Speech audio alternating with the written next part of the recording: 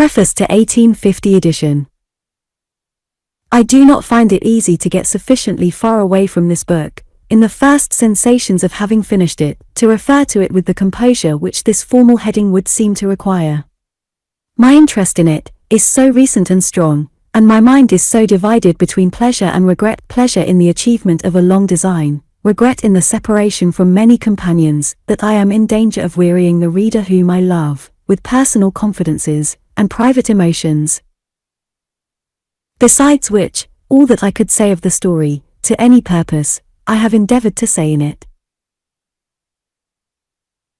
It would concern the reader little, perhaps, to know how sorrowfully the pen is laid down at the close of a 2 years' imaginative task, or how an author feels as if he were dismissing some portion of himself into the shadowy world, when a crowd of the creatures of his brain are going from him forever. Yet, I have nothing else to tell, unless, indeed, I were to confess, which might be of less moment still, that no one can ever believe this narrative, in the reading, more than I have believed it in the writing. Instead of looking back, therefore, I will look forward. I cannot close this volume more agreeably to myself, than with a hopeful glance towards the time when I shall again put forth my 2 green leaves once a month, and with a faithful remembrance of the genial sun and showers that have fallen on these leaves of David Copperfield, and made me happy. London, October, 1850. Preface to the Charles Dickens edition. I remarked in the original preface to this book, that I did not find it easy to get sufficiently far away from it, in the first sensations of having finished it, to refer to it with the composure which this formal heading would seem to require. My interest in it was so recent and strong, and my mind was so divided between pleasure and regret, pleasure in the achievement of a long design, regret in the separation from many companions, that I was in danger of wearying the reader with personal confidences and private emotions. Besides which, all that I could have said of the story to any purpose, I had endeavored to say in it. It would concern the reader little, perhaps, to know how sorrowfully the pen is laid down at the close of a 2 years' imaginative task, or how an author feels as if he were dismissing some portion of himself into the shadowy world, when a crowd of the creatures of his brain are going from him forever. Yet, I had nothing else to tell, unless, indeed, I were to confess, which might be of less moment still, that no one can ever believe this narrative, in the reading, more than I believed it in the writing. So true are these avowals at the present day, that I can now only take the reader into one confidence more. Of all my books, I like this the best. It will be easily believed that I am a fond parent to every child of my fancy, and that no one can ever love that family as dearly as I love them. But, like many fond parents, I have in my heart of hearts a favorite child. And his name is David Copperfield. Chapter 1. I am born. Whether I shall turn out to be the hero of my own life, or whether that station will be held by anybody else, these pages must show. To begin my life with the beginning of my life, I record that I was born, as I have been informed and believe, on a Friday, at 12 o'clock at night. It was remarked that the clock began to strike, and I began to cry, simultaneously. In consideration of the day and hour of my birth, it was declared by the nurse, and by some sage women in the neighborhood who had taken a lively interest in me several months before there was any possibility of our becoming personally acquainted, first, that I was destined to be unlucky in life, and secondly, that I was privileged to see ghosts and spirits, both these gifts inevitably attaching, as they believed, to all unlucky infants of either gender, born towards the small hours on a Friday night. I need say nothing here, on the first head, because nothing can show better than my history whether that prediction was verified or falsified by the result. On the second branch of the question, I will only remark, that unless I ran through that part of my inheritance while I was still a baby, I have not come into it yet. But I do not at all complain of having been kept out of this property, and if anybody else should be in the present enjoyment of it, he is heartily welcome to keep it.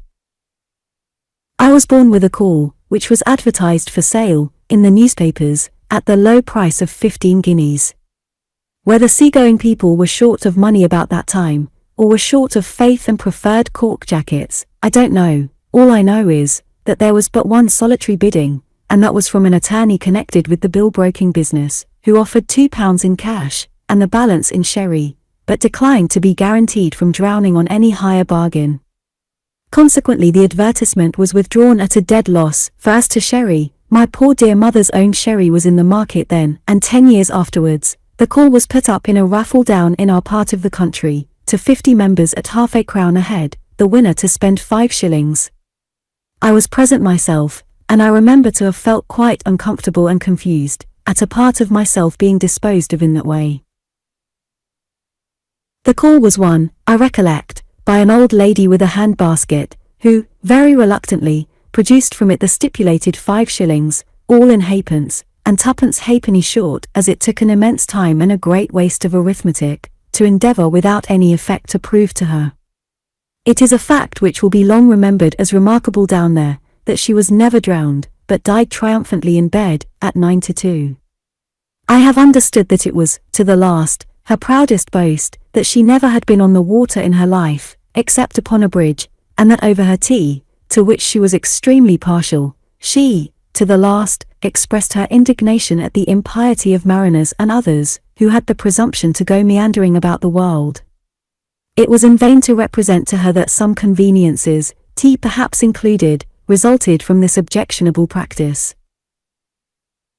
She always returned, with greater emphasis and with an instinctive knowledge of the strength of her objection, let us have no meandering. Not to meander myself, at present, I will go back to my birth. I was born at Blunderstone, in Suffolk, or thereby, as they say in Scotland. I was a posthumous child. My father's eyes had closed upon the light of this world 6 months, when mine opened on it. There is something strange to me, even now, in the reflection that he never saw me, and something stranger yet in the shadowy remembrance that I have of my first childish associations with his white gravestone in the churchyard, and of the indefinable compassion I used to feel for it lying out alone there in the dark night, when our little parlour was warm and bright with fire and candle, and the doors of our house were almost cruelly, it seemed to me sometimes, bolted and locked against it. An aunt of my father's, and consequently a great aunt of mine, of whom I shall have more to relate by and by, was the principal magnate of our family.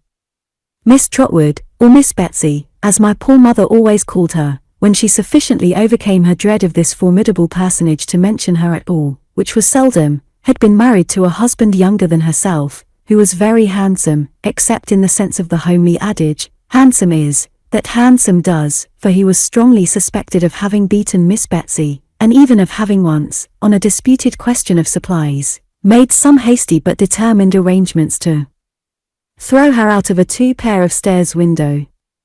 These evidences of an incompatibility of temper induced Miss Betsy to pay him off, and effect a separation by mutual consent. He went to India with his capital, and there, according to a wild legend in our family, he was once seen riding on an elephant, in company with a baboon, but I think it must have been a babu or a begum. Anyhow, from India tidings of his death reached home, within 10 years. How they affected my aunt, nobody knew, for immediately upon the separation, she took her maiden name again, bought a cottage in a hamlet on the sea-coast a long way off, established herself there as a single woman with 1 servant, and was understood to live secluded, ever afterwards, in an inflexible retirement. My father had once been a favourite of hers, I believe, but she was mortally affronted by his marriage, on the ground that my mother was a wax doll. She had never seen my mother, but she knew her to be not yet 20. My father and Miss Betsy never met again. He was double my mother's age when he married, and of but a delicate constitution. He died a year afterwards, and, as I have said, 6 months before I came into the world. This was the state of matters, on the afternoon of, what I may be excused for calling, that eventful and important Friday. I can make no claim therefore to have known, at that time, how matters stood, or to have any remembrance, founded on the evidence of my own senses, of what follows. My mother was sitting by the fire, but poorly in health, and very low in spirits, looking at it through her tears, and desponding heavily about herself and the fatherless little stranger, who was already welcomed by some grocers of prophetic pins, in a drawer upstairs, to a world not at all excited on the subject of his arrival. My mother, I say, was sitting by the fire, that bright, windy March afternoon, very timid and sad, and very doubtful of ever coming alive out of the trial that was before her, when, lifting her eyes as she dried them, to the window opposite, she saw a strange lady coming up the garden. My mother had a sure foreboding at the second glance, that it was Miss Betsy. The setting sun was glowing on the strange lady, over the garden fence, and she came walking up to the door with a fell rigidity of figure and composure of countenance that could have belonged to nobody else. When she reached the house, she gave another proof of her identity. My father had often hinted that she seldom conducted herself like any ordinary Christian, and now, instead of ringing the bell, she came and looked in at that identical window, pressing the end of her nose against the glass to that extent, that my poor dear mother used to say it became perfectly flat and white in a moment. She gave my mother such a turn, that I have always been convinced I am indebted to Miss Betsy for having been born on a Friday. My mother had left her chair in her agitation, and gone behind it in the corner. Miss Betsy, looking round the room, slowly and inquiringly, began on the other side, and carried her eyes on, like a Saracen's head in a Dutch clock, until they reached my mother. Then she made a frown and a gesture to my mother, like one who was accustomed to be obeyed, to come and open the door. My mother went.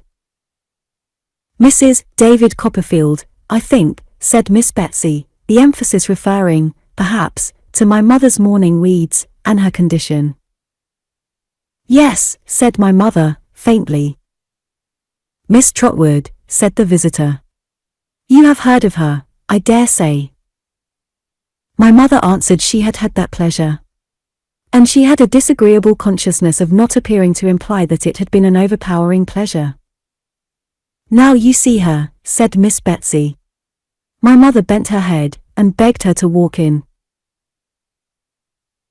They went into the parlor my mother had come from, the fire in the best room on the other side of the passage not having been lighted, indeed, since my father's funeral, and when they were both seated, and Miss Betsy said nothing, my mother, after vainly trying to restrain herself, began to cry. "Oh tut, tut, tut," said Miss Betsy, in a hurry. "Don't do that. Come, come." My mother couldn't help it notwithstanding, so she cried until she had her cry out. "Take off your cap, child," said Miss Betsy, "and let me see you." My mother was too much afraid of her to refuse compliance with this odd request, if she had any disposition to do so. Therefore she did as she was told, and did it with such nervous hands that her hair, which was luxuriant and beautiful, fell all about her face. "Why, bless my heart," exclaimed Miss Betsy. "You are a very baby." My mother was, no doubt, unusually youthful in appearance even for her years. She hung her head, as if it were her fault, poor thing, and said, sobbing, that indeed she was afraid she was but a childish widow, and would be but a childish mother if she lived.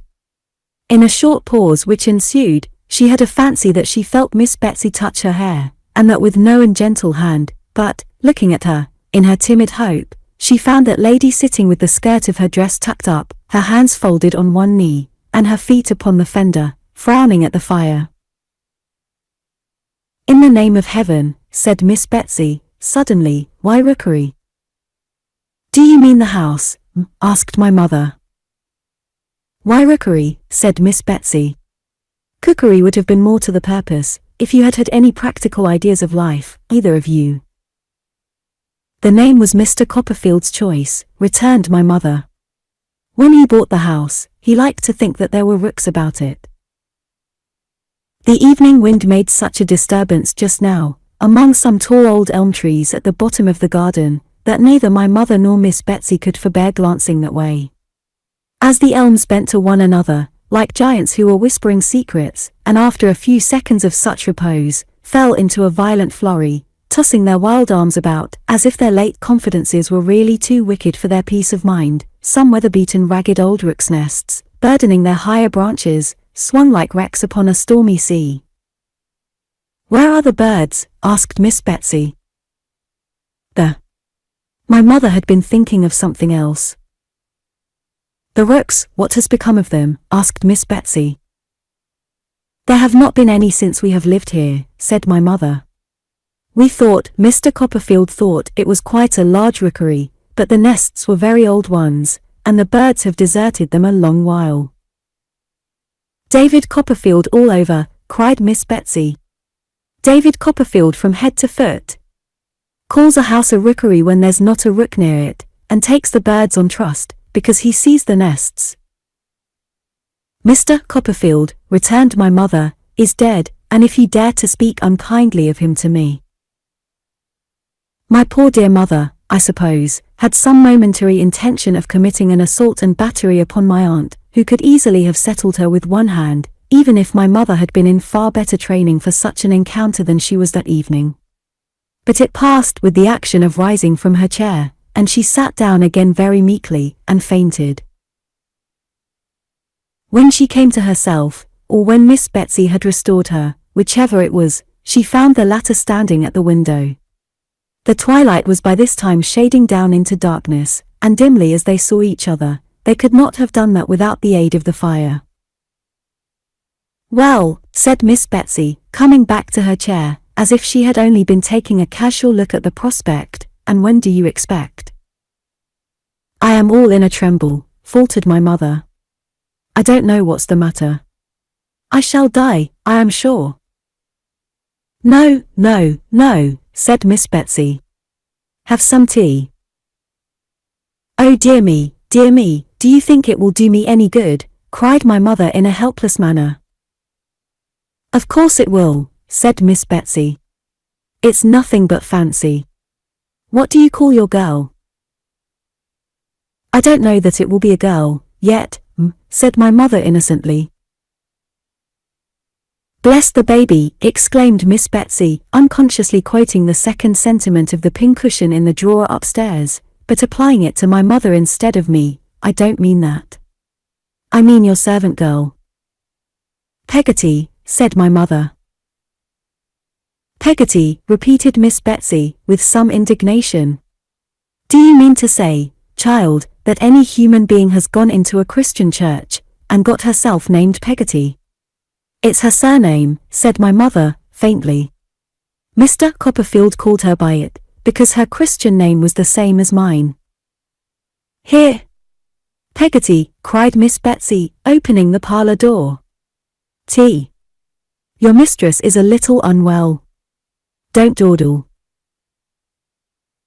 Having issued this mandate with as much potentiality as if she had been a recognized authority in the house ever since it had been a house, and having looked out to confront the amazed Peggotty coming along the passage with a candle at the sound of a strange voice, Miss Betsy shut the door again, and sat down as before, with her feet on the fender, the skirt of her dress tucked up, and her hands folded on one knee. "You were speaking about its being a girl," said Miss Betsy. "I have no doubt it will be a girl. I have a presentiment that it must be a girl. Now, child, from the moment of the birth of this girl—" "Perhaps boy," my mother took the liberty of putting in. "I tell you I have a presentiment that it must be a girl," returned Miss Betsy. "Don't contradict. From the moment of this girl's birth, child, I intend to be her friend. I intend to be her godmother, and I beg you'll call her Betsy Trotwood Copperfield. There must be no mistakes in life with this Betsy Trotwood. There must be no trifling with her affections, poor dear. She must be well brought up, and well guarded from reposing any foolish confidences where they are not deserved. I must make that my care." There was a twitch of Miss Betsy's head, after each of these sentences, as if her own old wrongs were working within her, and she repressed any plainer reference to them by strong constraint. So my mother suspected, at least, as she observed her by the low glimmer of the fire, too much scared by Miss Betsy, too uneasy in herself, and too subdued and bewildered altogether, to observe anything very clearly, or to know what to say. "And was David good to you, child?" asked Miss Betsy, when she had been silent for a little while, and these motions of her head had gradually ceased. "Were you comfortable together?"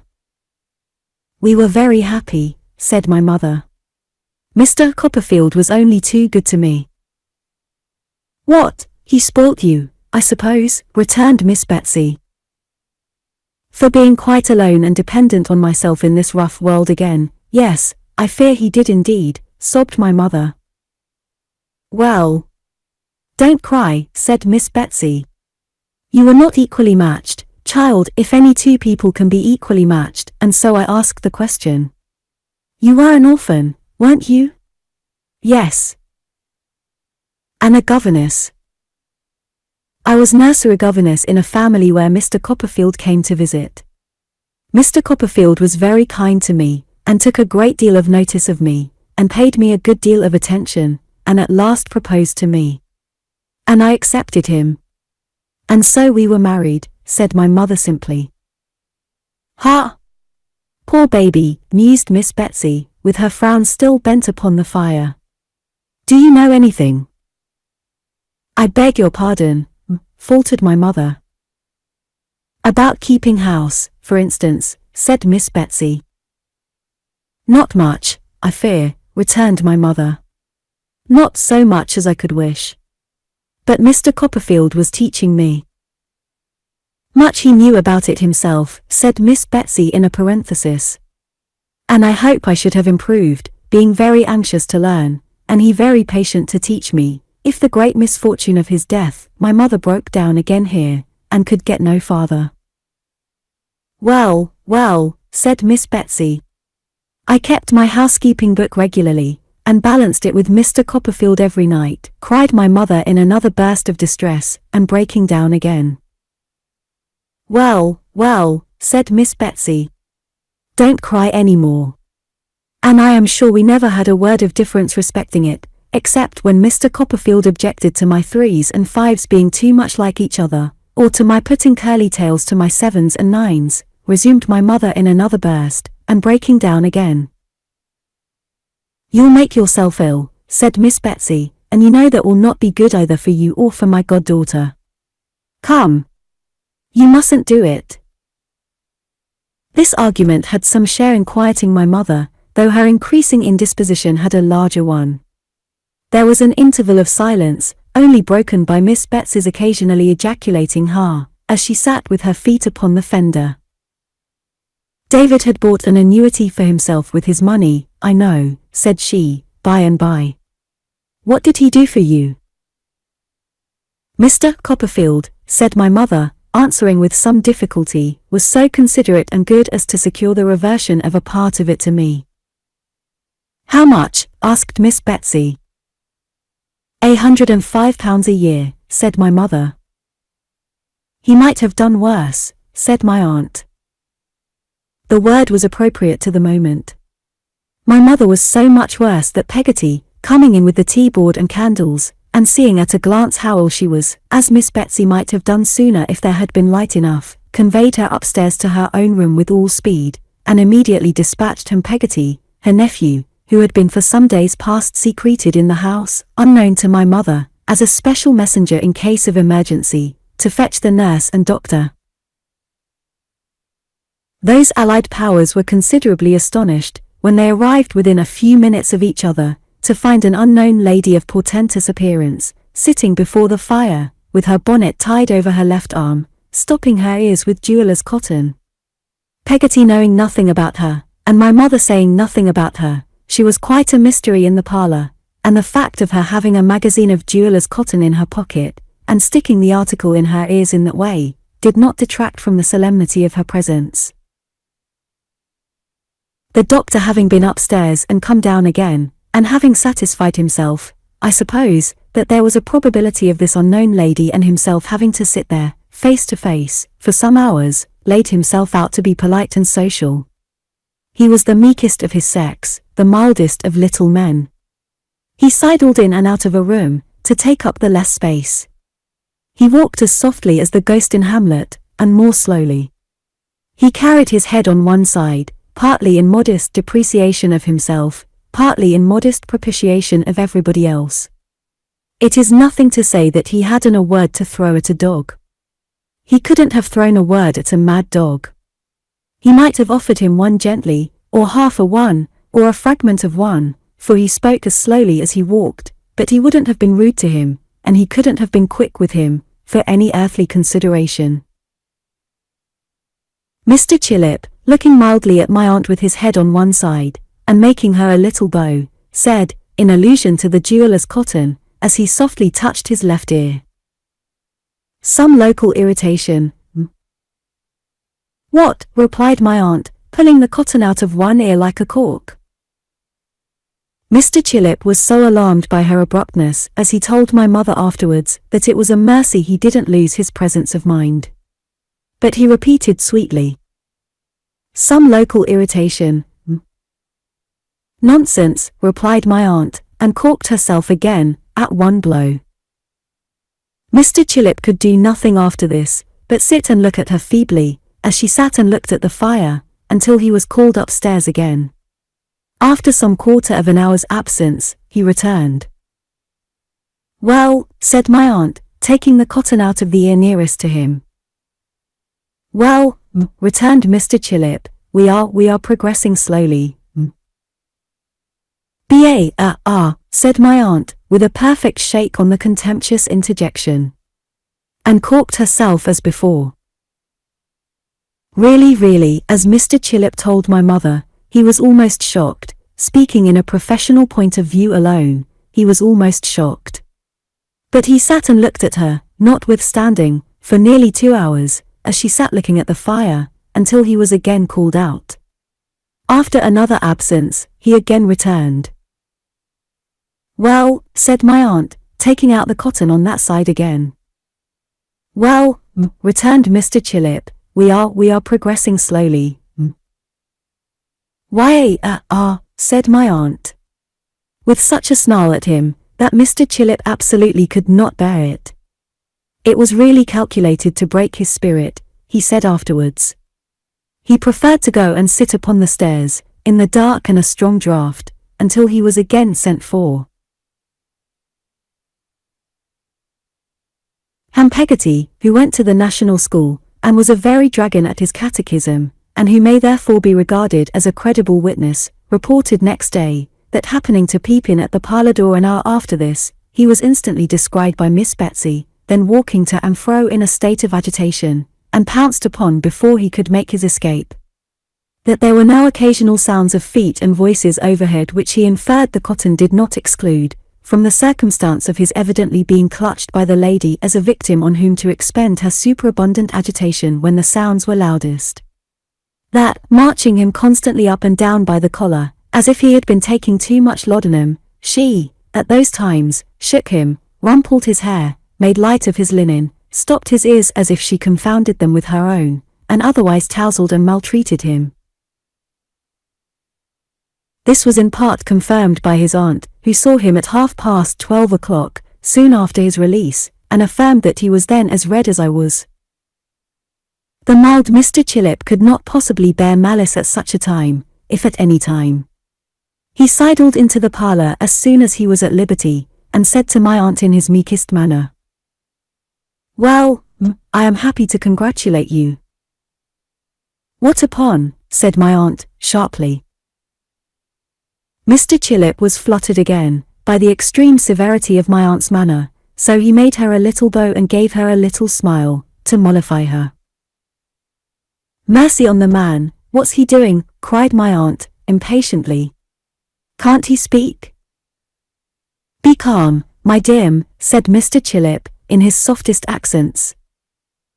"There is no longer any occasion for uneasiness. Be calm." It has since been considered almost a miracle that my aunt didn't shake him, and shake what he had to say, out of him. She only shook her own head at him, but in a way that made him quail. "Well," resumed Mr. Chillip, as soon as he had courage, "I am happy to congratulate you. All is now over, and well over." During the 5 minutes or so that Mr. Chillip devoted to the delivery of this oration, my aunt eyed him narrowly. "How is she?" said my aunt, folding her arms with her bonnet still tied on one of them. "Well, she will soon be quite comfortable, I hope," returned Mr. Chillip. quite as comfortable as we can expect a young mother to be, under these melancholy domestic circumstances. There cannot be any objection to your seeing her presently. It may do her good. And she. How is she? Said my aunt, sharply. Mr. Chillip laid his head a little more on one side, and looked at my aunt like an amiable bird. The baby, said my aunt. How is she? Returned Mr. Chillip, I apprehended you had known. It's a boy. My aunt said never a word, but took her bonnet by the strings, in the manner of a sling, aimed a blow at Mr. Chillip's head with it, put it on bent, walked out, and never came back. She vanished like a discontented fairy, or like one of those supernatural beings, whom it was popularly supposed I was entitled to see, and never came back any more. No. I lay in my basket, and my mother lay in her bed, but Betsy Trotwood Copperfield was forever in the land of dreams and shadows, the tremendous region whence I had so lately travelled, and the light upon the window of our room shone out upon the earthly born of all such travellers, and the mound above the ashes and the dust that once was he, without whom I had never been. Chapter 2. I observe. The first objects that assume a distinct presence before me, as I look far back, into the blank of my infancy, are my mother with her pretty hair and youthful shape, and Peggotty with no shape at all, and eyes so dark that they seemed to darken their whole neighbourhood in her face, and cheeks and arms so hard and red that I wondered the birds didn't peck her in preference to apples. I believe I can remember these two at a little distance apart, dwarfed to my sight by stooping down or kneeling on the floor, and I going unsteadily from the one to the other. I have an impression on my mind which I cannot distinguish from actual remembrance, of the touch of Peggotty's forefinger as she used to hold it out to me, and of its being roughened by needlework, like a pocket nutmeg grater. This may be fancy, though I think the memory of most of us can go farther back into such times than many of us suppose, just as I believe the power of observation in numbers of very young children to be quite wonderful for its closeness and accuracy. Indeed, I think that most grown men who are remarkable in this respect, may with greater propriety be said not to have lost the faculty, than to have acquired it, the rather, as I generally observe such men to retain a certain freshness, and gentleness, and capacity of being pleased, which are also an inheritance they have preserved from their childhood. I might have a misgiving that I am meandering in stopping to say this, but that it brings me to remark that I build these conclusions, in part upon my own experience of myself, and if it should appear from anything I may set down in this narrative that I was a child of close observation, or that as a man I have a strong memory of my childhood, I undoubtedly lay claim to both of these characteristics. Looking back, as I was saying, into the blank of my infancy, the first objects I can remember as standing out by themselves from a confusion of things, are my mother and Peggotty. What else do I remember? Let me see. There comes out of the cloud, our house, not new to me, but quite familiar, in its earliest remembrance. On the ground floor is Peggotty's kitchen, opening into a backyard, with a pigeon house on a pole, in the centre, without any pigeons in it, a great dog kennel in a corner, without any dog, and a quantity of fowls that look terribly tall to me, walking about, in a menacing and ferocious manner. There is one cock who gets upon a post to crow, and seems to take particular notice of me as I look at him through the kitchen window, who makes me shiver, he is so fierce. Of the geese outside the side gate who come waddling after me with their long necks stretched out when I go that way, I dream at night, as a man environed by wild beasts might dream of lions. Here is a long passage, what an enormous perspective I make of it, leading from Peggotty's kitchen to the front door. A dark storeroom opens out of it, and that is a place to be run past at night, for I don't know what may be among those tubs and jars and old tea chests, when there is nobody in there with a dimly burning light, letting a mouldy air come out of the door, in which there is the smell of soap, pickles, pepper, candles, and coffee, all at one whiff. Then there are the two parlours, the parlour in which we sit of an evening, my mother and I and Peggotty, for Peggotty is quite our companion, when her work is done and we are alone, and the best parlour where we sit on a Sunday, grandly, but not so comfortably. There is something of a doleful air about that room to me, for Peggotty has told me I don't know when, but apparently ages ago, about my father's funeral, and the company having their black cloaks put on. One Sunday night my mother reads to Peggotty and me in there, how Lazarus was raised up from the dead.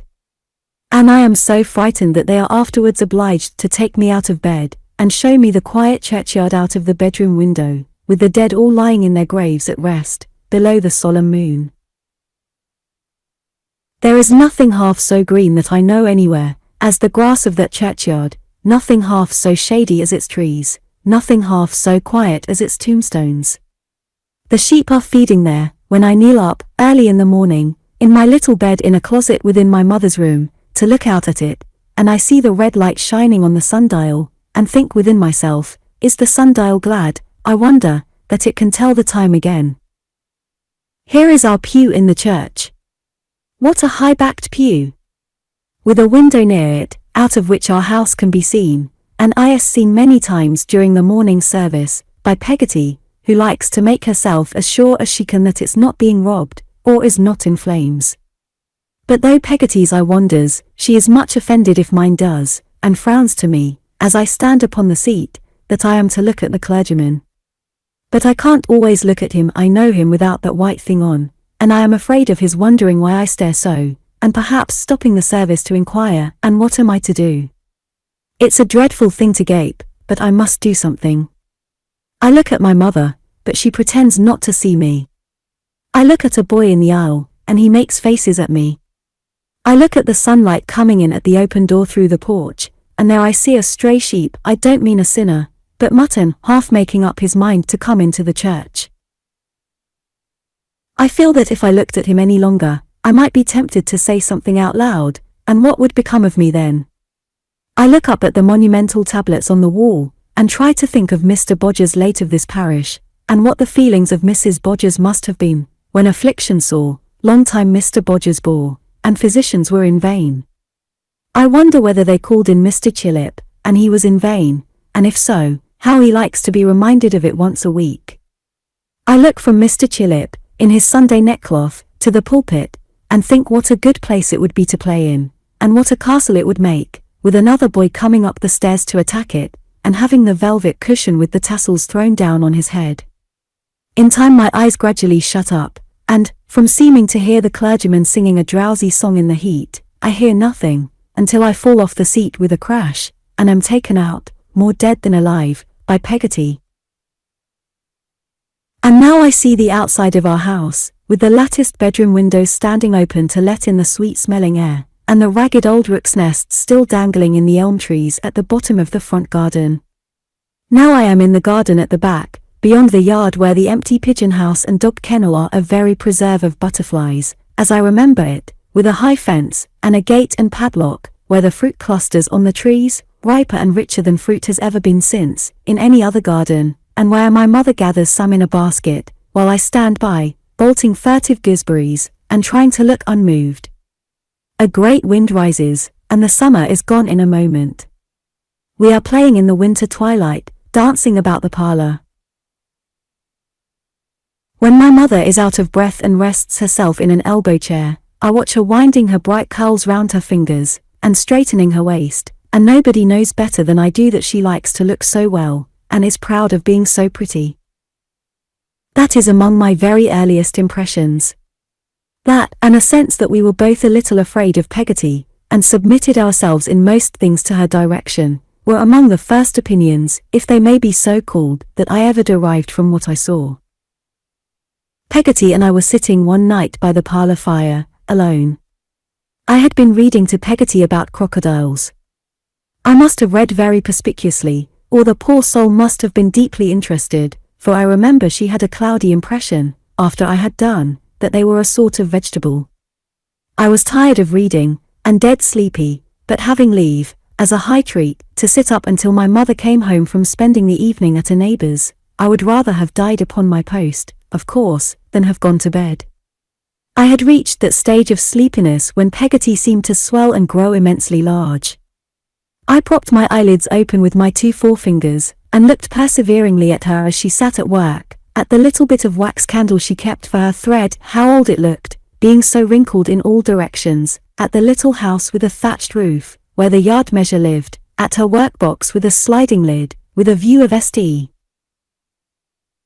Paul's Cathedral, with a pink dome, painted on the top, at the brass thimble on her finger, at herself, whom I thought lovely. I felt so sleepy, that I knew if I lost sight of anything for a moment, I was gone. "Peggotty," says I, suddenly, "were you ever married?" "Lord, Master Davy," replied Peggotty. "What's put marriage in your head?" She answered with such a start, that it quite awoke me. And then she stopped in her work, and looked at me, with her needle drawn out to its thread's length. "But were you ever married, Peggotty?" says I. "You are a very handsome woman, and you." I thought her in a different style from my mother, certainly, but of another school of beauty. I considered her a perfect example. There was a red velvet footstool in the best parlour, on which my mother had painted a nosegay. The groundwork of that stool, and Peggotty's complexion appeared to me to be one and the same thing. The stool was smooth, and Peggotty was rough, but that made no difference. "Me handsome, Davy," said Peggotty. "Lawk, no, my dear. But what put marriage in your head?" "I don't know. You mustn't marry more than one person at a time, may you, Peggotty?" "Certainly not," says Peggotty, with the promptest decision. "But if you marry a person, and the person dies, why then you may marry another person, mayn't you, Peggotty?" "You may," says Peggotty, "if you choose, my dear. That's a matter of opinion." "But what is your opinion, Peggotty?" said I. I asked her, and looked curiously at her, because she looked so curiously at me. "My opinion is," said Peggotty, taking her eyes from me, after a little indecision and going on with her work, "that I never was married myself, Master Davy, and that I don't expect to be. That's all I know about the subject."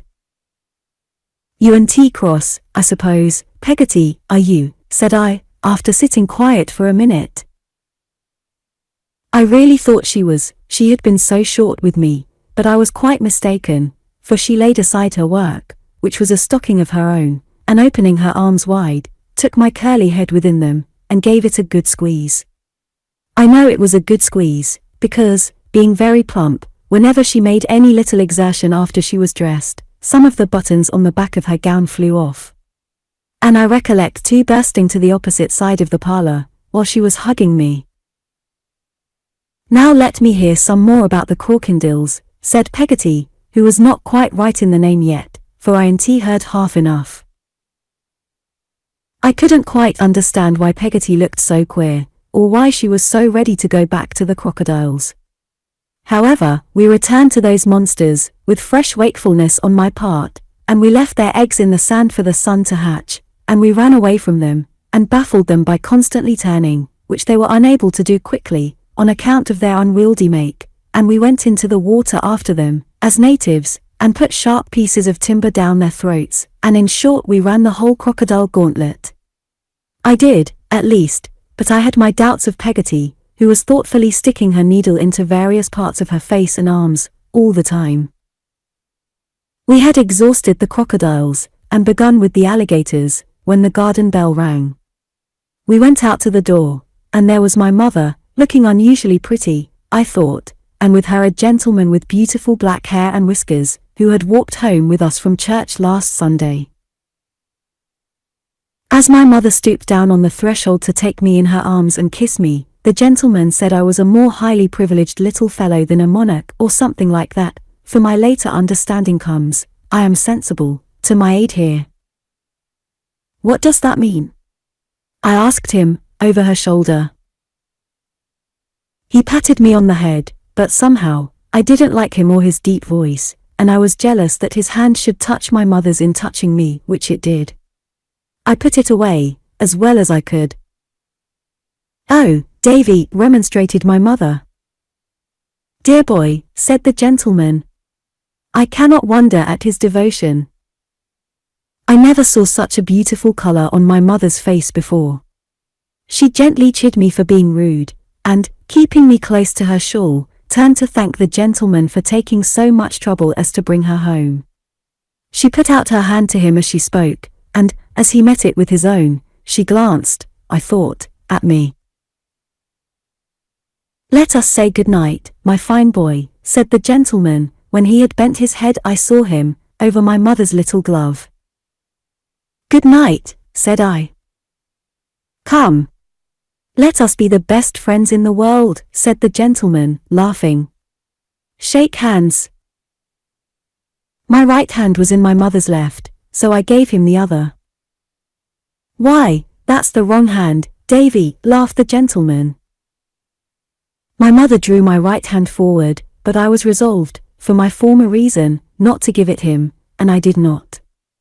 I gave him the other, and he shook it heartily, and said I was a brave fellow, and went away. At this minute I see him turn round in the garden, and give us a last look with his ill-omened black eyes, before the door was shut.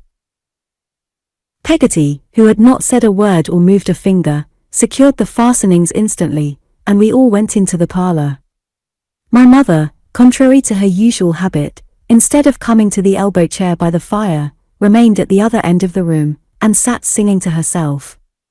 "Hope you have had a pleasant evening," said Peggotty, standing as stiff as a barrel in the centre of the room, with a candlestick in her hand.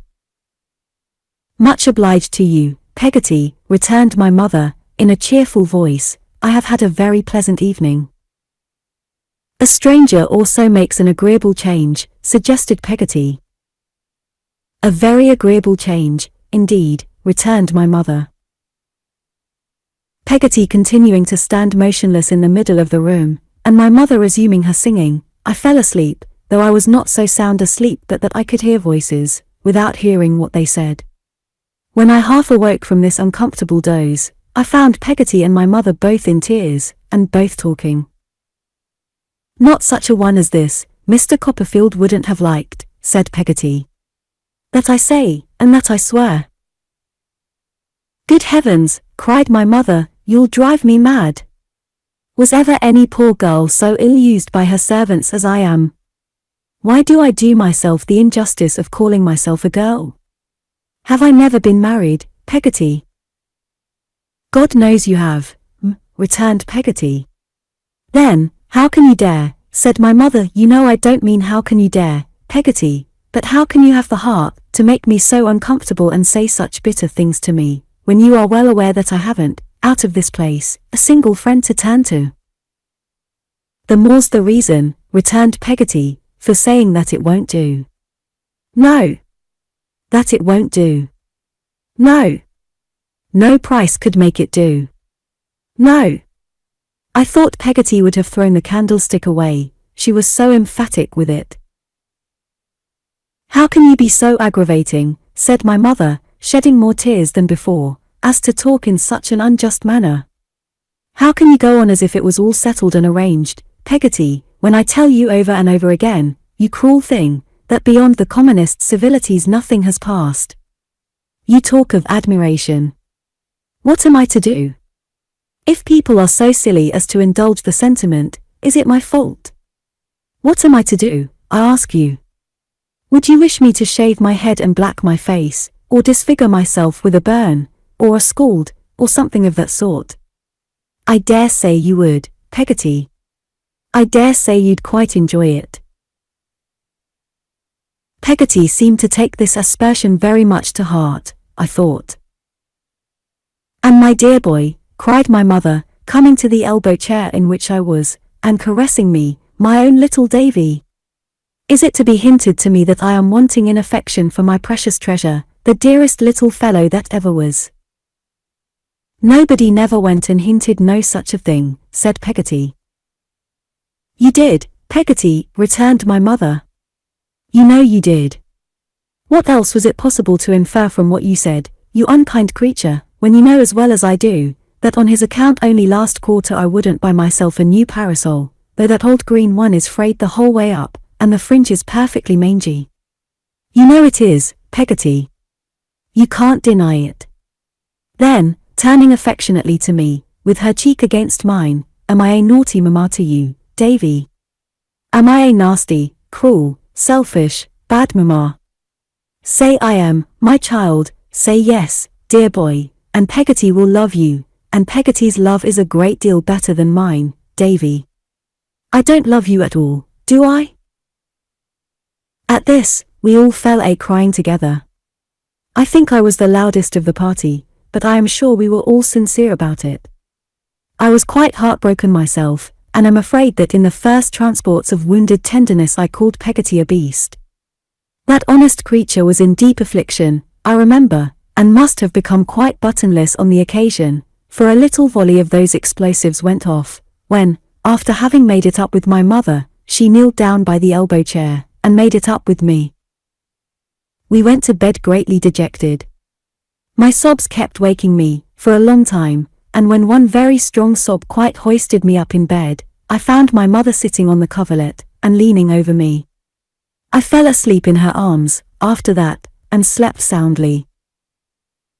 Whether it was the following Sunday when I saw the gentleman again, or whether there was any greater lapse of time before he reappeared, I cannot recall. I don't profess to be clear about dates. But there he was, in church, and he walked home with us afterwards. He came in, too, to look at a famous geranium we had, in the parlour window. It did not appear to me that he took much notice of it, but before he went he asked my mother to give him a bit of the blossom. She begged him to choose it for himself, but he refused to do that. I could not understand why, so she plucked it for him, and gave it into his hand. He said he would never part with it any more, and I thought he must be quite a fool not to know that it would fall to pieces in a day or two.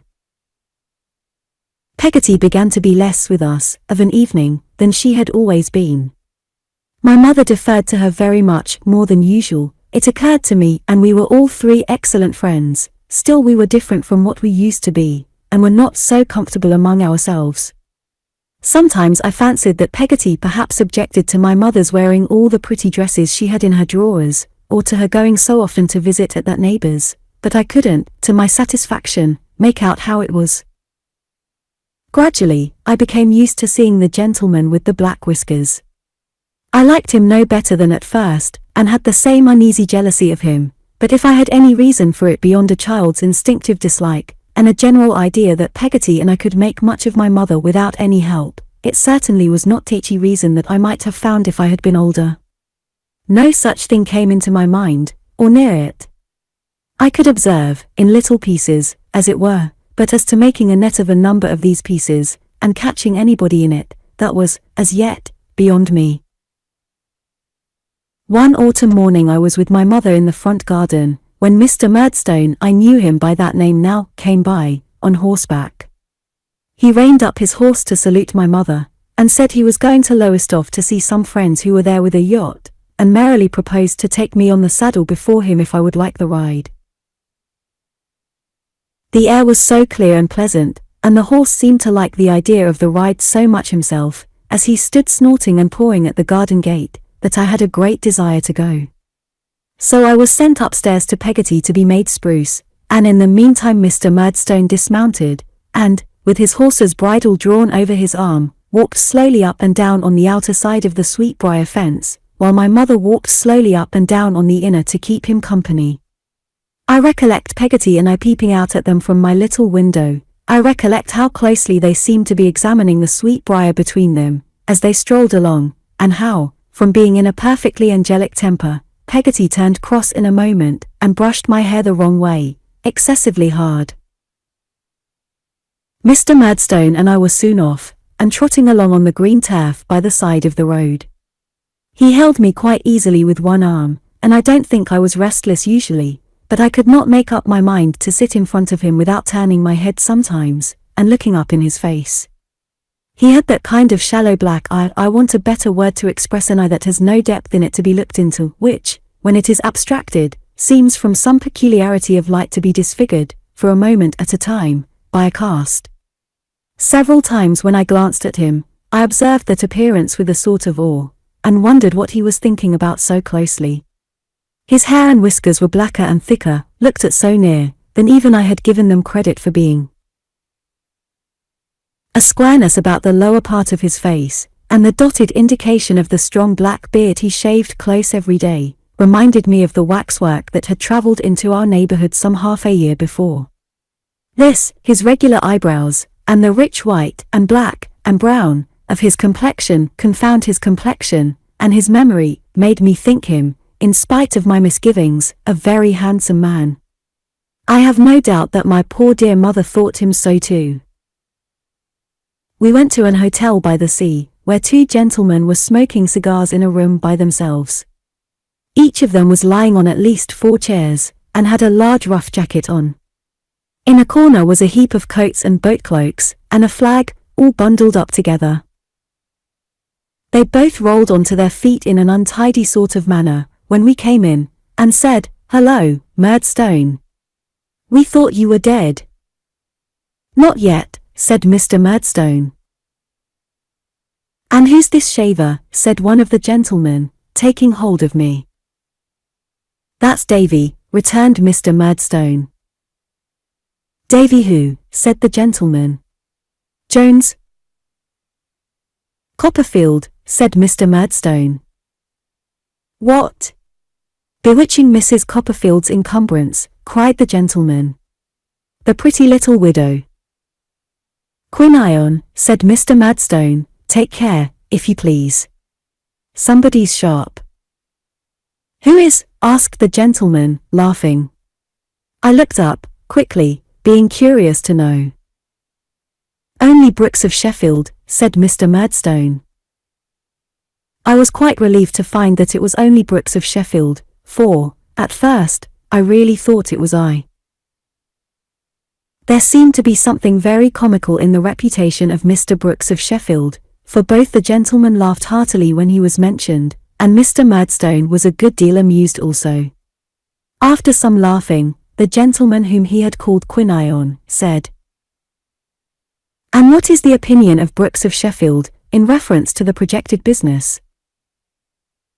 "Why, I don't know that Brooks understands much about it at present," replied Mr. Murdstone, "but he is not generally favourable, I believe." There was more laughter at this, and Mr. Quinion said he would ring the bell for some sherry in which to drink to Brooks. This he did, and when the wine came, he made me have a little, with a biscuit, and, before I drank it, stand up and say, "Confusion to Brooks of Sheffield." The toast was received with great applause, and such hearty laughter that it made me laugh too, at which they laughed the more. In short, we quite enjoyed ourselves.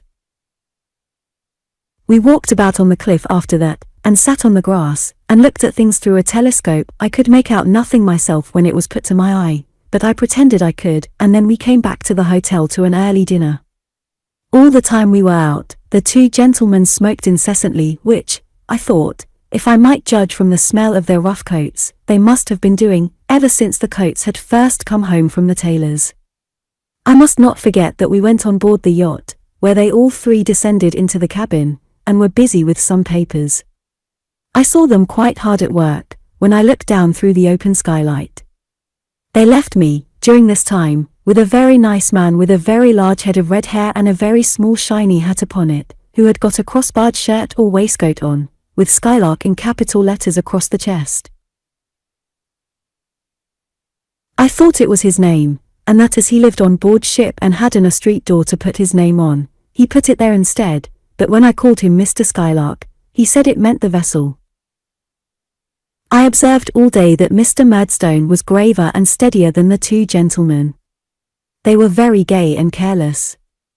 They joked freely with one another, but seldom with him. It appeared to me that he was more clever and cold than they were, and that they regarded him with something of my own feeling. I remarked that, once or twice when Mr. Quinion was talking, he looked at Mr. Murdstone sideways, as if to make sure of his not being displeased, and that once when Mr. Parsonage, the other gentleman, was in high spirits, he trod upon his foot, and gave him a secret caution with his eyes, to observe Mr. Murdstone, who was sitting stern and silent.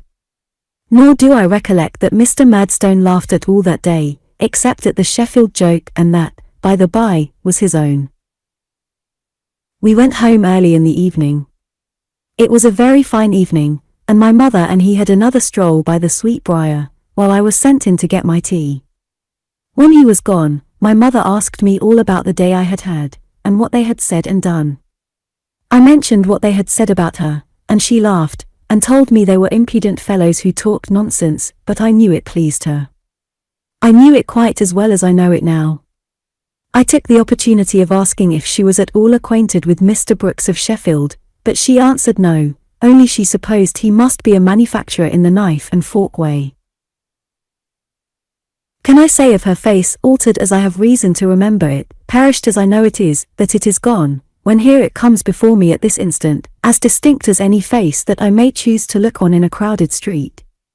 Can I say of her innocent and girlish beauty, that it faded, and was no more, when its breath falls on my cheek now, as it fell that night?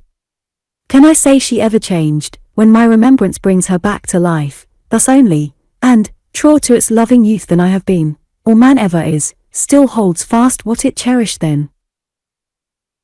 I write of her just as she was when I had gone to bed after this talk, and she came to bid me good night.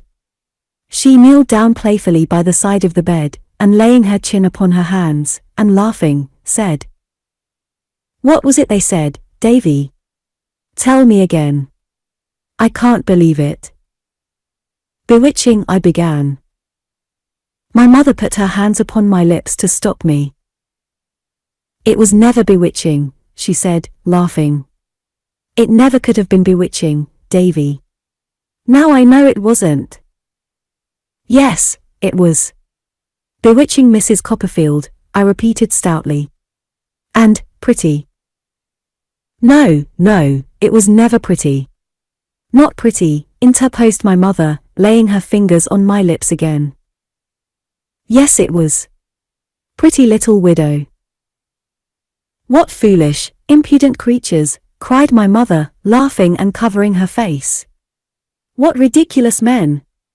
Aren't they, Davy dear?" "Well, Ma. Don't tell Peggotty, she might be angry with them. I am dreadfully angry with them myself, but I would rather Peggotty didn't know." I promised, of course, and we kissed one another over and over again, and I soon fell fast asleep. It seems to me, at this distance of time, as if it were the next day when Peggotty broached the striking and adventurous proposition I am about to mention, but it was probably about 2 months afterwards. We were sitting as before, one evening, when my mother was out as before, in company with the stocking and the yard measure, and the bit of wax, and the box with St. Paul's on the lid, and the crocodile book, when Peggotty, after looking at me several times, and opening her mouth as if she were going to speak, without doing it, which I thought was merely gaping, or I should have been rather alarmed, said coaxingly, "Master Davy, how should you like to go along with me and spend a fortnight at my brother's at Yarmouth? Wouldn't that be a treat?"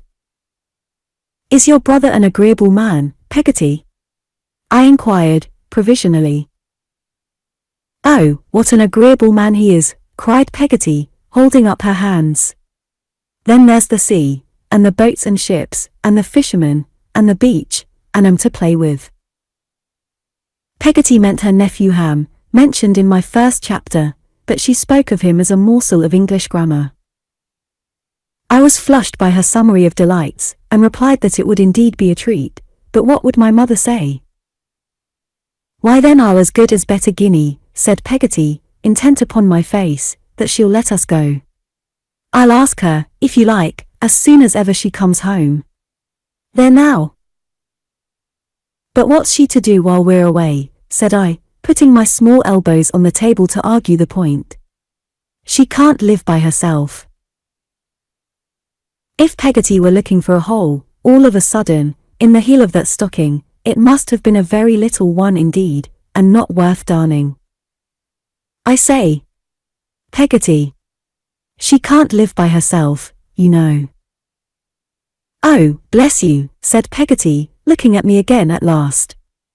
"Don't you know? She's going to stay for a fortnight with Mrs. Graper. Mrs. Graper's going to have a lot of company." Oh. If that was it, I was quite ready to go. I waited, in the utmost impatience, until my mother came home from Mrs. Graper's, for it was that identical neighbour, to ascertain if we could get leave to carry out this great idea. Without being nearly so much surprised as I had expected, my mother entered into it readily, and it was all arranged that night, and my board and lodging during the visit were to be paid for. The day soon came for our going. It was such an early day that it came soon, even to me, who was in a fever of expectation, and half afraid that an earthquake or a fiery mountain, or some other great convulsion of nature, might interpose to stop the expedition.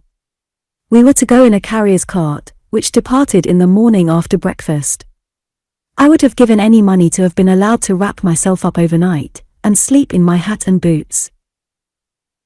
It touches me nearly now, although I tell it lightly, to recollect how eager I was to leave my happy home, to think how little I suspected what I did leave forever. I am glad to recollect that when the carrier's cart was at the gate, and my mother stood there kissing me, a grateful fondness for her and for the old place I had never turned my back upon before, made me cry. I am glad to know that my mother cried too, and that I felt her heart beat against mine. I am glad to recollect that when the carrier began to move, my mother ran out at the gate, and called to him to stop, that she might kiss me once more. I am glad to dwell upon the earnestness and love with which she lifted up her face to mine, and did so. As we left her standing in the road, Mr. Murdstone came up to where she was, and seemed to expostulate with her for being so moved. I was looking back round the awning of the cart, and wondered what business it was of his. Peggotty, who was also looking back on the other side, seemed anything but satisfied, as the face she brought back in the cart denoted. I sat looking at Peggotty for some time, in a reverie on this supposititious case, whether, if she were employed to lose me like the boy in the fairy tale, I should be able to track my way home again by the buttons she would shed. Chapter 3. I have a change. The carrier's horse was the laziest horse in the world, I should hope, and shuffled along, with his head down, as if he liked to keep people waiting to whom the packages were directed. I fancied, indeed, that he sometimes chuckled audibly over this reflection, but the carrier said he was only troubled with a cough. The carrier had a way of keeping his head down, like his horse, and of drooping sleepily forward as he drove, with one of his arms on each of his knees. I say drove, but it struck me that the cart would have gone to Yarmouth quite as well without him, for the horse did all that, and as to conversation, he had no idea of it but whistling. Peggotty had a basket of refreshments on her knee, which would have lasted us out handsomely, if we had been going to London by the same conveyance. We ate a good deal, and slept a good deal. Peggotty always went to sleep with her chin upon the handle of the basket, her hold of which never relaxed, and I could not have believed unless I had heard her do it, that one defenceless woman could have snored so much.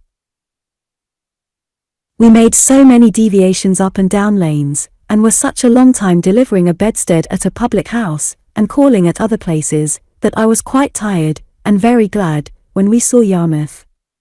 It looked rather spongy and soppy, I thought, as I carried my eye over the great dull waste that lay across the river, and I could not help wondering, if the world were really as round as my geography book said, how any part of it came to be so flat. But I reflected that Yarmouth might be situated at one of the poles, which would account for it. As we drew a little nearer, and saw the whole adjacent prospect lying a straight low line under the sky, I hinted to Peggotty that a mound or so might have improved it, and also that if the land had been a little more separated from the sea, and the town and the tide had not been quite so much mixed up like toast and water, it would have been nicer. But Peggotty said, with greater emphasis than usual, that we must take things as we found them, and that, for her part, she was proud to call herself a Yarmouth bloater. When we got into the street, which was strange enough to me, and smelt the fish, and pitch, and oakum, and tar, and saw the sailors walking about, and the carts jingling up and down over the stones, I felt that I had done so busy a place an injustice, and said as much to Peggotty, who heard my expressions of delight with great complacency, and told me it was well known, I suppose to those who had the good fortune to be born bloaters, that Yarmouth was, upon the whole, the finest place in the universe. "Here's my screamed Peggotty, groat out of knowledge. He was waiting for us, in fact, at the public house, and asked me how I found myself, like an old acquaintance. I did not feel, at first, that I knew him as well as he knew me, because he had never come to our house since the night I was born, and naturally he had the advantage of me.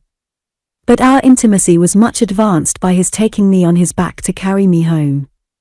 He was, now, a huge, strong fellow of 6 feet high, broad in proportion, and round-shouldered, but with a simpering boy's face and curly light hair that gave him quite a sheepish look. He was dressed in a canvas jacket, and a pair of such very stiff trousers that they would have stood quite as well alone, without any legs in them.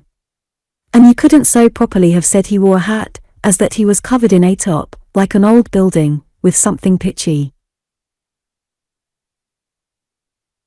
Ham carrying me on his back and a small box of ours under his arm, and Peggotty carrying another small box of ours, we turned down lanes bestrewn with bits of chips and little hillocks of sand, and went past gasworks, rope walks, boat builders' yards, shipwrights' yards, shipbreakers' yards, caulkers' yards, riggers' lofts, smiths' forges, and a great litter of such places, until we came out upon the dull waste I had already seen at a distance, when Ham said, "Yon's our house, Marser Davy." I looked in all directions, as far as I could stare over the wilderness, and away at the sea, and away at the river, but no house could I make out. There was a black barge, or some other kind of superannuated boat, not far off, high and dry on the ground, with an iron funnel sticking out of it for a chimney and smoking very cosily, but nothing else in the way of a habitation that was visible to me. "That's not it," said I, "that ship-looking thing." "That's it, Marser Davy," returned Ham. If it had been Aladdin's palace, roc's egg and all, I suppose I could not have been more charmed with the romantic idea of living in it. There was a delightful door cut in the side, and it was roofed in, and there were little windows in it, but the wonderful charm of it was, that it was a real boat which had no doubt been upon the water hundreds of times, and which had never been intended to be lived in, on dry land. That was the captivation of it to me. If it had ever been meant to be lived in, I might have thought it small, or inconvenient, or lonely, but never having been designed for any such use, it became a perfect abode. It was beautifully clean inside, and as tidy as possible. There was a table, and a Dutch clock, and a chest of drawers, and on the chest of drawers there was a tea tray with a painting on it of a lady with a parasol, taking a walk with a military-looking child who was trundling a hoop. The tray was kept from tumbling down, by a Bible, and the tray, if it had tumbled down, would have smashed a quantity of cups and saucers and a teapot that were grouped around the book. On the walls there were some common-coloured pictures, framed and glazed, of scripture subjects, such as I have never seen since in the hands of pedlars, without seeing the whole interior of Peggotty's brother's house again, at one view. Abraham in red going to sacrifice Isaac in blue, and Daniel in yellow cast into a den of green lions, were the most prominent of these. Over the little mantelshelf was a picture of the Sarah Jane lugger, built at Sunderland, with a real little wooden stern stuck onto it, a work of art, combining composition with carpentry, which I considered to be one of the most enviable possessions that the world could afford. There were some hooks in the beams of the ceiling, the use of which I did not divine then, and some lockers and boxes and conveniences of that sort, which served for seats and eked out the chairs.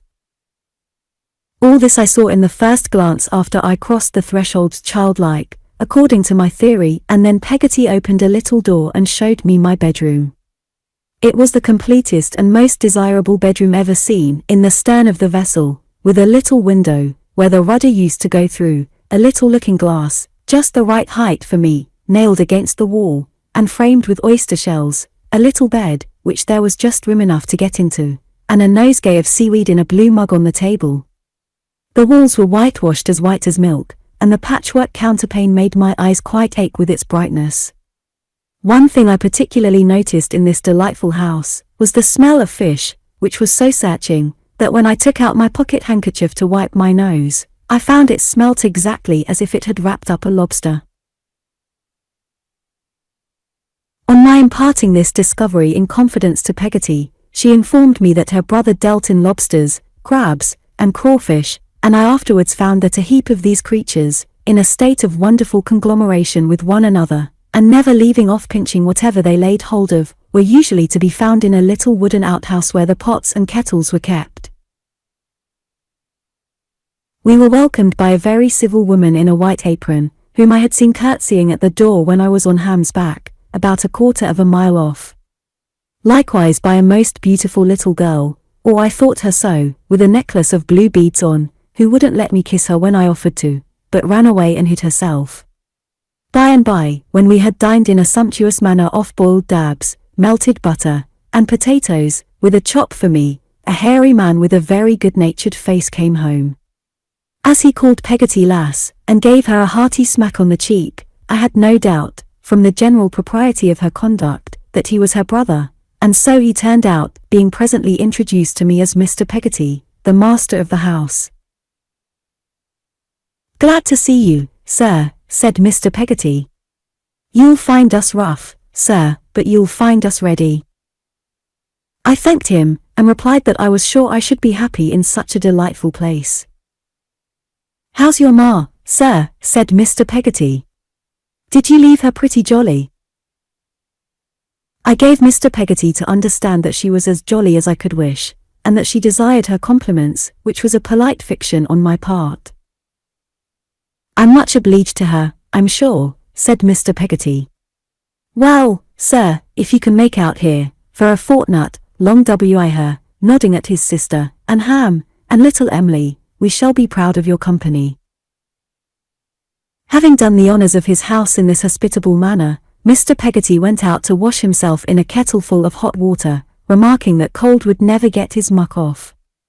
He soon returned, greatly improved in appearance, but so rubicund, that I couldn't help thinking his face had this in common with the lobsters, crabs, and crawfish, that it went into the hot water very black, and came out very red.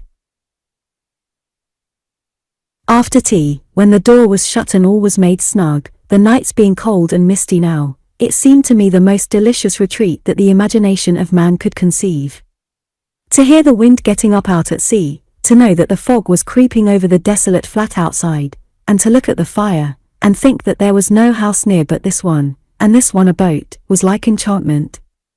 Little Em'ly had overcome her shyness, and was sitting by my side upon the lowest and least of the lockers, which was just large enough for us two, and just fitted into the chimney corner. Mrs. Peggotty with the white apron, was knitting on the opposite side of the fire. Peggotty at her needlework was as much at home with St. Paul's and the bit of wax candle, as if they had never known any other roof. Ham, who had been giving me my first lesson in all fours, was trying to recollect a scheme of telling fortunes with the dirty cards, and was printing off fishy impressions of his thumb on all the cards he turned. Mr. Peggotty was smoking his pipe. I felt it was a time for conversation and confidence. "Mr. Peggotty," says I. "Sir," says he.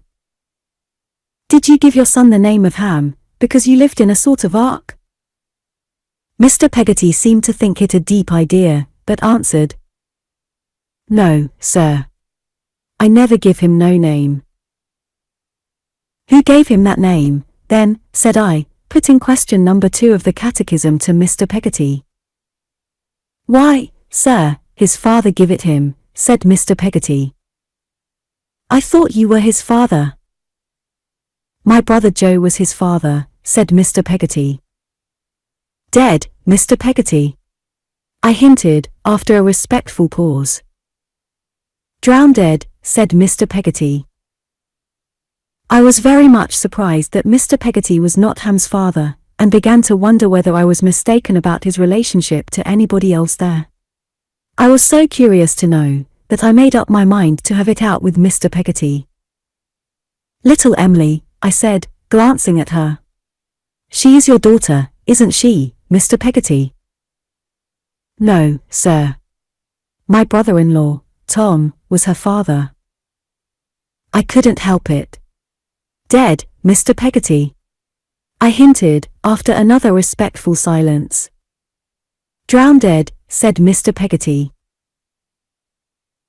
I felt the difficulty of resuming the subject, but had not got to the bottom of it yet, and must get to the bottom somehow. So I said, "Haven't you any children, Mr. Peggotty?" No, master, he answered with a short laugh. I'm a bachelor. A bachelor? I said, astonished. Why, who's that, Mr. Peggotty, pointing to the person in the apron who was knitting. That's Mrs. Gummidge, said Mr. Peggotty. Gummidge, Mr. Peggotty. But at this point Peggotty, I mean my own peculiar Peggotty, made such impressive motions to me not to ask any more questions, that I could only sit and look at all the silent company, until it was time to go to bed.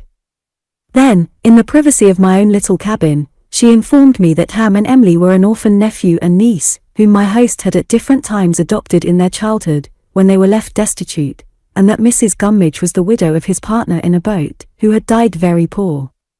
He was but a poor man himself, said Peggotty, but as good as gold and as true as steel. Those were her similes.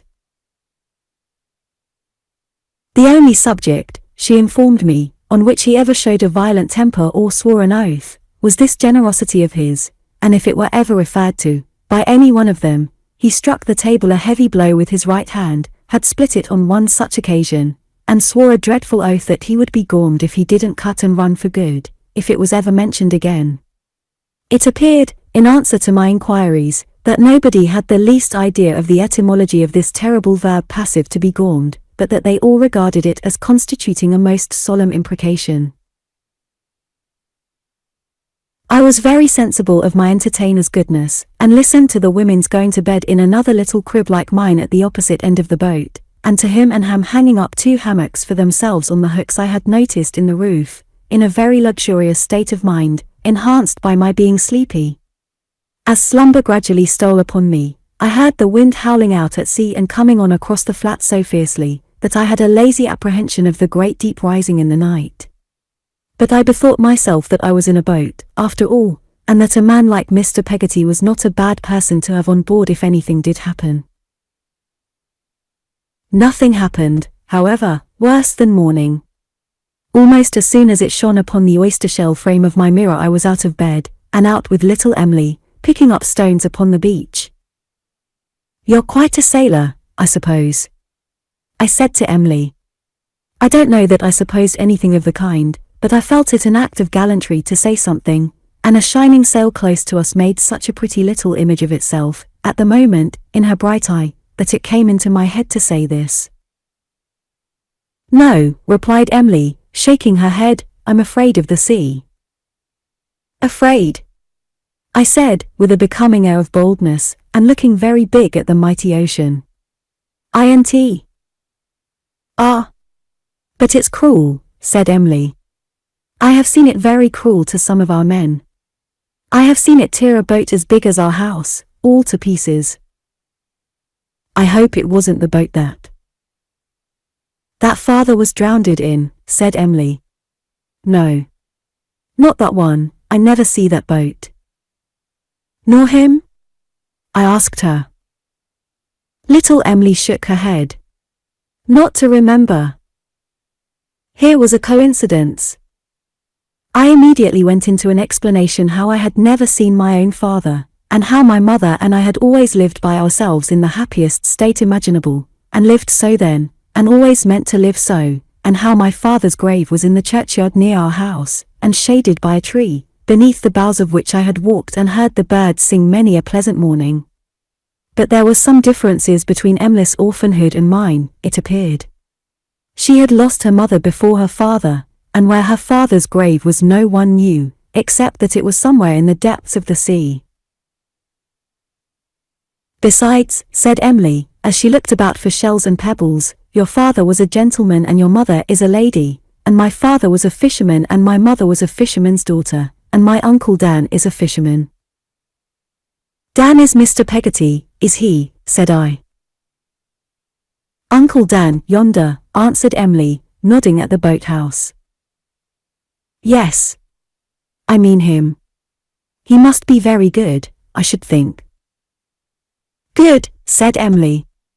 If I was ever to be a lady, I'd give him a sky-blue coat with diamond buttons, nankeen trousers, a red velvet waistcoat, a cocked hat, a large gold watch, a silver pipe, and a box of money. I said I had no doubt that Mr. Peggotty well deserved these treasures. I must acknowledge that I felt it difficult to picture him quite at his ease in the raiment proposed for him by his grateful little niece, and that I was particularly doubtful of the policy of the cocked hat, but I kept these sentiments to myself. Little Emily had stopped and looked up at the sky in her enumeration of these articles, as if they were a glorious vision. We went on again, picking up shells and pebbles. "You would like to be a lady?" I said. Emily looked at me, and laughed and nodded yes. "I should like it very much. We would all be gentlefolks together, then. Me, and Uncle, and Ham, and Mrs. Gummidge. We wouldn't mind then, when there comes stormy weather.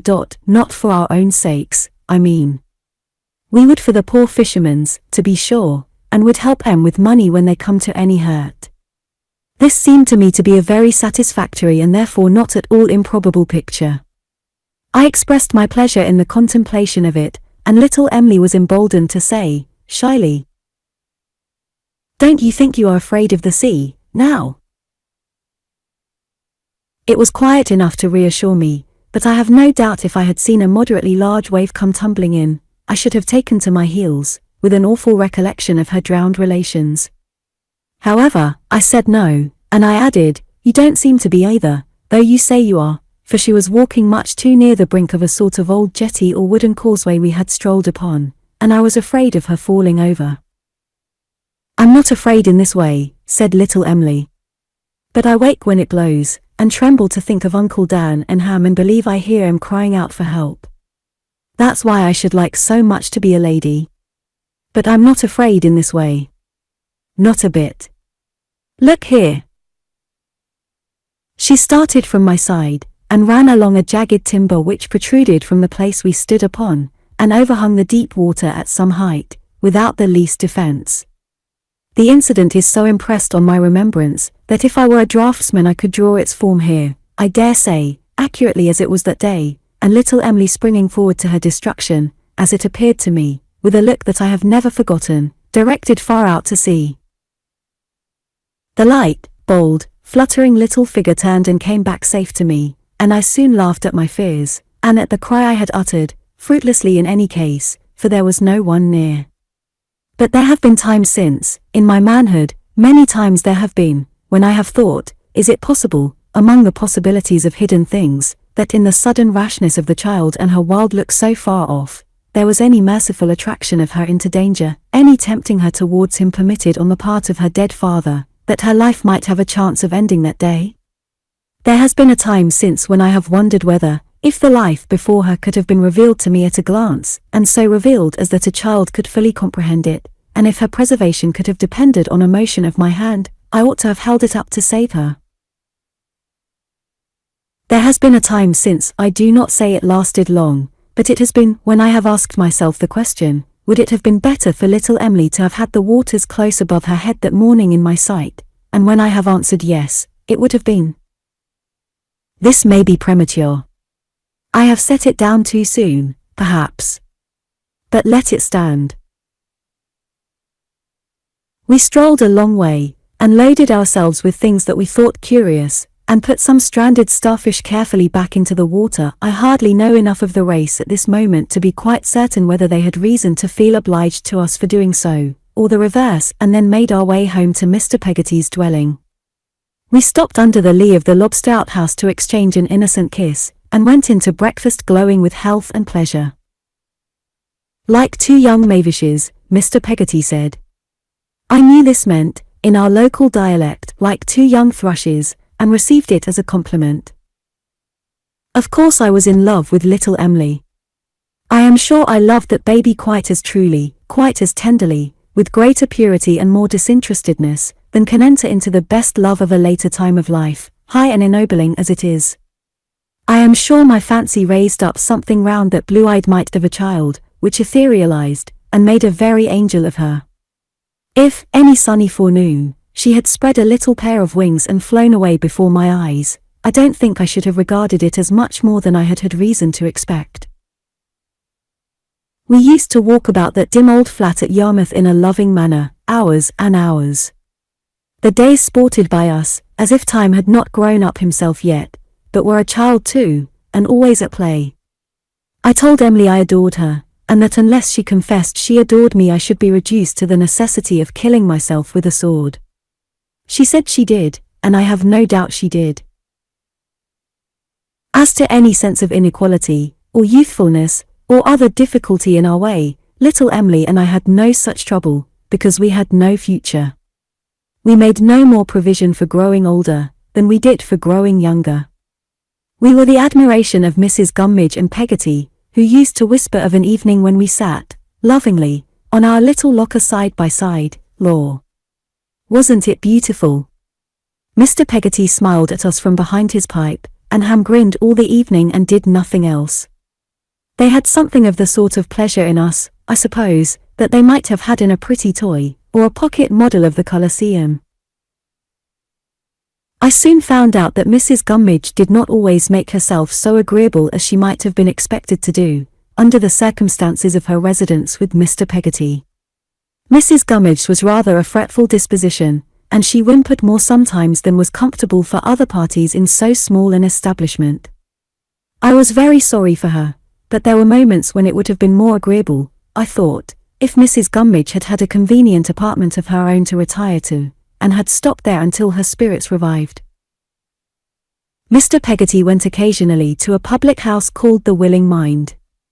I discovered this, by his being out on the second or third evening of our visit, and by Mrs. Gummidge looking up at the Dutch clock, between 8 and 9, and saying he was there, and that, what was more, she had known in the morning he would go there.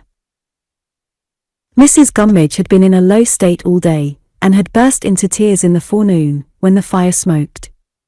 "I am a lone lawn creature," were Mrs. Gummidge's words, when that unpleasant occurrence took place, "and everything goes contrary with me." "Oh, it'll soon leave off," said Peggotty. "I again mean our Peggotty, and besides, you know, it's not more disagreeable to you than to us." "I feel it more," said Mrs. Gummidge. It was a very cold day, with cutting blasts of wind. Mrs. Gummidge's peculiar corner of the fireside seemed to me to be the warmest and snuggest in the place, as her chair was certainly the easiest, but it didn't suit her that day at all. She was constantly complaining of the cold, and of its occasioning a visitation in her back which she called the creeps. At last she shed tears on that subject, and said again that she was a lone lawn creature and everything went contrary with her. "It is certainly very cold," said Peggotty. "Everybody must feel it so." "I feel it more than other people," said Mrs. Gummidge. So at dinner, when Mrs. Gummidge was always helped immediately after me, to whom the preference was given as a visitor of distinction. The fish was small and bony, and the potatoes were a little burnt. We all acknowledged that we felt this something of a disappointment, but Mrs. Gummidge said she felt it more than we did, and shed tears again, and made that former declaration with great bitterness. Accordingly, when Mr. Peggotty came home about 9 o'clock, this unfortunate Mrs. Gummidge was knitting in her corner, in a very wretched and miserable condition. Peggotty had been working cheerfully. Ham had been patching up a great pair of water boots, and I, with little Emily by my side, had been reading to them. Mrs. Gummidge had never made any other remark than a forlorn sigh, and had never raised her eyes since tea. "Well, mates," said Mr. Peggotty, taking his seat, "and how are you?" We all said something, or looked something, to welcome him, except Mrs. Gummidge, who only shook her head over her knitting. "What's amiss?" said Mr. Peggotty, with a clap of his hands. "Cheer up, old mother." Mr. Peggotty meant old girl. Mrs. Gummidge did not appear to be able to cheer up. She took out an old black silk handkerchief and wiped her eyes, but instead of putting it in her pocket, kept it out, and wiped them again, and still kept it out, ready for use. "What's amiss, dame?" said Mr. Peggotty. "Nothing," returned Mrs. Gummidge. "You've come from the Willing Mind, Dan'l." "Why yes, I've took a short spell at the Willing Mind tonight," said Mr. Peggotty. "I'm sorry I should drive you there," said Mrs. Gummidge. "Drive? I don't want no driving," returned Mr. Peggotty with an honest laugh. I only go too ready. Very ready, said Mrs. Gummidge, shaking her head, and wiping her eyes. Yes, yes, very ready. I am sorry it should be along of me that you're so ready. Along o you. It and tea along o you, said Mr. Peggotty. Don't ye believe a bit on it? Yes, yes, it is, cried Mrs. Gummidge. I know what I am. I know that I am a lone lawn creature, and not only that everything goes contrary with me, but that I go contrary with everybody. Yes, yes. I feel more than other people do, and I show it more. It's my misfortune. I really couldn't help thinking, as I sat taking in all this, that the misfortune extended to some other members of that family besides Mrs. Gummidge. But Mr. Peggotty made no such retort, only answering with another entreaty to Mrs. Gummidge to cheer up. I ain't what I could wish myself to be, said Mrs. Gummidge. I am far from it. I know what I am. My troubles has made me contrary. I feel my troubles, and they make me contrary. I wish I didn't feel but I do. I wish I could be hardened to but I ain't. I make the house uncomfortable. I don't wonder at it. I've made your sister so all day, and Master Davy. Here I was suddenly melted, and roared out, No, you haven't, Mrs. Gummidge, in great mental distress. It's far from right that I should do it, said Mrs. Gummidge. It ain't a fit return. I had better go into the house and die. I am a lone lawn creature, and had much better not make myself contrary here. If things must go contrary with me, and I must go contrary myself, let me go contrary in my parish. Dan'l, I'd better go into the house, and die and be a riddance. Mrs. Gummidge retired with these words, and betook herself to bed.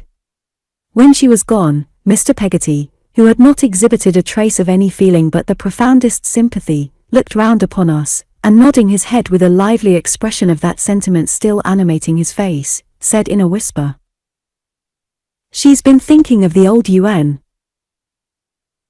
I did not quite understand what old one Mrs. Gummidge was supposed to have fixed her mind upon, until Peggotty, on seeing me to bed, explained that it was the late Mr. Gummidge, and that her brother always took that for a received truth on such occasions, and that it always had a moving effect upon him. Some time after he was in his hammock that night, I heard him myself repeat to Ham, Poor thing. She's been thinking of the old UN. And whenever Mrs. Gummidge was overcome in a similar manner during the remainder of our stay, which happened some few times, he always said the same thing in extenuation of the circumstance, and always with the tenderest commiseration. So the fortnight slipped away, varied by nothing but the variation of the tide, which altered Mr. Peggotty's times of going out and coming in, and altered Ham's engagements also. When the latter was unemployed, he sometimes walked with us to show us the boats and ships, and once or twice he took us for a row. I don't know why one slight set of impressions should be more particularly associated with a place than another, though I believe this obtains with most people, in reference especially to the associations of their childhood. I never hear the name, or read the name, of Yarmouth, but I am reminded of a certain Sunday morning on the beach, the bells ringing for church, little Emily leaning on my shoulder, Ham lazily dropping stones into the water, and the sun, away at sea, just breaking through the heavy mist, and showing us the ships like their own shadows. At last the day came for going home. I bore up against the separation from Mr. Peggotty and Mrs. Gummidge, but my agony of mind at leaving little Emily was piercing. We went arm in arm to the public house where the carrier put up, and I promised, on the road, to write to her. I redeemed that promise afterwards, in characters larger than those in which apartments are usually announced in manuscript, as being to let. We were greatly overcome at parting, and if ever, in my life, I have had a void made in my heart, I had one made that day. Now, all the time I had been on my visit, I had been ungrateful to my home again, and had thought little or nothing about it. But I was no sooner turned towards it, than my reproachful young conscience seemed to point that way with a ready finger, and I felt, all the more for the sinking of my spirits, that it was my nest, and that my mother was my comforter and friend. This gained upon me as we went along, so that the nearer we drew, the more familiar the objects became that we passed, the more excited I was to get there, and to run into her arms. But Peggotty, instead of sharing in those transports, tried to check them, though very kindly, and looked confused and out of sorts. Blunderstone Rookery would come, however, in spite of her, when the carrier's horse pleased, and did. How well I recollect it, on a cold grey afternoon, with a dull sky, threatening rain. The door opened, and I looked, half laughing and half crying in my pleasant agitation, for my mother. It was not she, but a strange servant. "Why, Peggotty," I said, ruefully, "isn't she come home?" Yes, Master Davy," said Peggotty. "She's come home. Wait a bit, Master Davy, and I'll tell you something." Between her agitation, and her natural awkwardness in getting out of the cart, Peggotty was making a most extraordinary festoon of herself, but I felt too blank and strange to tell her so. When she had got down, she took me by the hand, led me, wondering, into the kitchen, and shut the door. "Peggotty," said I, quite frightened. "What's the matter?" "Nothing's the matter, bless you, Master Davy dear," she answered, assuming an air of sprightliness. "Something's the matter, I'm sure. Where's Mamma?" "Where's Mamma, Master Davy?" repeated Peggotty. "Yes. Why hasn't she come out to the gate, and what have we come in here for?" "Oh, Peggotty." My eyes were full, and I felt as if I were going to tumble down. "Bless the precious boy," cried Peggotty, taking hold of me. "What is it? Speak, my pet." "Not dead, too?" "Oh, she's not dead, Peggotty." Peggotty cried out no, with an astonishing volume of voice, and then sat down, and began to pant, and said I had given her a turn. I gave her a hug to take away the turn, or to give her another turn in the right direction, and then stood before her, looking at her in anxious inquiry. "You see, dear, I should have told you before now," said Peggotty, "but I hadn't an opportunity. I ought to have made it, perhaps, but I couldn't exactly. That was always the substitute for exactly, in Peggotty's militia of words, bring my mind to it." "Go on, Peggotty," said I, more frightened than before. "Master Davy," said Peggotty, untying her bonnet with a shaking hand, and speaking in a breathless sort of way. "What do you think? You have got a pa." I trembled, and turned white. Something, I don't know what, or how, connected with the grave in the churchyard, and the raising of the dead, seemed to strike me like an unwholesome wind. "A new one," said Peggotty. "A new one?" I repeated. Peggotty gave a gasp, as if she was swallowing something that was very hard, and, putting out her hand, said, "Come and see him." "I don't want to see him." "And your mamma," said Peggotty. I ceased to draw back, and we went straight to the best parlour, where she left me. On one side of the fire, sat my mother, on the other, Mr. Murdstone. My mother dropped her work, and arose hurriedly, but timidly I thought. "Now, Clara my dear," said Mr. Murdstone. "Recollect. Control yourself, always control yourself. Davy boy, how do you do?" I gave him my hand. After a moment of suspense, I went and kissed my mother. She kissed me, patted me gently on the shoulder, and sat down again to her work. I could not look at her, I could not look at him. I knew quite well that he was looking at us both, and I turned to the window and looked out there, at some shrubs that were drooping their heads in the cold. As soon as I could creep away, I crept upstairs.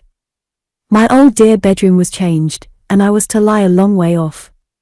I rambled downstairs to find anything that was like itself, so altered it all seemed, and roamed into the yard. I very soon started back from there, for the empty dog kennel was filled up with a great dog, deep-mouthed and black-haired like him, and he was very angry at the sight of me, and sprang out to get at me. Chapter 4. I fall into disgrace. If the room to which my bed was removed were a sentient thing that could give evidence, I might appeal to it at this day, who sleeps there now, I wonder, to bear witness for me what a heavy heart I carried to it. I went up there, hearing the dog in the yard bark after me all the way while I climbed the stairs, and, looking as blank and strange upon the room as the room looked upon me, sat down with my small hands crossed, and thought. I thought of the oddest things. Of the shape of the room, of the cracks in the ceiling, of the paper on the walls, of the floors in the window glass making ripples and dimples on the prospect, of the washing stand being rickety on its 3 legs, and having a discontented something about it, which reminded me of Mrs. Gummidge under the influence of the old one. I was crying all the time, but, except that I was conscious of being cold and dejected, I am sure I never thought why I cried. At last in my desolation I began to consider that I was dreadfully in love with little Emily, and had been torn away from her to come here where no one seemed to want me, or to care about me, half as much as she did. This made such a very miserable piece of business of it, that I rolled myself up in a corner of the counterpane, and cried myself to sleep. I was awoke by somebody saying here he is, and uncovering my hot head. My mother and Peggotty had come to look for me, and it was one of them who had done it. "Davy," said my mother. "What's the matter?" I thought it was very strange that she should ask me, and answered, "Nothing." I turned over on my face, I recollect, to hide my trembling lip, which answered her with greater truth. "Davy," said my mother. "Davy, my child." I dare say no words she could have uttered would have affected me so much, then, as her calling me her child. I hid my tears in the bedclothes, and pressed her from me with my hand, when she would have raised me up. "This is your doing, Peggotty, you cruel thing," said my mother. "I have no doubt at all about it. How can you reconcile it to your conscience, I wonder, to prejudice my own boy against me, or against anybody who is dear to me? What do you mean by it, Peggotty?" Poor Peggotty lifted up her hands and eyes, and only answered, in a sort of paraphrase of the grace I usually repeated after dinner, "Lord forgive you, Mrs. Copperfield, and for what you have said this minute, may you never be truly sorry." "It's enough to distract me," cried my mother. "In my honeymoon, too, when my most inveterate enemy might relent, one would think, and not envy me a little peace of mind and happiness. Davy, you naughty boy! Peggotty, you savage creature!" "Oh, dear me," cried my mother, turning from one of us to the other, in her pettish wilful manner, "what a troublesome world this is, when one has the most right to expect it to be as agreeable as possible." I felt the touch of a hand that I knew was neither hers nor Peggotty's, and slipped to my feet at the bedside. It was Mr. Murdstone's hand, and he kept it on my arm as he said, "What's this? Clara, my love, have you forgotten firmness, my dear?" "I am very sorry, Edward," said my mother. "I meant to be very good, but I am so uncomfortable." "Indeed," he answered. "That's a bad hearing, so soon, Clara." "I say it's very hard I should be made so now," returned my mother, pouting, "and it is very hard, isn't it?" He drew her to him, whispered in her ear, and kissed her. I knew as well, when I saw my mother's head lean down upon his shoulder, and her arm touch his neck, I knew as well that he could mold her pliant nature into any form he chose, as I know, now, that he did it. "Go you below, my love," said Mr. Murdstone. "David and I will come down, together." My friend, turning a darkening face on Peggotty, when he had watched my mother out, and dismissed her with a nod and a smile, "Do you know your mistress's name?" "She has been my mistress a long time, sir," answered Peggotty. "I ought to know it." "That's true," he answered. "But I thought I heard you, as I came upstairs, address her by a name that is not hers. She has taken mine, you know. Will you remember that?" Peggotty, with some uneasy glances at me, curtsied herself out of the room without replying, seeing, I suppose, that she was expected to go, and had no excuse for remaining. When we two were left alone, he shut the door, and sitting on a chair, and holding me standing before him, looked steadily into my eyes. I felt my own attracted, no less steadily, to his. As I recall our being opposed thus, face to face, I seem again to hear my heart beat fast and high. "David," he said, making his lips thin, by pressing them together, "if I have an obstinate horse or dog to deal with, what do you think I do?" "I don't know." "I beat him." I had answered in a kind of breathless whisper, but I felt, in my silence, that my breath was shorter now. "I make him wince, and smart. I say to myself, I'll conquer that fellow, and if it were to cost him all the blood he had, I should do it." "What is that upon your face?" "Dirt," I said. He knew it was the mark of tears as well as I. But if he had asked the question 20 times, each time with 20 blows, I believe my baby heart would have burst before I would have told him so. "You have a good deal of intelligence for a little fellow," he said, with a grave smile that belonged to him, "and you understood me very well, I see.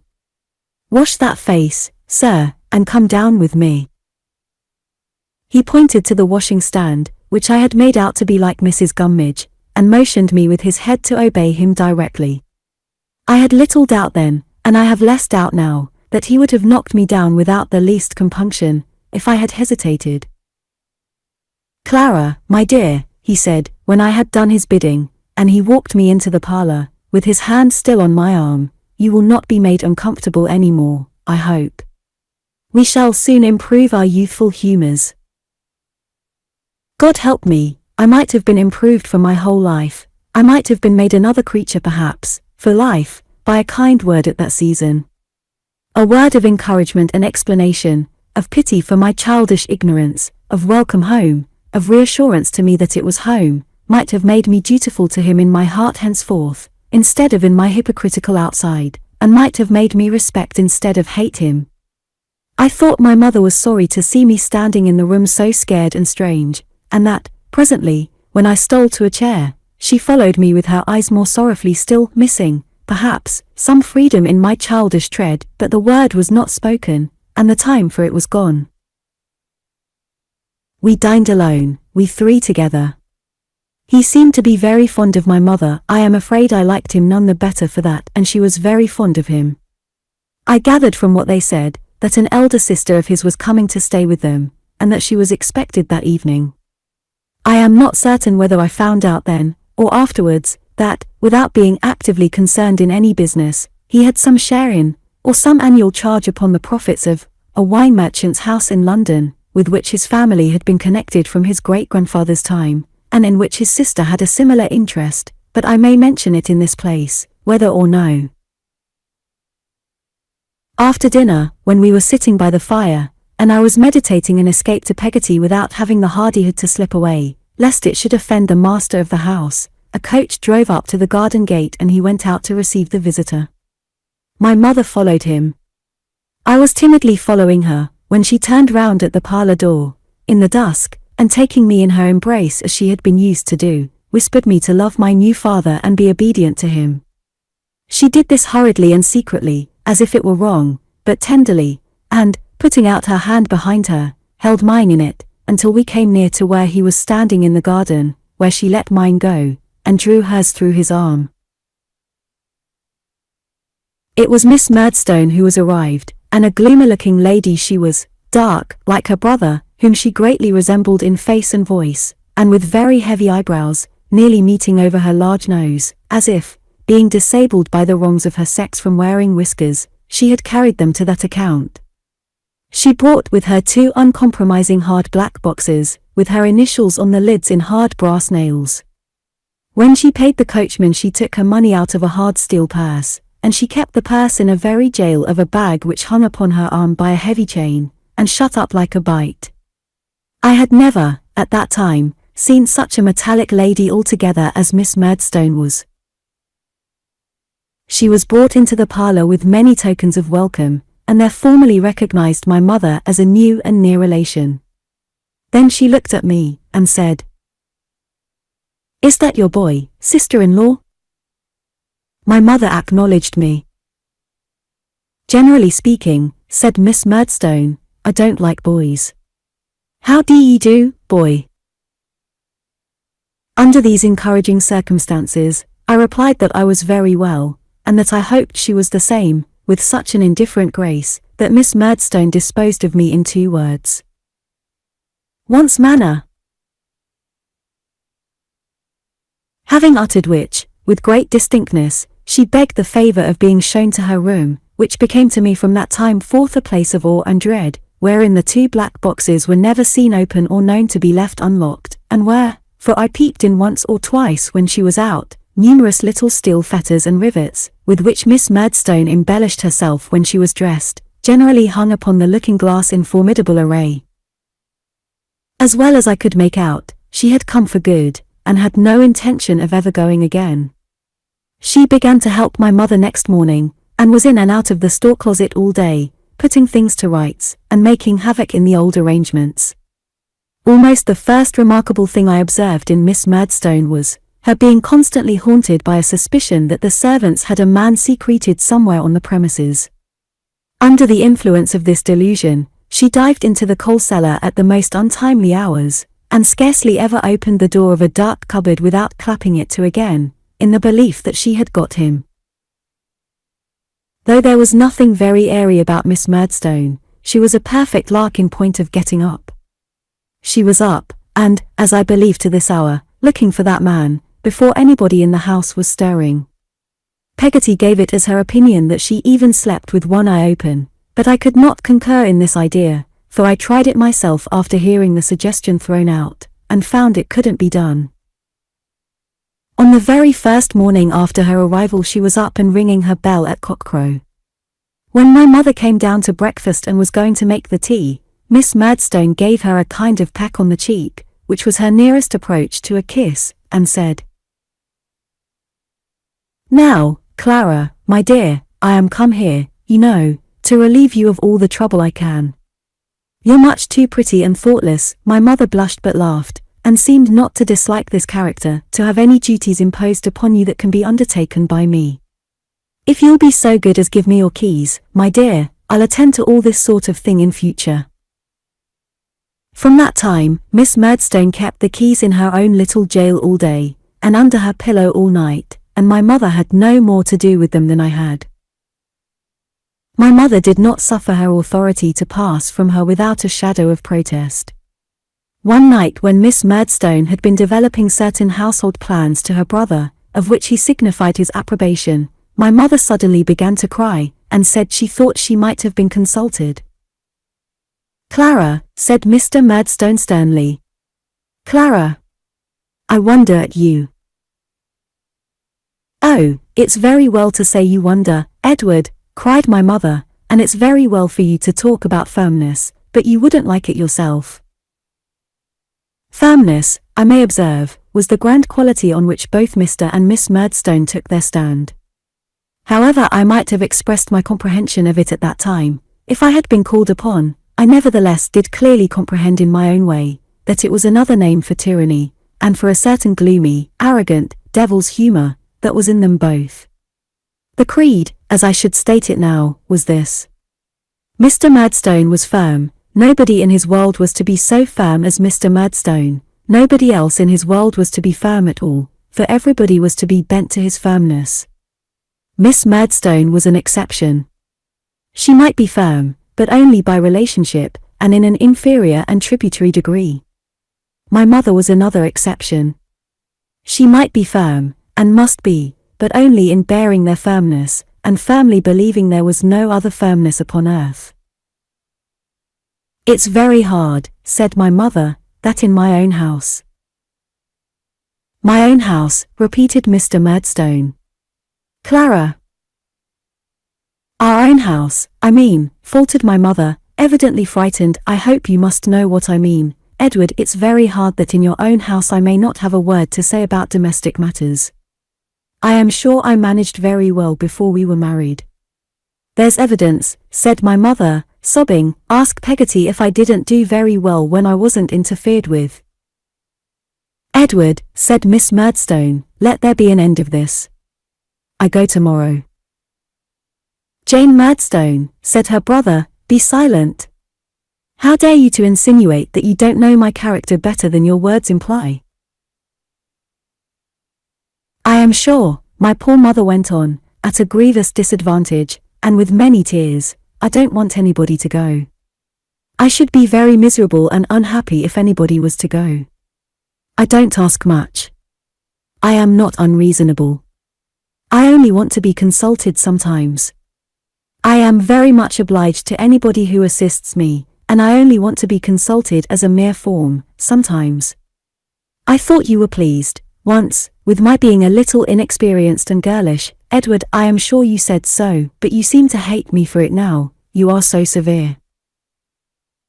Edward, said Miss Murdstone, again, let there be an end of this. I go tomorrow. Jane Murdstone, thundered Mr. Murdstone. Will you be silent? How dare you?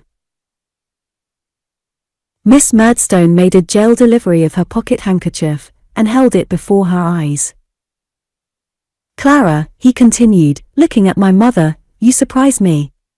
You astound me.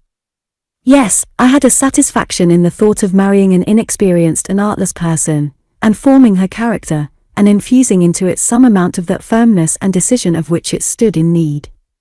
But when Jane Murdstone is kind enough to come to my assistance in this endeavour, and to assume, for my sake, a condition something like a housekeeper's, and when she meets with a base return. Oh, pray, Edward, cried my mother, don't accuse me of being ungrateful. I am sure I am not ungrateful. No one ever said I was before. I have many faults, but not that. Oh, don't, my dear. When Jane Murdstone meets, I say, he went on, after waiting until my mother was silent, with a base return, that feeling of mine is chilled and altered. Don't, my love, say that, implored my mother very piteously. Oh, don't, Edward. I can't bear to hear it. Whatever I am affectionate. I know I am affectionate. I wouldn't say it, if I wasn't sure that I am. Ask Peggotty. I am sure she'll tell you I'm affectionate. There is no extent of mere weakness, Clara, said Mr. Murdstone in reply, that can have the least weight with me. You lose breath. Pray let us be friends, said my mother, I couldn't live under coldness or unkindness. I am so sorry. I have a great many defects, I know, and it's very good of you, Edward, with your strength of mind, to endeavour to correct them for me. Jane, I don't object to anything. I should be quite broken-hearted if you thought of leaving. My mother was too much overcome to go on. Jane Murdstone, said Mr. Murdstone to his sister, any harsh words between us are, I hope, uncommon. It is not my fault that so unusual an occurrence has taken place tonight. I was betrayed into it by another. Nor is it your fault. You were betrayed into it by another. Let us both try to forget it. And as this, he added, after these magnanimous words, is not a fit scene for the boy David, go to bed. I could hardly find the door, through the tears that stood in my eyes. I was so sorry for my mother's distress, but I groped my way out, and groped my way up to my room in the dark, without even having the heart to say good night to Peggotty, or to get a candle from her. When her coming up to look for me, an hour or so afterwards, awoke me, she said that my mother had gone to bed poorly, and that Mr. and Miss Murdstone were sitting alone. Going down next morning rather earlier than usual, I paused outside the parlour door, on hearing my mother's voice. She was very earnestly and humbly entreating Miss Murdstone's pardon, which that lady granted, and a perfect reconciliation took place. I never knew my mother afterwards to give an opinion on any matter, without first appealing to Miss Murdstone, or without having first ascertained by some sure means, what Miss Murdstone's opinion was, and I never saw Miss Murdstone, when out of temper, she was infirm that way, move her hand towards her bag as if she were going to take out the keys and offer to resign them to my mother, without seeing that my mother was in a terrible fright. The gloomy taint that was in the Murdstone blood darkened the Murdstone religion, which was austere and wrathful. I have thought, since, that its assuming that character was a necessary consequence of Mr. Murdstone's firmness, which wouldn't allow him to let anybody off from the utmost weight of the severest penalties he could find any excuse for. Be this as it may, I well remember the tremendous visages with which we used to go to church, and the changed air of the place. Again, the dreaded Sunday comes round, and I file into the old pew first, like a guarded captive brought to a condemned service. Again, Miss Murdstone, in a black velvet gown, that looks as if it had been made out of a pall, follows close upon me, then my mother, then her husband. There is no Peggotty now, as in the old time. Again, I listen to Miss Murdstone mumbling the responses, and emphasizing all the dread words with a cruel relish.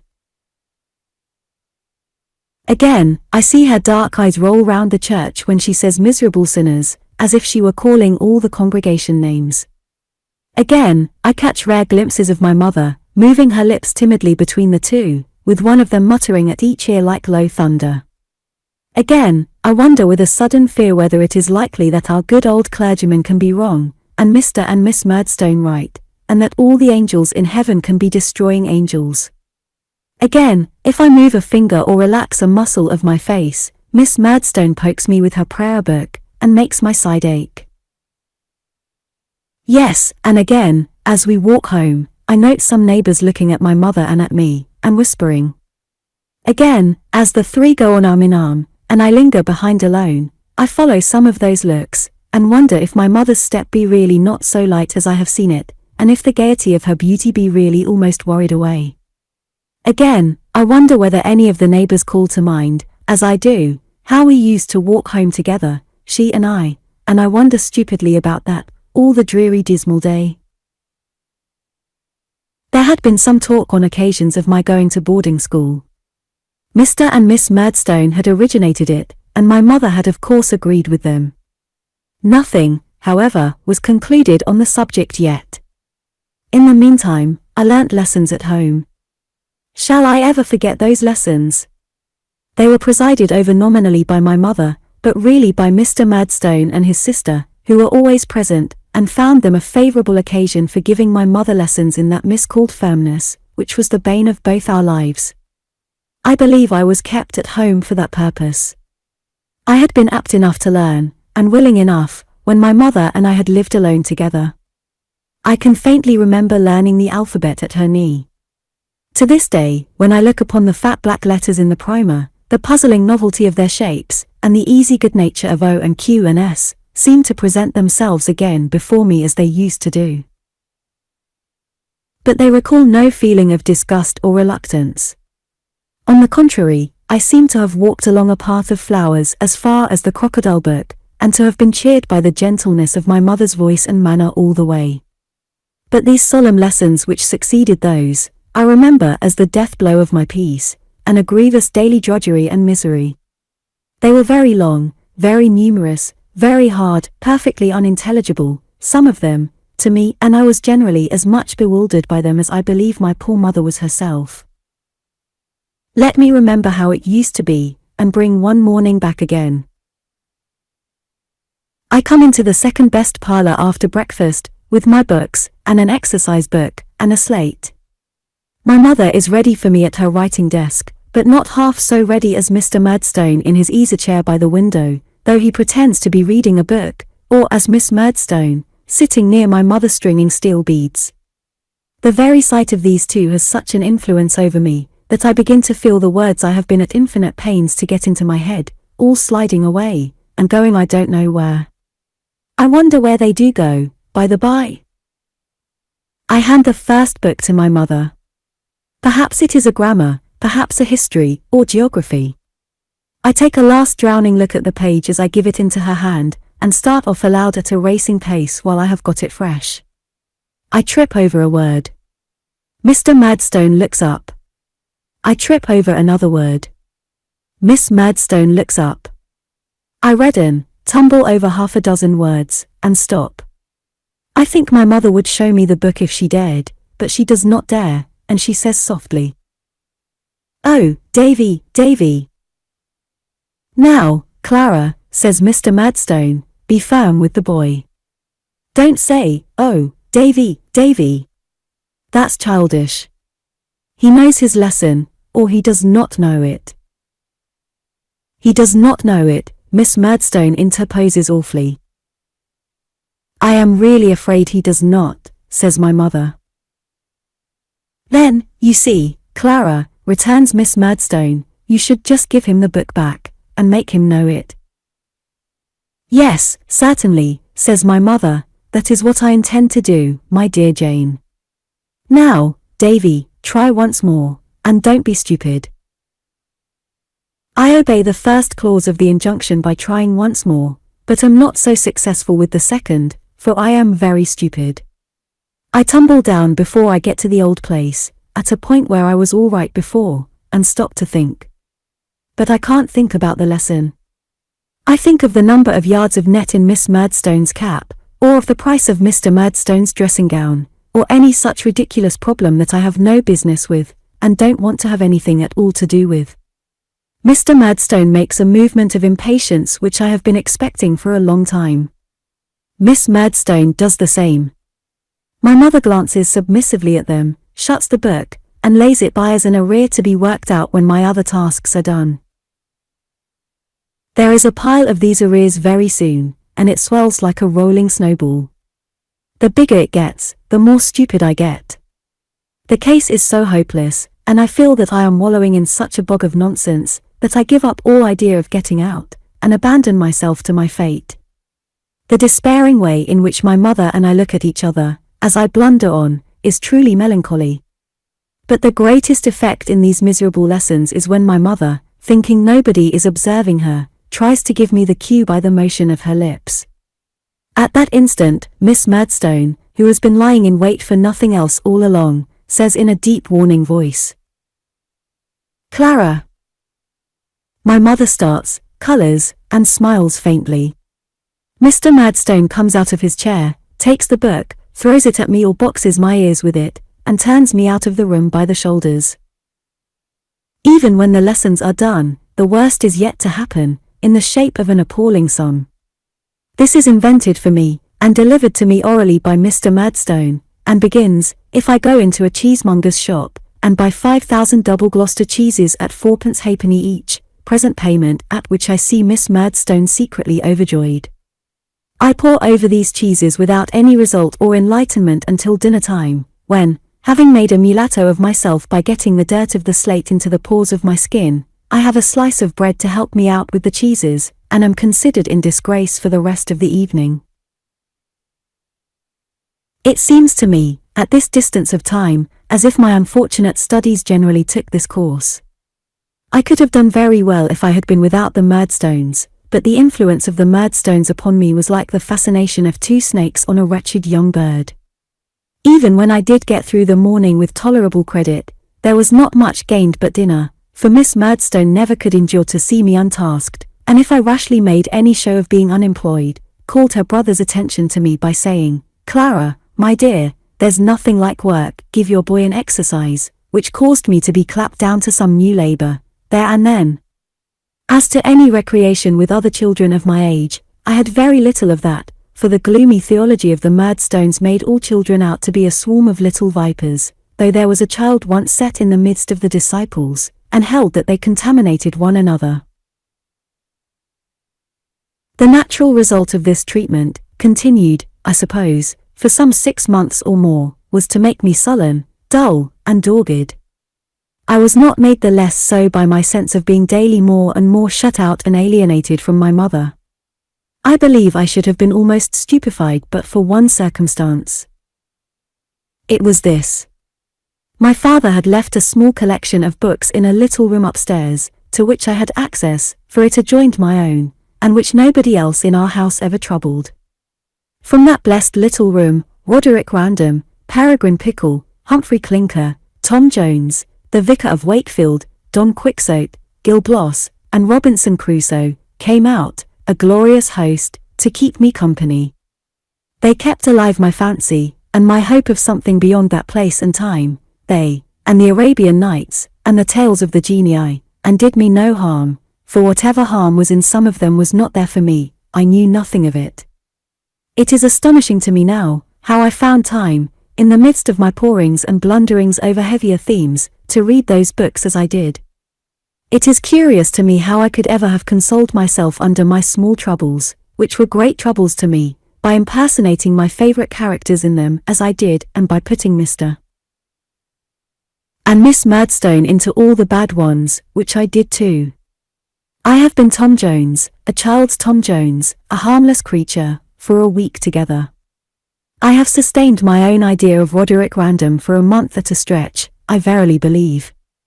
I had a greedy relish for a few volumes of voyages and travels, I forget what, now, that were on those shelves, and for days and days I can remember to have gone about my region of our house, armed with the centerpiece out of an old set of boot trees, the perfect realization of Captain Somebody, of the Royal British Navy, in danger of being beset by savages, and resolved to sell his life at a great price.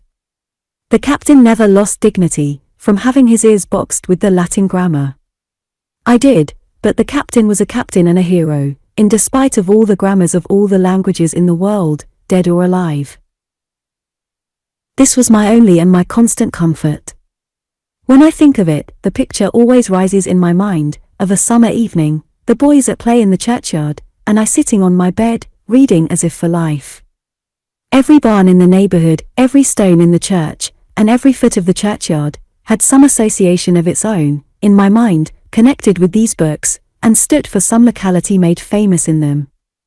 I have seen Tom Pipes go climbing up the church steeple, I have watched Strap, with the knapsack on his back, stopping to rest himself upon the wicket gate, and I know that Commodore Trunnion held that club with Mr. Pickle, in the parlour of our little village alehouse.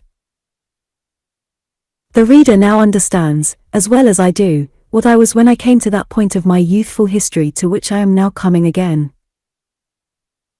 One morning when I went into the parlour with my books, I found my mother looking anxious, Miss Murdstone looking firm, and Mr. Murdstone binding something round the bottom of a cane, a lithe and limber cane, which he left off binding when I came in, and poised and switched in the air. "I tell you, Clara," said Mr. Murdstone, "I have been often flogged myself." "To be sure, of course," said Miss Murdstone. "Certainly, my dear Jane," faltered my mother, meekly. But do you think it did Edward good?" "Do you think it did Edward harm, Clara?" asked Mr. Murdstone, gravely. "That's the point," said his sister. To this my mother returned, "Certainly, my dear Jane," and said no more. I felt apprehensive that I was personally interested in this dialogue, and sought Mr. Murdstone's eye as it lighted on mine. "Now, David," he said, and I saw that cast again as he said it, "you must be far more careful today than usual." He gave the cane another poise, and another switch, and having finished his preparation of it, laid it down beside him, with an impressive look, and took up his book. This was a good freshener to my presence of mind, as a beginning. I felt the words of my lesson slipping off, not one by one, or line by line, but by the entire page. I tried to lay hold of them, but they seemed, if I may so express it, to have put skates on, and to skim away from me with a smoothness there was no checking. We began badly, and went on worse. I had come in with an idea of distinguishing myself rather, conceiving that I was very well prepared, but it turned out to be quite a mistake. Book after book was added to the heap of failures, Miss Murdstone being firmly watchful of us all the time. And when we came at last to the 5,000 cheeses, canes he made it that day, I remember, my mother burst out crying. "Clara," said Miss Murdstone, in her warning voice. "I am not quite well, my dear Jane, I think," said my mother. I saw him wink, solemnly, at his sister, as he rose and said, taking up the cane. "Why, Jane, we can hardly expect Clara to bear, with perfect firmness, the worry and torment that David has occasioned her today. That would be stoical. Clara is greatly strengthened and improved, but we can hardly expect so much from her.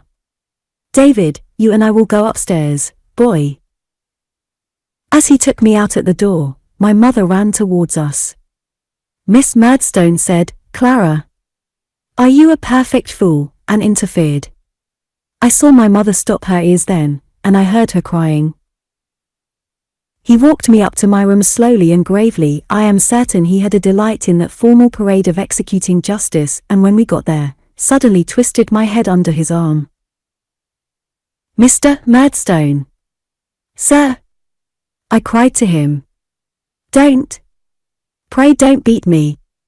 I have tried to learn, sir, but I can't learn while you and Miss Murdstone are by." "I can't indeed." "Can't you, indeed, David," he said.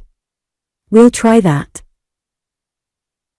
He had my head as in a vice, but I twined round him somehow, and stopped him for a moment, entreating him not to beat me. It was only a moment that I stopped him, for he cut me heavily an instant afterwards, and in the same instant I caught the hand with which he held me in my mouth, between my teeth, and bit it through. It sets my teeth on edge to think of it. He beat me then, as if he would have beaten me to death. Above all the noise we made, I heard them running up the stairs, and crying out. I heard my mother crying out, and Peggotty. Then he was gone, and the door was locked outside, and I was lying, fevered and hot, and torn, and sore, and raging in my puny way, upon the floor. How well I recollect, when I became quiet, what an unnatural stillness seemed to reign through the whole house. How well I remember, when my smart and passion began to cool, how wicked I began to feel. I sat listening for a long while, but there was not a sound. I crawled up from the floor, and saw my face in the glass, so swollen, red, and ugly that it almost frightened me. My stripes were sore and stiff, and made me cry afresh, when I moved, but they were nothing to the guilt I felt. It lay heavier on my breast than if I had been a most atrocious criminal, I dare say. It had begun to grow dark, and I had shut the window. I had been lying, for the most part, with my head upon the sill, by turns crying, dozing, and looking listlessly out, when the key was turned, and Miss Murdstone came in with some bread and meat, and milk. These she put down upon the table without a word, glaring at me the while with exemplary firmness, and then retired, locking the door after her. Long after it was dark I sat there, wondering whether anybody else would come. When this appeared improbable for that night, I undressed, and went to bed, and, there, I began to wonder fearfully what would be done to me. Whether it was a criminal act that I had committed. Whether I should be taken into custody, and sent to prison. Whether I was at all in danger of being hanged. I never shall forget the waking, next morning, the being cheerful and fresh for the first moment, and then the being weighed down by the stale and dismal oppression of remembrance. Miss Murdstone reappeared before I was out of bed, told me, in so many words, that I was free to walk in the garden for half an hour and no longer, and retired, leaving the door open, that I might avail myself of that permission. I did so, and did so every morning of my imprisonment, which lasted 5 days. If I could have seen my mother alone, I should have gone down on my knees to her and besought her forgiveness, but I saw no one, Miss Murdstone excepted, during the whole time except at evening prayers in the parlour, to which I was escorted by Miss Murdstone after everybody else was placed, where I was stationed, a young outlaw, all alone by myself near the door, and whence I was solemnly conducted by my jailer, before any one arose from the devotional posture. I only observed that my mother was as far off from me as she could be, and kept her face another way so that I never saw it, and that Mr. Murdstone's hand was bound up in a large linen wrapper. The length of those 5 days I can convey no idea of to anyone. They occupy the place of years in my remembrance. The way in which I listened to all the incidents of the house that made themselves audible to me, the ringing of bells, the opening and shutting of doors, the murmuring of voices, the footsteps on the stairs.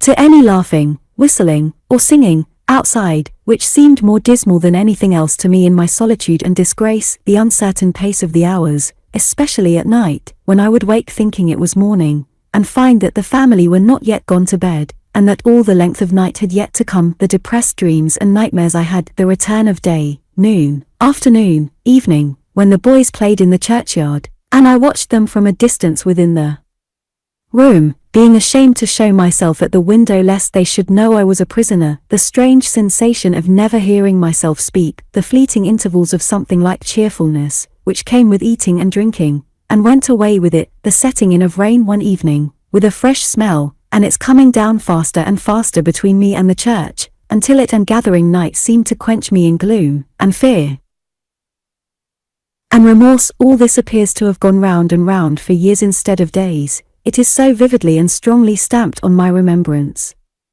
On the last night of my restraint, I was awakened by hearing my own name spoken in a whisper. I started up in bed, and putting out my arms in the dark, said, "Is that you, Peggotty?" There was no immediate answer, but presently I heard my name again, in a tone so very mysterious and awful, that I think I should have gone into a fit, if it had not occurred to me that it must have come through the keyhole. I groped my way to the door, and putting my own lips to the keyhole, whispered, "Is that you, Peggotty dear?" "Yes, my own precious Davy," she replied. "Be as soft as a mouse, or the cat'll hear us." I understood this to mean Miss Murdstone, and was sensible of the urgency of the case, her room being close by. "How's Mamma, dear Peggotty? Is she very angry with me?" I could hear Peggotty crying softly on her side of the keyhole, as I was doing on mine, before she answered, "No. Not very." "What is going to be done with me, Peggotty dear? Do you know?" "School. Near London," was Peggotty's answer. I was obliged to get her to repeat it, for she spoke it the first time quite down my throat, in consequence of my having forgotten to take my mouth away from the keyhole and put my ear there, and though her words tickled me a good deal, I didn't hear them. "When, Peggotty?" "Tomorrow." Is that the reason why Miss Murdstone took the clothes out of my drawers, which she had done, though I have forgotten to mention it? "Yes," said Peggotty. "Box. Shan't I see Mamma?" "Yes," said Peggotty. "Morning." Then Peggotty fitted her mouth close to the keyhole, and delivered these words through it with as much feeling and earnestness as a keyhole has ever been the medium of communicating, I will venture to assert, shooting in each broken little sentence in a convulsive little burst of its own. "Davy, dear. If I ain't been exactly as intimate with you lately as I used to be, it ain't because I don't love you just as well and more, my pretty poppet. It's because I thought it better for you, and for someone else besides. Davy, my darling, are you listening? Can you hear?" Yes, Peggotty," I sobbed. "My own," said Peggotty, with infinite compassion.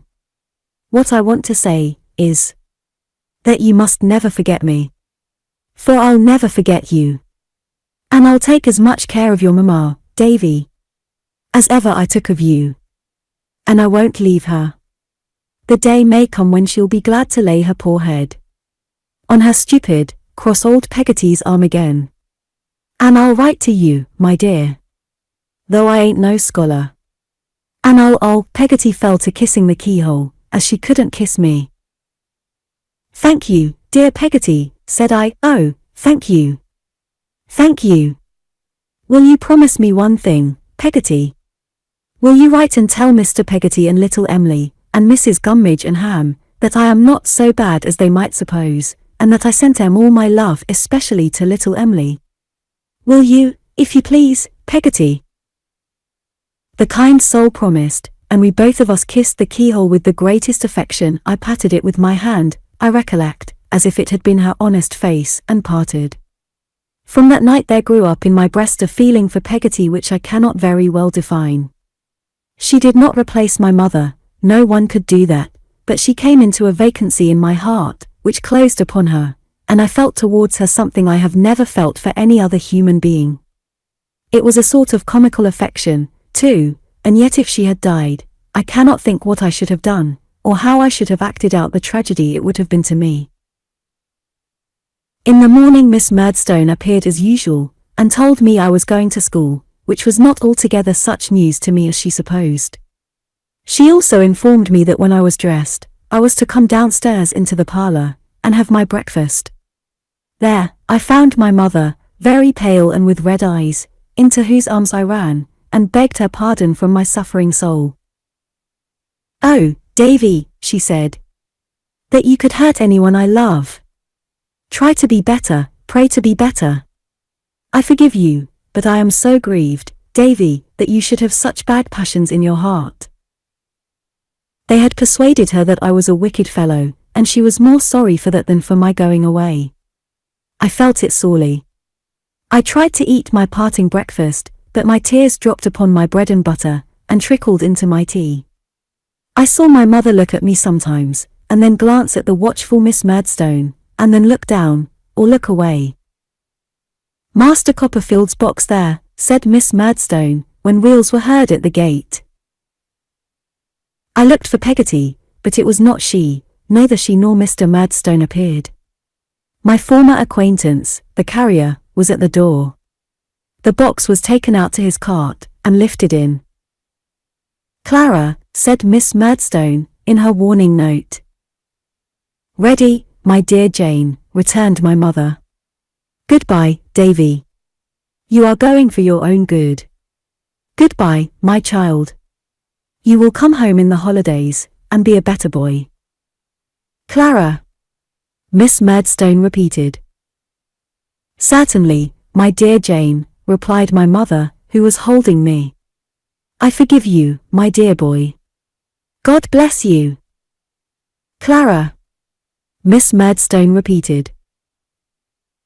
Miss Murdstone was good enough to take me out to the cart, and to say on the way that she hoped I would repent, before I came to a bad end, and then I got into the cart, and the lazy horse walked off with it. Chapter 5. I am sent away from home. We might have gone about half a mile, and my pocket handkerchief was quite wet through, when the carrier stopped short. Looking out to ascertain for what, I saw, to my amazement, Peggotty burst from a hedge and climb into the cart. She took me in both her arms, and squeezed me to her stays until the pressure on my nose was extremely painful, though I never thought of that till afterwards when I found it very tender. Not a single word did Peggotty speak. Releasing one of her arms, she put it down in her pocket to the elbow, and brought out some paper bags of cakes which she crammed into my pockets, and a purse which she put into my hand, but not one word did she say. After another and a final squeeze with both arms, she got down from the cart and ran away, and, my belief is, and has always been, without a solitary button on her gown. I picked up one, of several that were rolling about, and treasured it as a keepsake for a long time. The carrier looked at me, as if to inquire if she were coming back. I shook my head, and said I thought not. "Then come up," said the carrier to the lazy horse, who came up accordingly. Having by this time cried as much as I possibly could, I began to think it was of no use crying any more, especially as neither Roderick Random, nor that captain in the Royal British Navy, had ever cried, that I could remember, in trying situations. The carrier, seeing me in this resolution, proposed that my pocket handkerchief should be spread upon the horse's back to dry. I thanked him, and assented, and particularly small it looked, under those circumstances. I had now leisure to examine the purse. It was a stiff leather purse, with a snap, and had 3 bright shillings in it, which Peggotty had evidently polished up with whitening, for my greater delight. But its most precious contents were 2 half-crowns folded together in a bit of paper, on which was written, in my mother's hand, "For Davy. With my love." I was so overcome by this, that I asked the carrier to be so good as to reach me my pocket handkerchief again, but he said he thought I had better do without it, and I thought I really had, so I wiped my eyes on my sleeve and stopped myself. For good, too, though, in consequence of my previous emotions, I was still occasionally seized with a stormy sob. After we had jogged on for some little time, I asked the carrier if he was going all the way. All the way where? Inquired the carrier. There, I said. Where's there? Inquired the carrier. Near London, I said. Why, that horse, said the carrier, jerking the rein to point him out, would be deader than pork afore he got over half the ground. Are you only going to Yarmouth then? I asked. That's about it, said the carrier. And there I shall take you to the stagecoach, and the stagecoach that'll take you to wherever it is. As this was a great deal for the carrier, whose name was Mr. Barkis, to say, he being, as I observed in a former chapter, of a phlegmatic temperament, and not at all conversational, I offered him a cake as a mark of attention, which he ate at one gulp, exactly like an elephant, and which made no more impression on his big face than it would have done on an elephant's.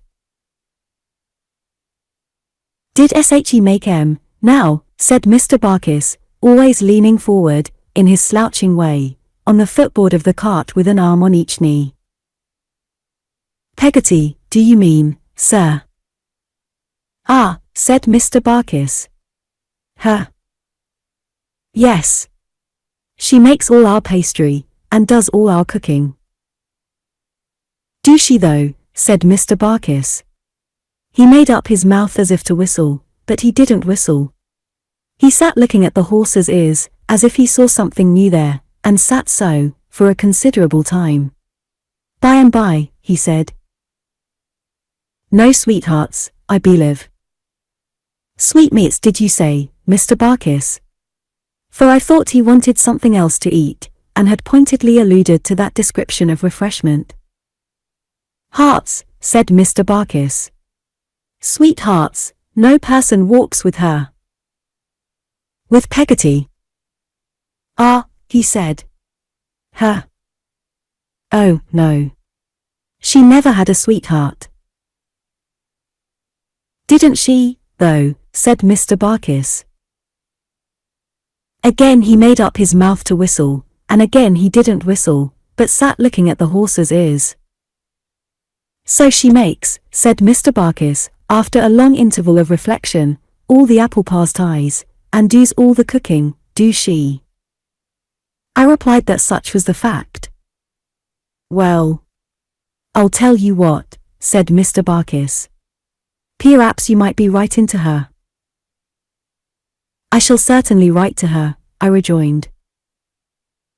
Ah, he said, slowly turning his eyes towards me. Well, if you was writing to her, perhaps you'd recollect to say that Barkis was willin', would you? That Barkis is willing, I repeated, innocently. Is that all the message? Yes, he said, considering. Yes. Barkis is willin'. But you will be at Blunderstone again tomorrow, Mr. Barkis, I said, faltering a little at the idea of my being far away from it then, and could give your own message so much better. As he repudiated this suggestion, however, with a jerk of his head, and once more confirmed his previous request by saying, with profound gravity, Barkis is willin'. That's the message, I readily undertook its transmission. While I was waiting for the coach in the hotel at Yarmouth that very afternoon, I procured a sheet of paper and an inkstand, and wrote a note to Peggotty, which ran thus, My dear Peggotty, I have come here safe. Barkis is willing. My love to Mamma. Yours affectionately. P.S. He says he particularly wants you to know Barkis is willing. When I had taken this commission on myself prospectively, Mr. Barkis relapsed into perfect silence, and I, feeling quite worn out by all that had happened lately, lay down on a sack in the cart and fell asleep. I slept soundly until we got to Yarmouth, which was so entirely new and strange to me in the inn-yard to which we drove, that I at once abandoned a latent hope I had had of meeting with some of Mr. Peggotty's family there, perhaps even with little Emily herself. The coach was in the yard, shining very much all over, but without any horses to it as yet, and it looked in that state as if nothing was more unlikely than its ever going to London.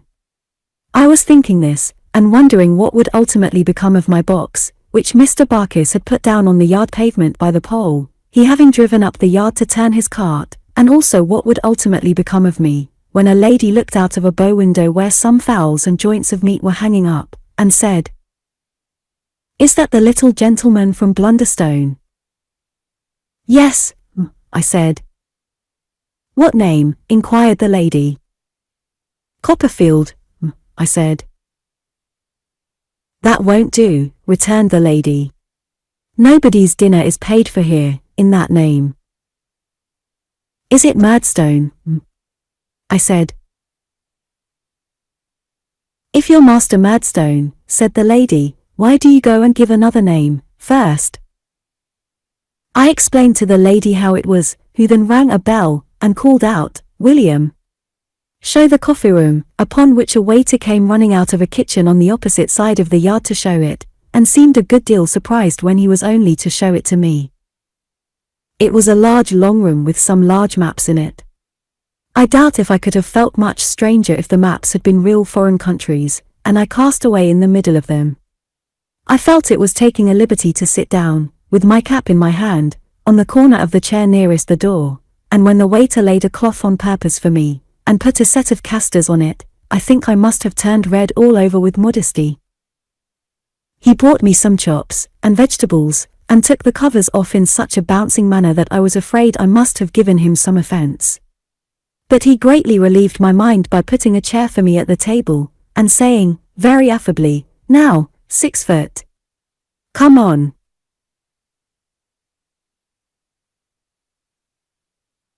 I thanked him, and took my seat at the board, but found it extremely difficult to handle my knife and fork with anything like dexterity, or to avoid splashing myself with the gravy, while he was standing opposite, staring so hard, and making me blush in the most dreadful manner every time I caught his eye.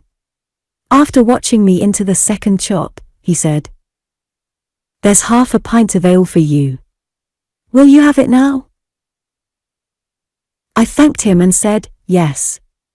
Upon which he poured it out of a jug into a large tumbler, and held it up against the light, and made it look beautiful. "My eye," he said. "It seems a good deal, don't it?" "It does seem a good deal," I answered with a smile. For it was quite delightful to me, to find him so pleasant. He was a twinkling-eyed, pimple-faced man, with his hair standing upright all over his head, and as he stood with one arm akimbo, holding up the glass to the light with the other hand, he looked quite friendly. "There was a gentleman here, yesterday," he said, "a stout gentleman, by the name of Top Sawyer, perhaps you know him." "No," I said, "I don't think." "In breeches and gaiters, broad-brimmed hat, grey coat, speckled choker," said the waiter. "No," I said bashfully, "I haven't the pleasure." "He came in here," said the waiter, looking at the light through the tumbler, "ordered a glass of this ale, would order it, I told him not, drank it, and fell dead. It was too old for him. It oughtn't to be drawn, that's the fact." I was very much shocked to hear of this melancholy accident, and said I thought I had better have some water. "Why, you see," said the waiter, still looking at the light through the tumbler, with one of his eyes shut up, "our people don't like things being ordered and left. It offends 'em. But I'll drink it, if you like. I'm used to it, and uses everything. I don't think it'll hurt me, if I throw my head back, and take it off quick. Shall I?" I replied that he would much oblige me by drinking it, if he thought he could do it safely, but by no means otherwise. When he did throw his head back, and take it off quick, I had a horrible fear, I confess, of seeing him meet the fate of the lamented Mr. Top Sawyer, and fall lifeless on the carpet. But it didn't hurt him. On the contrary, I thought he seemed the fresher for it. "What have we got here?" he said, putting a fork into my dish. "Not chops." "Chops," I said. "Lord bless my soul," he exclaimed, "I didn't know they were chops. Why, a chop's the very thing to take off the bad effects of that beer. Ain't it lucky?" So he took a chop by the bone in one hand, and a potato in the other, and ate away with a very good appetite, to my extreme satisfaction. He afterwards took another chop, and another potato, and after that, another chop and another potato. When we had done, he brought me a pudding, and having set it before me, seemed to ruminate, and to become absent in his mind for some moments. "How's the pie?" he said, rousing himself. "It's a pudding," I made answer. "Pudding," he exclaimed. "Why, bless me, so it is." "What?" looking at it nearer. "You don't mean to say it's a batter pudding?" "Yes, it is indeed." "Why, a batter pudding," he said, taking up a tablespoon, "is my favorite pudding. Ain't that lucky? Come on, little UN, and let's see who'll get most." The waiter certainly got most. He entreated me more than once to come in and win, but what with his tablespoon to my teaspoon, his dispatch to my dispatch, and his appetite to my appetite, I was left far behind at the first mouthful, and had no chance with him. I never saw anyone enjoy a pudding so much, I think, and he laughed, when it was all gone, as if his enjoyment of it lasted still. Finding him so very friendly and companionable, it was then that I asked for the pen and ink and paper, to write to Peggotty. He not only brought it immediately, but was good enough to look over me while I wrote the letter. When I had finished it, he asked me where I was going to school. I said, near London, which was all I knew. "Oh.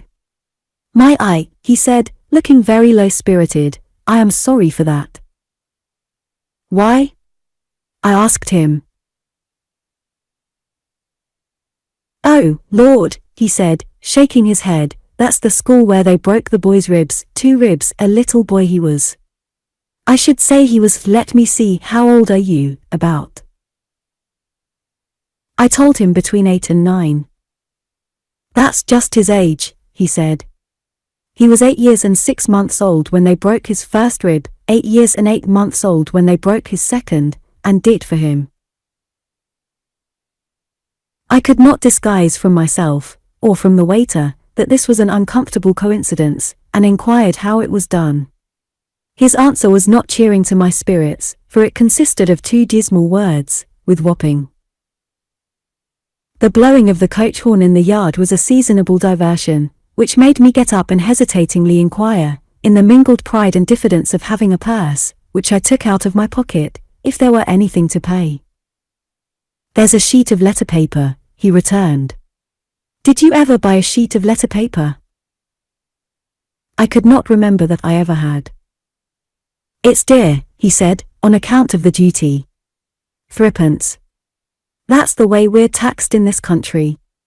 There's nothing else, except the waiter. Never mind the ink. I lose by that." What should I, how much ought I to, what would it be right to pay the waiter, if you please?" I stammered, blushing. "If I hadn't a family, and that family hadn't the cowpox," said the waiter, "I wouldn't take a 6d. If I didn't support a aged parent, and a lovely sister," here the waiter was greatly agitated, "I wouldn't take a farthing.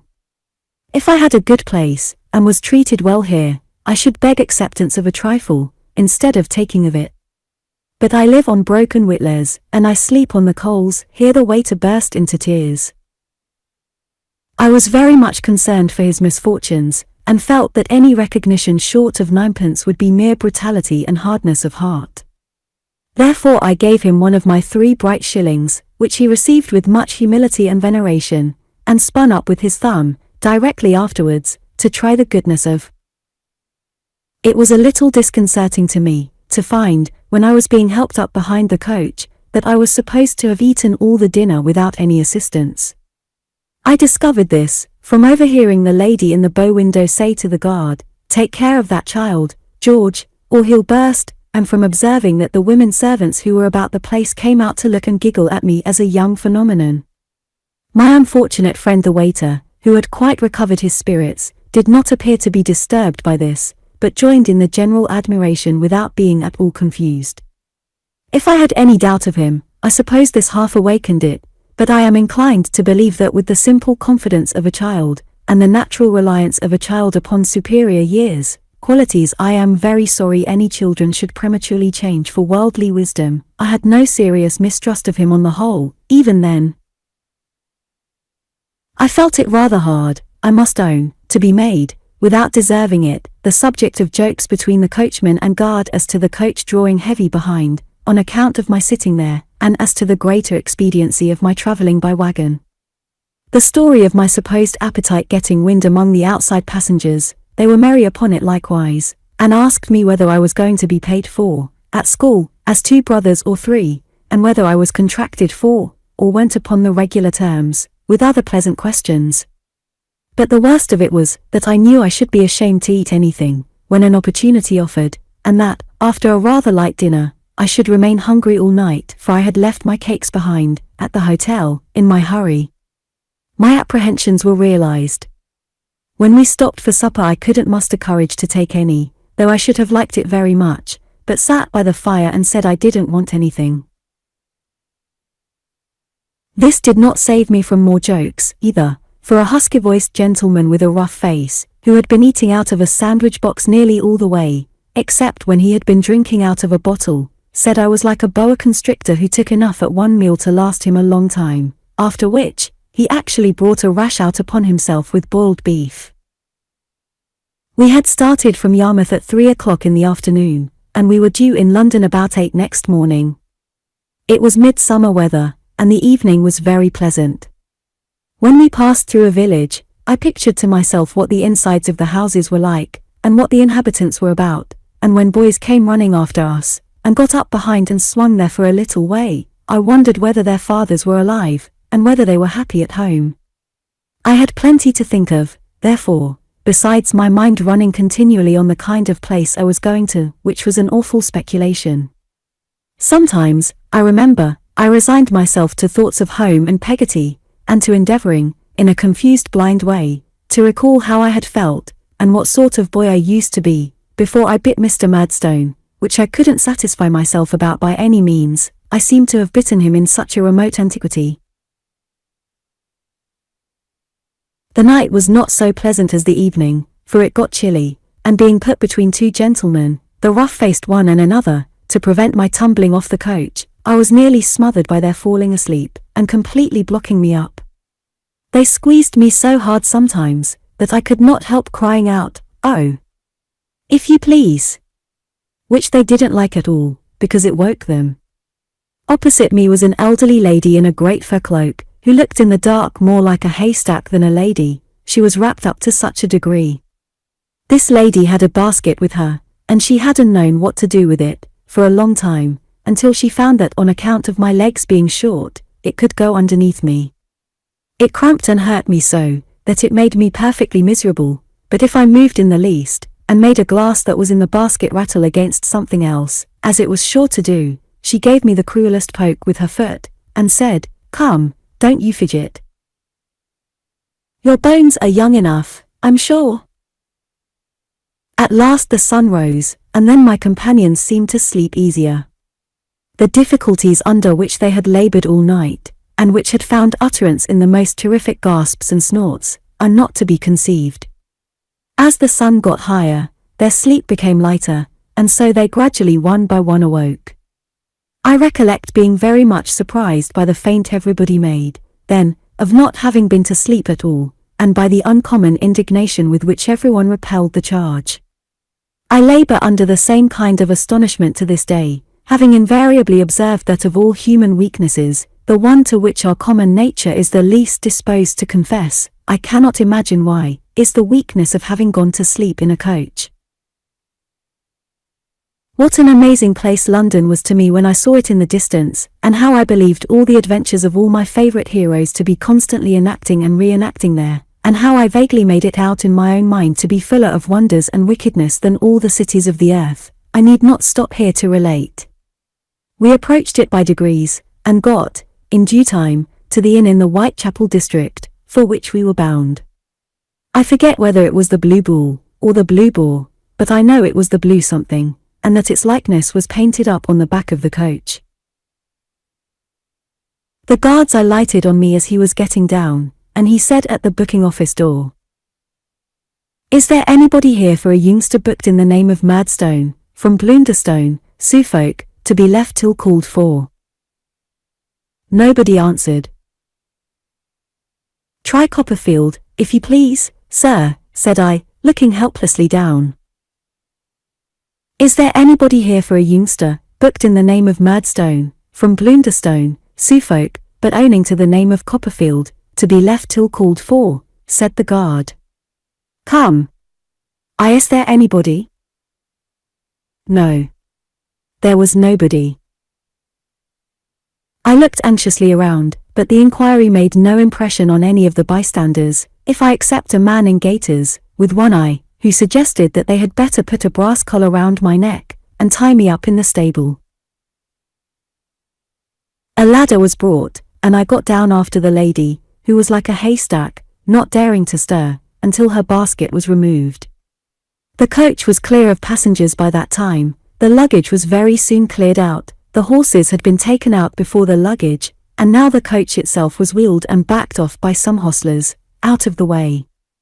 Still, nobody appeared to claim the dusty youngster from Blunderstone, Suffolk.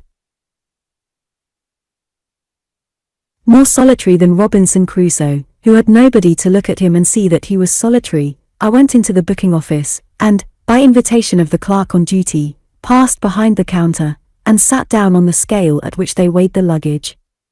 Here, as I sat looking at the parcels, packages, and books, and inhaling the smell of stables, ever since associated with that morning, a procession of most tremendous considerations began to march through my mind.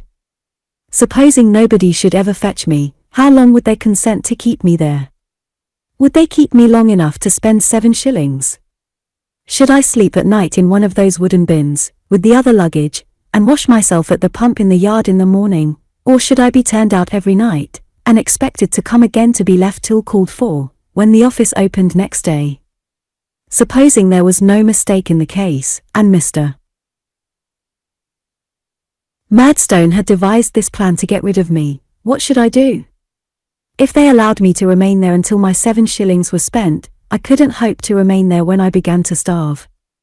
That would obviously be inconvenient and unpleasant to the customers, besides entailing on the blue whatever it was, the risk of funeral expenses. If I started off at once, and tried to walk back home, how could I ever find my way? How could I ever hope to walk so far? How could I make sure of anyone but Peggotty, even if I got back?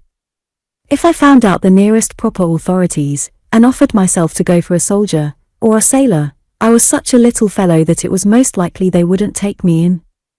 These thoughts, and 100 other such thoughts, turned me burning hot, and made me giddy with apprehension and dismay. I was in the height of my fever when a man entered and whispered to the clerk, who presently slanted me off the scale, and pushed me over to him, as if I were weighed, bought, delivered, and paid for. As I went out of the office, hand in hand with this new acquaintance, I stole a look at him.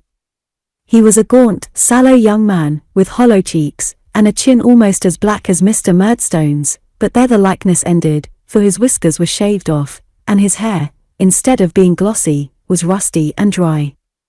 He was dressed in a suit of black clothes which were rather rusty and dry too, and rather short in the sleeves and legs, and he had a white neckkerchief on, that was not over clean.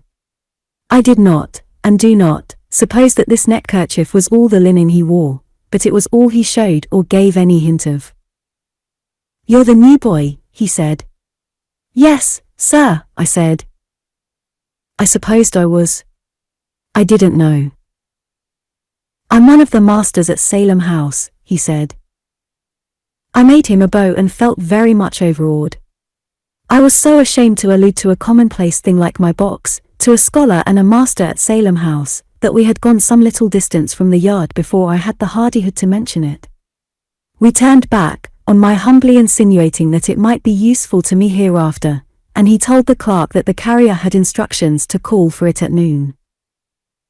"If you please, sir," I said, when we had accomplished about the same distance as before, "is it far?"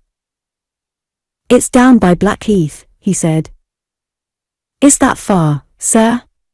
I diffidently asked. It's a good step, he said. We shall go by the stagecoach. It's about 6 miles.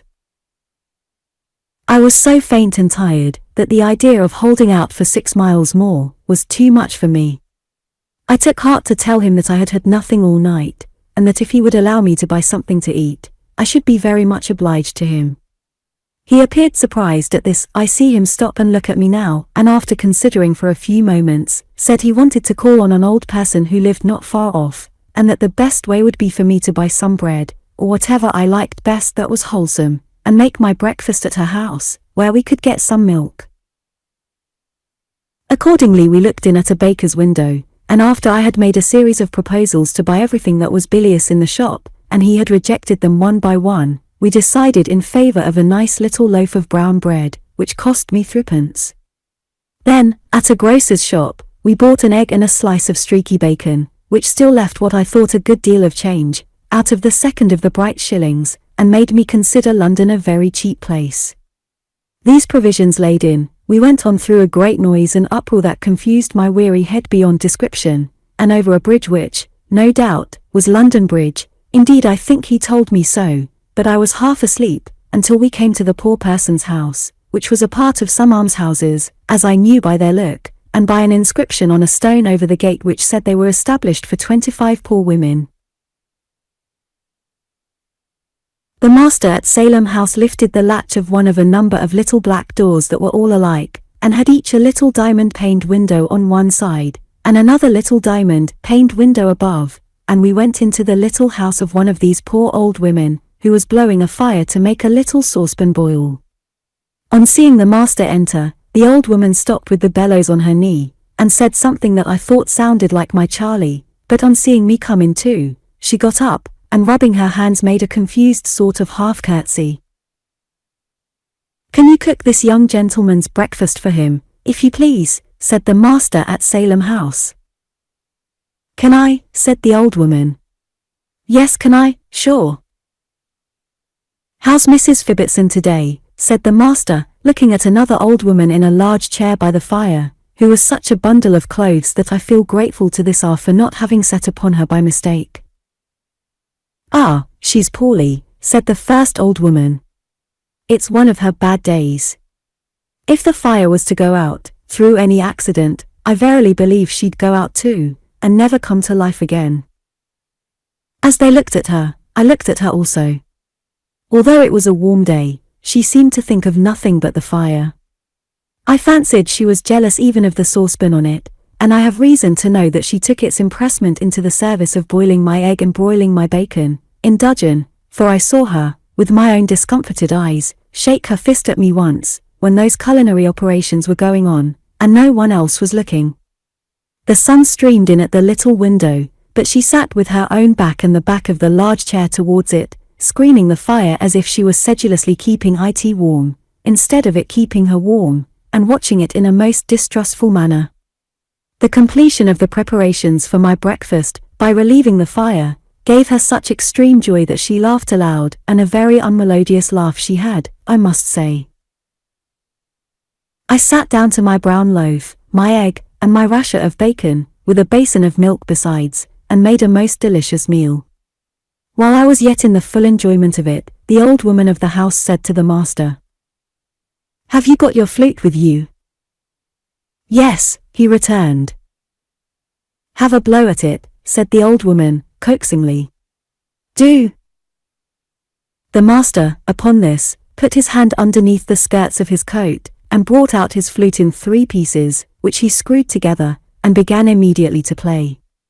My impression is, after many years of consideration, that there never can have been anybody in the world who played worse. He made the most dismal sounds I have ever heard produced by any means, natural or artificial. I don't know what the tunes were, if there were such things in the performance at all, which I doubt, but the influence of the strain upon me was, first, to make me think of all my sorrows until I could hardly keep my tears back, then to take away my appetite, and lastly, to make me so sleepy that I couldn't keep my eyes open. They begin to close again, and I begin to nod, as the recollection rises fresh upon me. Once more the little room, with its open corner cupboard, and its square-backed chairs, and its angular little staircase leading to the room above, and its 3 peacock's feathers displayed over the mantelpiece. I remember wondering when I first went in, what that peacock would have thought if he had known what his finery was doomed to come to fades from before me, and I nod, and sleep. The flute becomes inaudible, the wheels of the coach are heard instead, and I am on my journey. The coach jolts, I wake with a start, and the flute has come back again, and the master at Salem House is sitting with his legs crossed, playing it dolefully, while the old woman of the house looks on delighted. She fades in her turn, and he fades, and all fades, and there is no flute, no master, no Salem House, no David Copperfield, no anything but heavy sleep. I dreamed, I thought, that once while he was blowing into this dismal flute, the old woman of the house, who had gone nearer and nearer to him in her ecstatic admiration, leaned over the back of his chair and gave him an affectionate squeeze round the neck, which stopped his playing for a moment.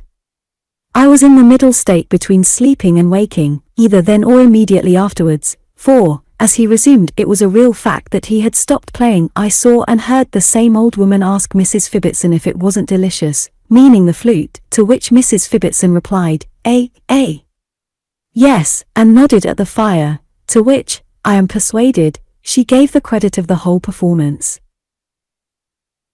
When I seemed to have been dozing a long while, the master at Salem House unscrewed his flute into the 3 pieces, put them up as before, and took me away. We found the coach very near at hand, and got upon the roof, but I was so dead sleepy, that when we stopped on the road to take up somebody else, they put me inside where there were no passengers, and where I slept profoundly, until I found the coach going at a foot-pace up a steep hill among green leaves. Presently, it stopped, and had come to its destination. A short walk brought us, I mean the master and me, to Salem House, which was enclosed with a high brick wall, and looked very dull. Over a door in this wall was a board with Salem House upon it, and through a grating in this door we were surveyed when we rang the bell by a surly face, which I found, on the door being opened, belonged to a stout man with a bull neck, a wooden leg, overhanging temples, and his hair cut close all round his head. "The new boy," said the master. The man with the wooden leg eyed me all over. It didn't take long, for there was not much of me, and locked the gate behind us, and took out the key. We were going up to the house, among some dark heavy trees, when he called after my conductor. "Hello." We looked back, and he was standing at the door of a little lodge, where he lived, with a pair of boots in his hand. "Here. The cobbler's been," he said, "since you've been out, Mr. Mell, and he says he can't mend 'em any more. He says there ain't a bit of the original boot left, and he wonders you expect it." With these words he threw the boots towards Mr. Mell, who went back a few paces to pick them up, and looked at them, very disconsolately, I was afraid, as we went on together. I observed then, for the first time, that the boots he had on were a good deal the worse for wear, and that his stocking was just breaking out in one place, like a bud. Salem House was a square brick building with wings, of a bare and unfurnished appearance. All about it was so very quiet, that I said to Mr. Mell I supposed the boys were out, but he seemed surprised at my not knowing that it was holiday time. That all the boys were at their several homes. That Mr. Creakle, the proprietor, was down by the seaside with Mrs. and Miss Creakle, and that I was sent in holiday time as a punishment for my misdoing, all of which he explained to me as we went along. I gazed upon the schoolroom into which he took me, as the most forlorn and desolate place I had ever seen. I see it now. A long room with 3 long rows of desks, and 6 of forms, and bristling all round with pegs for hats and slates. Scraps of old copybooks and exercises litter the dirty floor. Some silkworms' houses, made of the same materials, are scattered over the desks. 2 miserable little white mice, left behind by their owner, are running up and down in a fusty castle made of pasteboard and wire, looking in all the corners with their red eyes for anything to eat. A bird, in a cage very little bigger than himself, makes a mournful rattle now and then in hopping on his perch, 2 inches high, or dropping from it, but neither sings nor chirps. There is a strange unwholesome smell upon the room, like mildewed corduroys, sweet apples wanting air, and rotten books. There could not well be more ink splashed about it, if it had been roofless from its first construction, and the skies had rained, snowed, hailed, and blown ink through the varying seasons of the year. Mr. Mell having left me while he took his irreparable boots upstairs, I went softly to the upper end of the room, observing all this as I crept along. Suddenly I came upon a pasteboard placard, beautifully written, which was lying on the desk, and bore these words, "Take care of him. He bites." I got upon the desk immediately, apprehensive of at least a great dog underneath. But, though I looked all round with anxious eyes, I could see nothing of him. I was still engaged in peering about, when Mr. Mell came back, and asked me what I did up there. "I beg your pardon, sir," says I, "if you please, I'm looking for the dog." "Dog?" he says. "What dog?" "Isn't it a dog, sir?" "Isn't what a dog?" "That's to be taken care of, sir, that bites." "No, Copperfield," says he, gravely, "that's not a dog. That's a boy. My instructions are, Copperfield, to put this placard on your back. I am sorry to make such a beginning with you, but I must do it." With that he took me down, and tied the placard, which was neatly constructed for the purpose, on my shoulders like a knapsack, and wherever I went, afterwards, I had the consolation of carrying it. What I suffered from that placard, nobody can imagine. Whether it was possible for people to see me or not, I always fancied that somebody was reading it. It was no relief to turn round and find nobody, for wherever my back was, there I imagined somebody always to be. That cruel man with the wooden leg aggravated my sufferings. He was in authority, and if he ever saw me leaning against a tree, or a wall, or the house, he roared out from his lodge door in a stupendous voice, "Hello, you sir. You Copperfield. Show that badge conspicuous, or I'll report you." The playground was a bare gravelled yard, open to all the back of the house and the offices, and I knew that the servants read it, and the butcher read it, and the baker read it, that everybody, in a word, who came backwards and forwards to the house, of a morning when I was ordered to walk there, read that I was to be taken care of, for I recollect that I positively began to have a dread of myself, as a kind of wild boy who did bite. There was an old door in this playground, on which the boys had a custom of carving their names. It was completely covered with such inscriptions. In my dread of the end of the vacation and their coming back, I could not read a boy's name, without inquiring in what tone and with what emphasis he would read, "Take care of him. He bites." There was one boy, a certain J. Steerforth, who cut his name very deep and very often, who, I conceived, would read it in a rather strong voice, and afterwards pull my hair. There was another boy, one Tommy Traddles, who I dreaded would make game of it, and pretend to be dreadfully frightened of me. There was a third, George Demple, who I fancied would sing it. I have looked, a little shrinking creature, at that door, until the owners of all the names, there were 45 of them in the school then, Mr. Mell said, seemed to send me to Coventry by general acclamation, and to cry out, each in his own way, "Take care of him. He bites." It was the same with the places at the desks and forms. It was the same with the groves of deserted bedsteads I peeped at, on my way to, and when I was in, my own bed. I remember dreaming night after night, of being with my mother as she used to be, or of going to a party at Mr. Peggotty's, or of travelling outside the stagecoach, or of dining again with my unfortunate friend the waiter, and in all these circumstances making people scream and stare, by the unhappy disclosure that I had nothing on but my little nightshirt, and that placard. In the monotony of my life, and in my constant apprehension of the reopening of the school, it was such an insupportable affliction.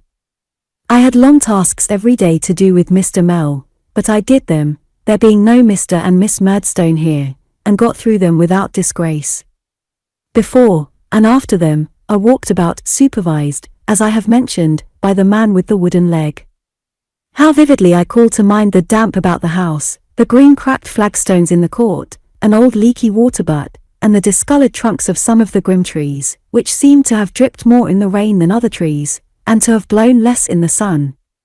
At one we dined, Mr. Mell and I, at the upper end of a long bare dining room, full of deal tables, and smelling of fat.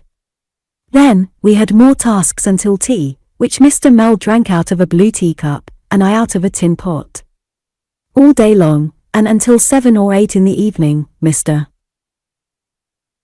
Mell, at his own detached desk in the schoolroom, worked hard with pen, ink, ruler, books, and writing paper, making out the bills, as I found, for last half year. When he had put up his things for the night he took out his flute, and blew at it, until I almost thought he would gradually blow his whole being into the large hole at the top, and ooze away at the keys. I picture my small self in the dimly lighted rooms, sitting with my head upon my hand, listening to the doleful performance of Mr. Mell, and conning tomorrow's lessons. I picture myself with my books shut up, still listening to the doleful performance of Mr. Mell, and listening through it to what used to be at home, and to the blowing of the wind on Yarmouth flats, and feeling very sad and solitary. I picture myself going up to bed, among the unused rooms, and sitting on my bedside crying for a comfortable word from Peggotty. I picture myself coming downstairs in the morning, and looking through a long ghastly gash of a staircase window at the school bell hanging on the top of an outhouse with a weathercock above it, and dreading the time when it shall ring J, Steerforth and the rest to work, which is only second, in my foreboding apprehensions, to the time when the man with the wooden leg shall unlock the rusty gate to give admission to the awful Mr. Creakle.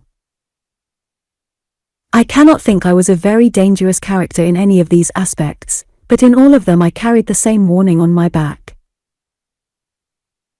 Mr. Mell never said much to me, but he was never harsh to me. I suppose we were company to each other, without talking. I forgot to mention that he would talk to himself sometimes, and grin, and clench his fist, and grind his teeth, and pull his hair in an unaccountable manner. But he had these peculiarities, and at first they frightened me, though I soon got used to them. Chapter 6. I enlarge my circle of acquaintance. I had led this life about a month, when the man with the wooden leg began to stump about with a mop and a bucket of water, from which I inferred that preparations were making to receive Mr. Creakle and the boys. I was not mistaken, for the mop came into the schoolroom before long, and turned out Mr. Mell and me, who lived where we could, and got on how we could, for some days, during which we were always in the way of 2 or 3 young women, who had rarely shown themselves before, and were so continually in the midst of dust that I sneezed almost as much as if Salem House had been a great snuff-box. One day I was informed by Mr. Mell that Mr. Creakle would be home that evening. In the evening, after tea, I heard that he was come. Before bedtime, I was fetched by the man with the wooden leg to appear before him. Mr. Creakle's part of the house was a good deal more comfortable than ours, and he had a snug bit of garden that looked pleasant after the dusty playground, which was such a desert in miniature, that I thought no one but a camel, or a dromedary, could have felt at home in it. It seemed to me a bold thing even to take notice that the passage looked comfortable, as I went on my way, trembling, to Mr. Creakle's presence, which so abashed me, when I was ushered into it, that I hardly saw Mrs. Creakle or Miss Creakle, who were both there, in the parlour, or anything but Mr. Creakle, a stout gentleman with a bunch of watch chain and seals, in an armchair, with a tumbler and bottle beside him. "So," said Mr. Creakle, "this is the young gentleman whose teeth are to be filed. Turn him round." The wooden-legged man turned me about so as to exhibit the placard, and having afforded time for a full survey of it, turned me about again, with my face to Mr. Creakle, and posted himself at Mr. Creakle's side. Mr. Creakle's face was fiery, and his eyes were small, and deep in his head. He had thick veins in his forehead, a little nose, and a large chin. He was bald on the top of his head, and had some thin wet-looking hair that was just turning grey, brushed across each temple, so that the 2 sides interlaced on his forehead. But the circumstance about him which impressed me most, was, that he had no voice, but spoke in a whisper. The exertion this cost him, or the consciousness of talking in that feeble way, made his angry face so much more angry, and his thick veins so much thicker, when he spoke, that I am not surprised, on looking back, at this peculiarity striking me as his chief one. Now, said Mr. Creakle. What's the report of this boy? There's nothing against him yet, returned the man with the wooden leg. There has been no opportunity. I thought Mr. Creakle was disappointed. I thought Mrs. and Miss Creakle, at whom I now glanced for the first time, and who were, both, thin and quiet, were not disappointed. Come here, sir, said Mr. Creakle, beckoning to me. Come here, said the man with the wooden leg, repeating the gesture. I have the happiness of knowing your father-in-law, whispered Mr. Creakle, taking me by the ear, and a worthy man he is, and a man of a strong character. He knows me, and I know him. Do you know me? Hey, said Mr. Creakle, pinching my ear with ferocious playfulness. Not yet, sir, I said, flinching with the pain. Not yet. Hey, repeated Mr. Creakle. But you will soon. Hey? You will soon. Hey, repeated the man with the wooden leg. I afterwards found that he generally acted, with his strong voice, as Mr. Creakle's interpreter to the boys. I was very much frightened, and said, I hoped so, if he pleased. I felt, all this while, as if my ear were blazing, he pinched it so hard. I'll tell you what I am, whispered Mr. Creakle, letting it go at last, with a screw at parting that brought the water into my eyes. I'm a Tartar. A Tartar, said the man with the wooden leg. When I say I'll do a thing, I do it, said Mr. Creakle, and when I say I will have a thing done, I will have it done. Will have a thing done, I will have it done, repeated the man with the wooden leg. I am a determined character, said Mr. Creakle. That's what I am. I do my duty. That's what I do. My flesh and blood, he looked at Mrs. Creakle as he said this, when it rises against me, is not my flesh and blood. I discard it. Has that fellow to the man with the wooden leg been here again? No, was the answer. No, said Mr. Creakle. He knows better. He knows me. Let him keep away. I say let him keep away, said Mr. Creakle, striking his hand upon the table, and looking at Mrs. Creakle, for he knows me. Now you have begun to know me too, my young friend, and you may go. Take him away.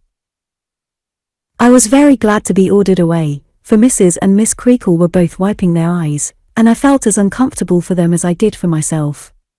But I had a petition on my mind which concerned me so nearly, that I couldn't help saying, though I wondered at my own courage. If you please, sir. Mr. Creakle whispered, Ha! What's this? And bent his eyes upon me, as if he would have burnt me up with them. If you please, sir, I faltered, if I might be allowed, I am very sorry indeed, sir, for what I did, to take this writing off, before the boys come back. Whether Mr. Creakle was in earnest, or whether he only did it to frighten me, I don't know, but he made a burst out of his chair, before which I precipitately retreated, without waiting for the escort of the man with the wooden leg, and never once stopped until I reached my own bedroom, where, finding I was not pursued, I went to bed, as it was time, and lay quaking, for a couple of hours. Next morning Mr. Sharp came back. Mr. Sharp was the first master, and superior to Mr. Mell. Mr. Mell took his meals with the boys, but Mr. Sharp dined and supped at Mr. Creakle's table. He was a limp, delicate-looking gentleman, I thought, with a good deal of nose, and a way of carrying his head on one side, as if it were a little too heavy for him. His hair was very smooth and wavy, but I was informed by the very first boy who came back that it was a wig, a second-hand one he said, and that Mr. Sharp went out every Saturday afternoon to get it curled. It was no other than Tommy Traddles who gave me this piece of intelligence. He was the first boy who returned. He introduced himself by informing me that I should find his name on the right-hand corner of the gate, over the top bolt, upon that I said, Traddles, to which he replied, the same, and then he asked me for a full account of myself and family. It was a happy circumstance for me that Traddles came back first. He enjoyed my placards so much that he saved me from the embarrassment of either disclosure or concealment by presenting me to every other boy who came back, great or small, immediately on his arrival, in this form of introduction: "Look here. Here's a game." Happily, too, the greater part of the boys came back low-spirited, and were not so boisterous at my expense as I had expected.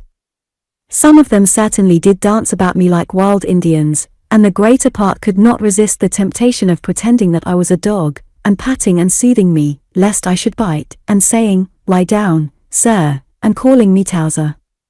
This was naturally confusing, among so many strangers, and cost me some tears, but on the whole it was much better than I had anticipated. I was not considered as being formally received into the school, however, until J. Steerforth arrived. Before this boy, who was reputed to be a great scholar, and was very good-looking, and at least half a dozen years my senior, I was carried as before a magistrate. He inquired, under a shed in the playground, into the particulars of my punishment, and was pleased to express his opinion that it was a jolly shame, for which I became bound to him ever afterwards. "What money have you got, Copperfield?" he said, walking aside with me when he had disposed of my affair in these terms. I told him 7 shillings. "You had better give it to me to take care of," he said. "At least, you can if you like. You needn't if you don't like." I hastened to comply with his friendly suggestion, and opening Peggotty's purse, turned it upside down into his hand.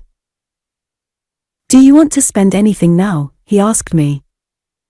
"No thank you," I replied. "You can, if you like, you know," said Steerforth. "Say the word." "No, thank you, sir," I repeated. "Perhaps you'd like to spend a couple of shillings or so, in a bottle of currant wine by and by, up in the bedroom," said Steerforth. "You belong to my bedroom, I find." It certainly had not occurred to me before, but I said, "Yes, I should like that." "Very good," said Steerforth. "You'll be glad to spend another shilling or so, in almond cakes, I dare say." I said, "Yes, I should like that, too." "And another shilling or so in biscuits, and another in fruit, eh?" said Steerforth. "I say, young Copperfield, you're going it." I smiled because he smiled, but I was a little troubled in my mind, too. "Well," said Steerforth, "we must make it stretch as far as we can, that's all. I'll do the best in my power for you. I can go out when I like, and I'll smuggle the prog in." With these words he put the money in his pocket, and kindly told me not to make myself uneasy, he would take care it should be all right. He was as good as his word, if that were all right, which I had a secret misgiving was nearly all wrong, for I feared it was a waste of my mother's 2 half-crowns, though I had preserved the piece of paper they were wrapped in, which was a precious saving. When we went upstairs to bed, he produced the whole 7 shillings worth, and laid it out on my bed in the moonlight, saying, "There you are, young Copperfield, and a royal spread you've got." I couldn't think of doing the honours of the feast, at my time of life. While he was by, my hand shook at the very thought of it. I begged him to do me the favour of presiding, and my request being seconded by the other boys who were in that room, he acceded to it, and sat upon my pillow, handing round the viands, with perfect fairness, I must say, and dispensing the currant wine in a little glass without a foot, which was his own property. As to me, I sat on his left hand, and the rest were grouped about us, on the nearest beds and on the floor.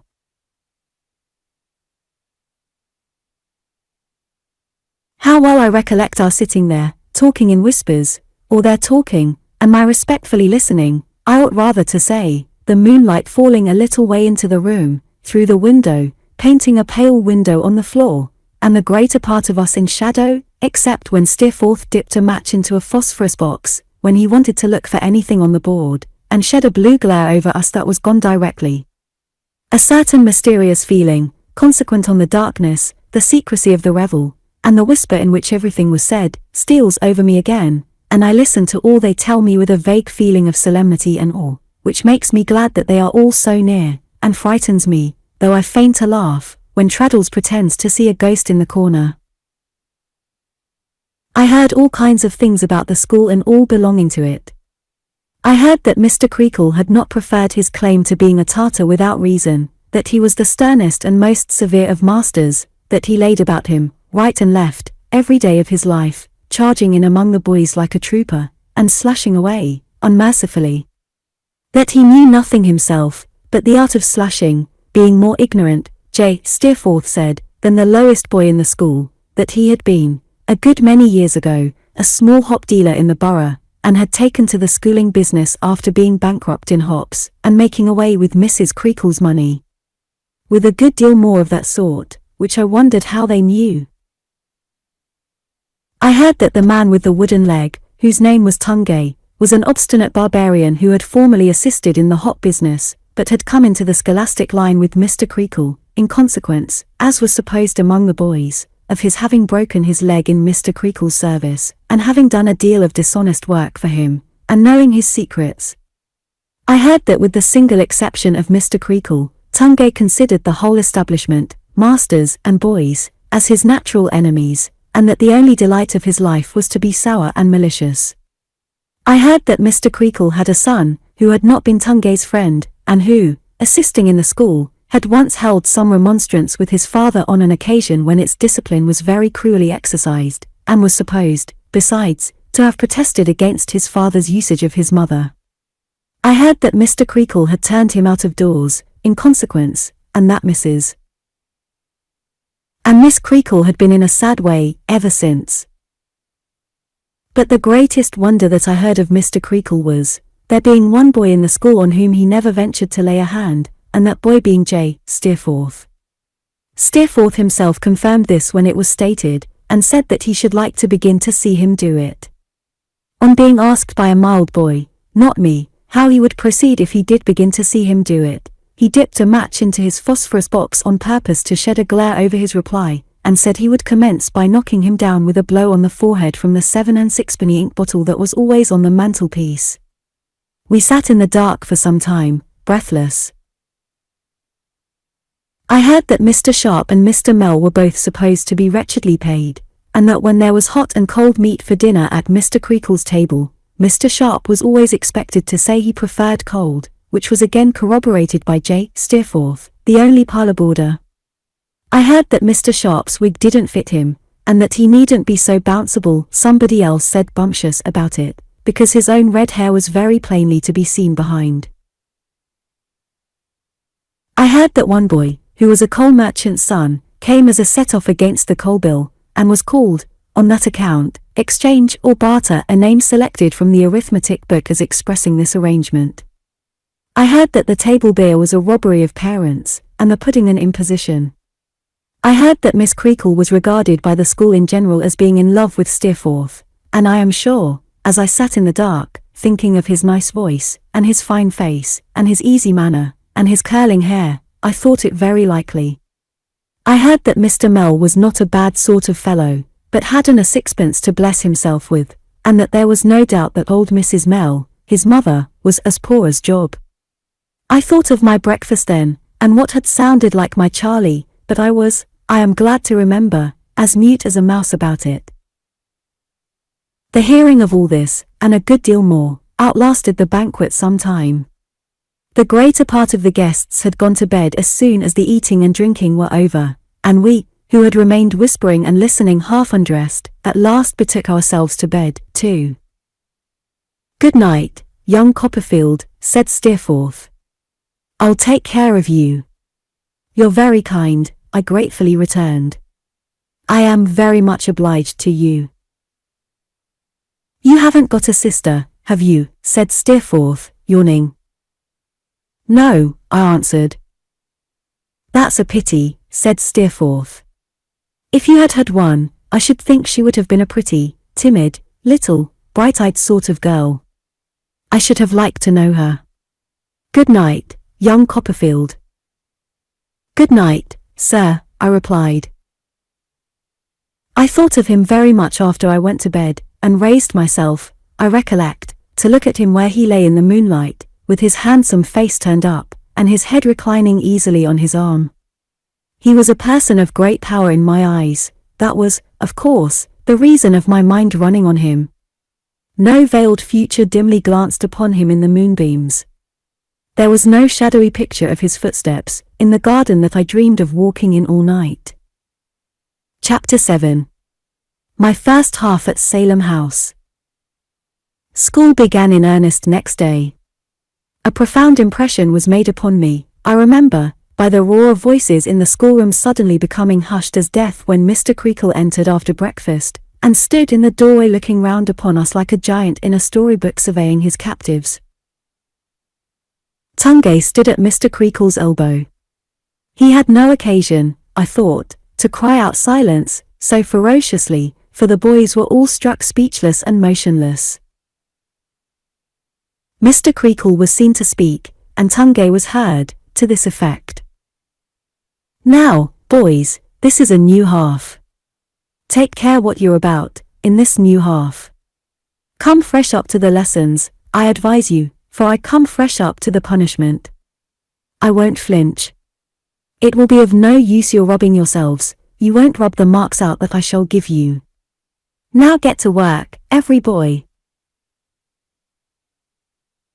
When this dreadful exordium was over, and Tungay had stumped out again, Mr. Creakle came to where I sat, and told me that if I were famous for biting, he was famous for biting, too. He then showed me the cane, and asked me what I thought of that, for a tooth. Was it a sharp tooth, hey? Was it a double tooth, hey? Had it a deep prong, hey? Did it bite, hey? Did it bite? At every question he gave me a fleshy cut with it that made me writhe, so I was very soon made free of Salem House, as Steerforth said, and was very soon in tears also. Not that I mean to say these were special marks of distinction, which only I received.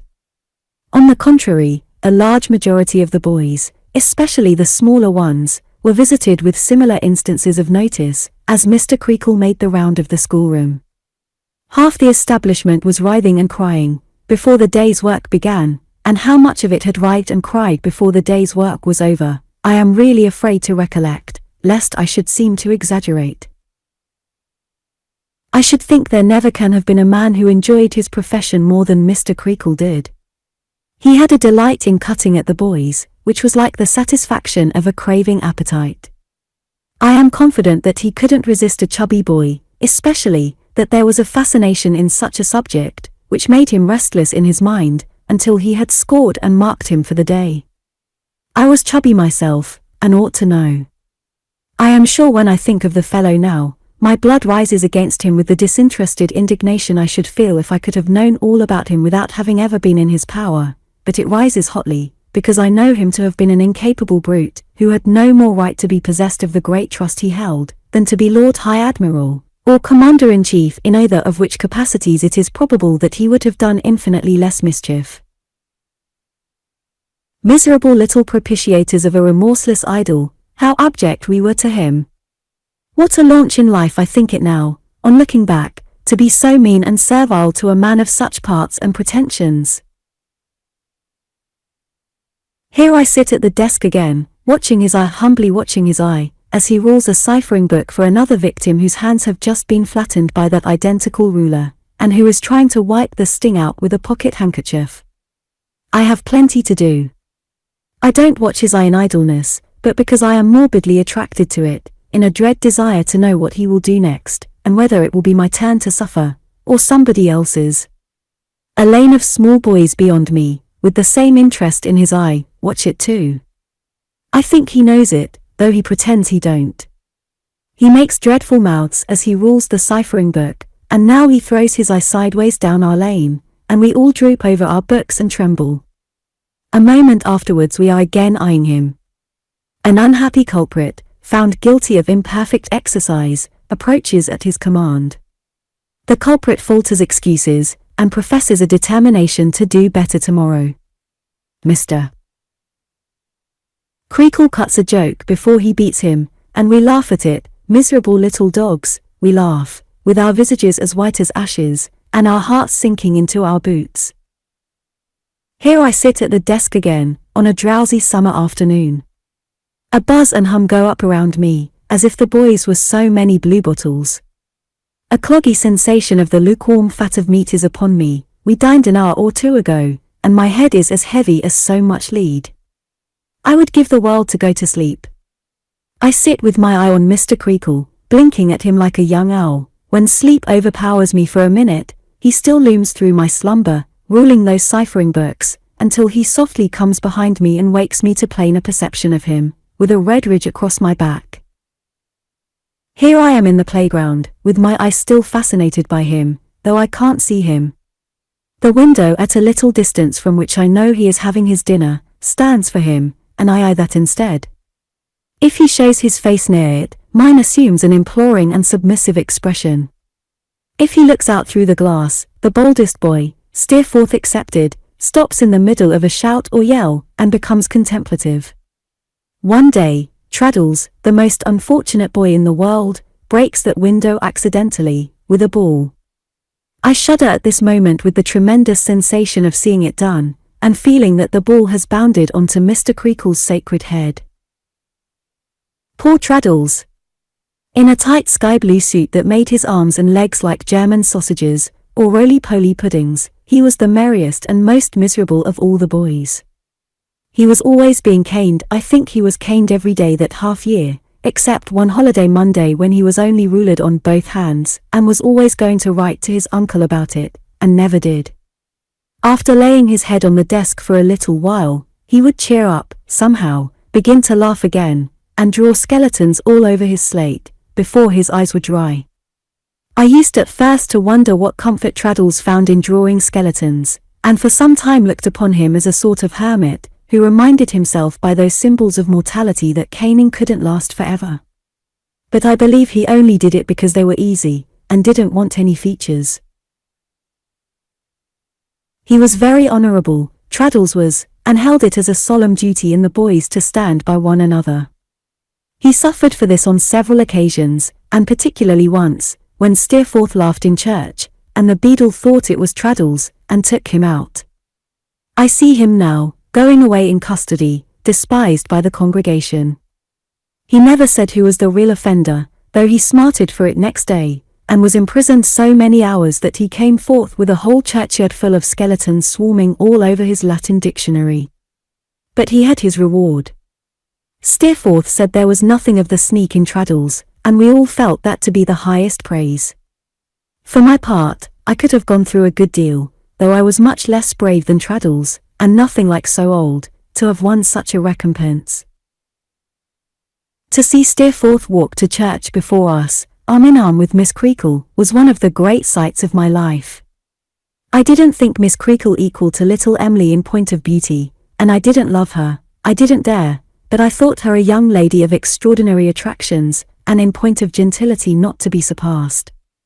When Steerforth, in white trousers, carried her parasol for her, I felt proud to know him, and believed that she could not choose but adore him with all her heart. Mr. Sharp and Mr. Mell were both notable personages in my eyes, but Steerforth was to them what the sun was to 2 stars. Steerforth continued his protection of me, and proved a very useful friend, since nobody dared to annoy one whom he honoured with his countenance. He couldn't, or at all events he didn't, defend me from Mr. Creakle, who was very severe with me, but whenever I had been treated worse than usual, he always told me that I wanted a little of his pluck, and that he wouldn't have stood it himself, which I felt he intended for encouragement, and considered to be very kind of him. There was one advantage, and only one that I know of, in Mr. Creakle's severity. He found my placard in his way when he came up or down behind the form on which I sat, and wanted to make a cut at me in passing. For this reason it was soon taken off, and I saw it no more. An accidental circumstance cemented the intimacy between Steerforth and me, in a manner that inspired me with great pride and satisfaction, though it sometimes led to inconvenience. It happened on one occasion, when he was doing me the honour of talking to me in the playground, that I hazarded the observation that something or somebody, I forget what now, was like something or somebody in Peregrine Pickle. He said nothing at the time, but when I was going to bed at night, asked me if I had got that book. I told him no, and explained how it was that I had read it, and all those other books of which I have made mention. "And do you recollect them?" Steerforth said. "Oh yes," I replied, "I had a good memory, and I believed I recollected them very well." "Then I tell you what, young Copperfield," said Steerforth, "you shall tell them to me. I can't get to sleep very early at night, and I generally wake rather early in the morning. We'll go over them one after another. We'll make some regular Arabian Nights of it." I felt extremely flattered by this arrangement, and we commenced carrying it into execution that very evening. What ravages I committed on my favorite authors in the course of my interpretation of them, I am not in a condition to say, and should be very unwilling to know, but I had a profound faith in them, and I had, to the best of my belief, a simple, earnest manner of narrating what I did narrate, and these qualities went a long way. The drawback was that I was often sleepy at night, or out of spirits and indisposed to resume the story, and then it was rather hard work, and it must be done, for to disappoint or to displease Steerforth was of course out of the question. In the morning, too, when I felt weary, and should have enjoyed another hour's repose very much, it was a tiresome thing to be roused, like the Sultana Scheherazade, and forced into a long story before the getting up bell rang. But Steerforth was resolute, and as he explained to me, in return, my sums and exercises, and anything in my tasks that was too hard for me, I was no loser by the transaction. Let me do myself justice, however. I was moved by no interested or selfish motive, nor was I moved by fear of him. I admired and loved him, and his approval was return enough. It was so precious to me that I look back on these trifles, now, with an aching heart. Steerforth was considerate, too, and showed his consideration, in one particular instance, in an unflinching manner that was a little tantalizing, I suspect, to poor Traddles and the rest. Peggotty's promised letter, what a comfortable letter it was, arrived before the half was many weeks old, and with it a cake in a perfect nest of oranges, and 2 bottles of cowslip wine. This treasure, as in duty bound, I laid at the feet of Steerforth, and begged him to dispense. "Now, I'll tell you what, young Copperfield," said he, "the wine shall be kept to wet your whistle when you are storytelling." I blushed at the idea, and begged him, in my modesty, not to think of it. But he said he had observed I was sometimes hoarse, a little rupee was his exact expression, and it should be, every drop, devoted to the purpose he had mentioned. Accordingly, it was locked up in his box, and drawn off by himself in a phial, and administered to me through a piece of quill in the cork, when I was supposed to be in want of a restorative. Sometimes, to make it a more sovereign specific, he was so kind as to squeeze orange juice into it, or to stir it up with ginger, or dissolve a peppermint drop in it, and although I cannot assert that the flavour was improved by these experiments, or that it was exactly the compound one would have chosen for a stomachic, the last thing at night and the first thing in the morning, I drank it gratefully and was very sensible of his attention. We seem, to me, to have been months over Peregrine, and months more over the other stories. The institution never flagged for want of a story, I am certain, and the wine lasted out almost as well as the matter. Poor Traddles, I never think of that boy but with a strange disposition to laugh, and with tears in my eyes, was a sort of chorus, in general, and affected to be convulsed with mirth at the comic parts, and to be overcome with fear when there was any passage of an alarming character in the narrative. This rather put me out, very often. It was a great jest of his, I recollect, to pretend that he couldn't keep his teeth from chattering, whenever mention was made of an alguazil in connection with the adventures of Gil Blas, and I remember that when Gil Blas met the captain of the robbers in Madrid, this unlucky joker counterfeited such an ague of terror, that he was overheard by Mr. Creakle, who was prowling about the passage, and handsomely flogged for disorderly conduct in the bedroom.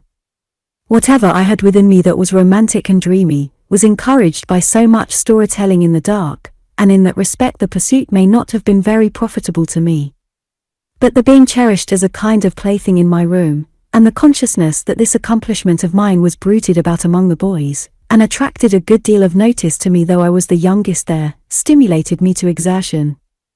In a school carried on by sheer cruelty, whether it is presided over by a dunce or not, there is not likely to be much learnt. I believe our boys were, generally, as ignorant a set as any schoolboys in existence. They were too much troubled and knocked about to learn. They could no more do that to advantage, than anyone can do anything to advantage in a life of constant misfortune, torment, and worry. But my little vanity, and Steerforth's help, urged me on somehow, and without saving me from much, if anything, in the way of punishment, made me, for the time I was there, an exception to the general body, insomuch that I did steadily pick up some crumbs of knowledge. In this I was much assisted by Mr. Mell, who had a liking for me that I am grateful to remember. It always gave me pain to observe that Steerforth treated him with systematic disparagement, and seldom lost an occasion of wounding his feelings, or inducing others to do so. This troubled me the more for a long time, because I had soon told Steerforth, from whom I could no more keep such a secret, than I could keep a cake or any other tangible possession, about the 2 old women Mr. Mell had taken me to see, and I was always afraid that Steerforth would let it out, and twit him with it. We little thought, any one of us, I dare say, when I ate my breakfast that first morning, and went to sleep under the shadow of the peacock's feathers to the sound of the flute, what consequences would come of the introduction into those almshouses of my insignificant person. But the visit had its unforeseen consequences, and of a serious sort, too, in their way. One day when Mr. Creakle kept the house from indisposition, which naturally diffused a lively joy through the school, there was a good deal of noise in the course of the morning's work. The great relief and satisfaction experienced by the boys made them difficult to manage, and though the dreaded Tungay brought his wooden leg in twice or thrice, and took notes of the principal offenders' names, no great impression was made by it, as they were pretty sure of getting into trouble tomorrow, do what they would, and thought it wise, no doubt, to enjoy themselves today. It was, properly, a half-holiday, being Saturday.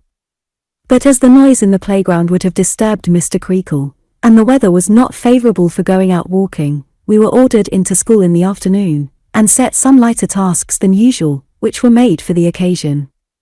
It was the day of the week on which Mr. Sharp went out to get his wig curled, so Mr. Mell, who always did the drudgery, whatever it was, kept school by himself. If I could associate the idea of a bull or a bear with anyone so mild as Mr. Mell, I should think of him, in connection with that afternoon when the uproar was at its height, as of one of those animals, baited by 1,000 dogs. I recall him bending his aching head, supported on his bony hand, over the book on his desk, and wretchedly endeavouring to get on with his tiresome work, amidst an uproar that might have made the Speaker of the House of Commons giddy.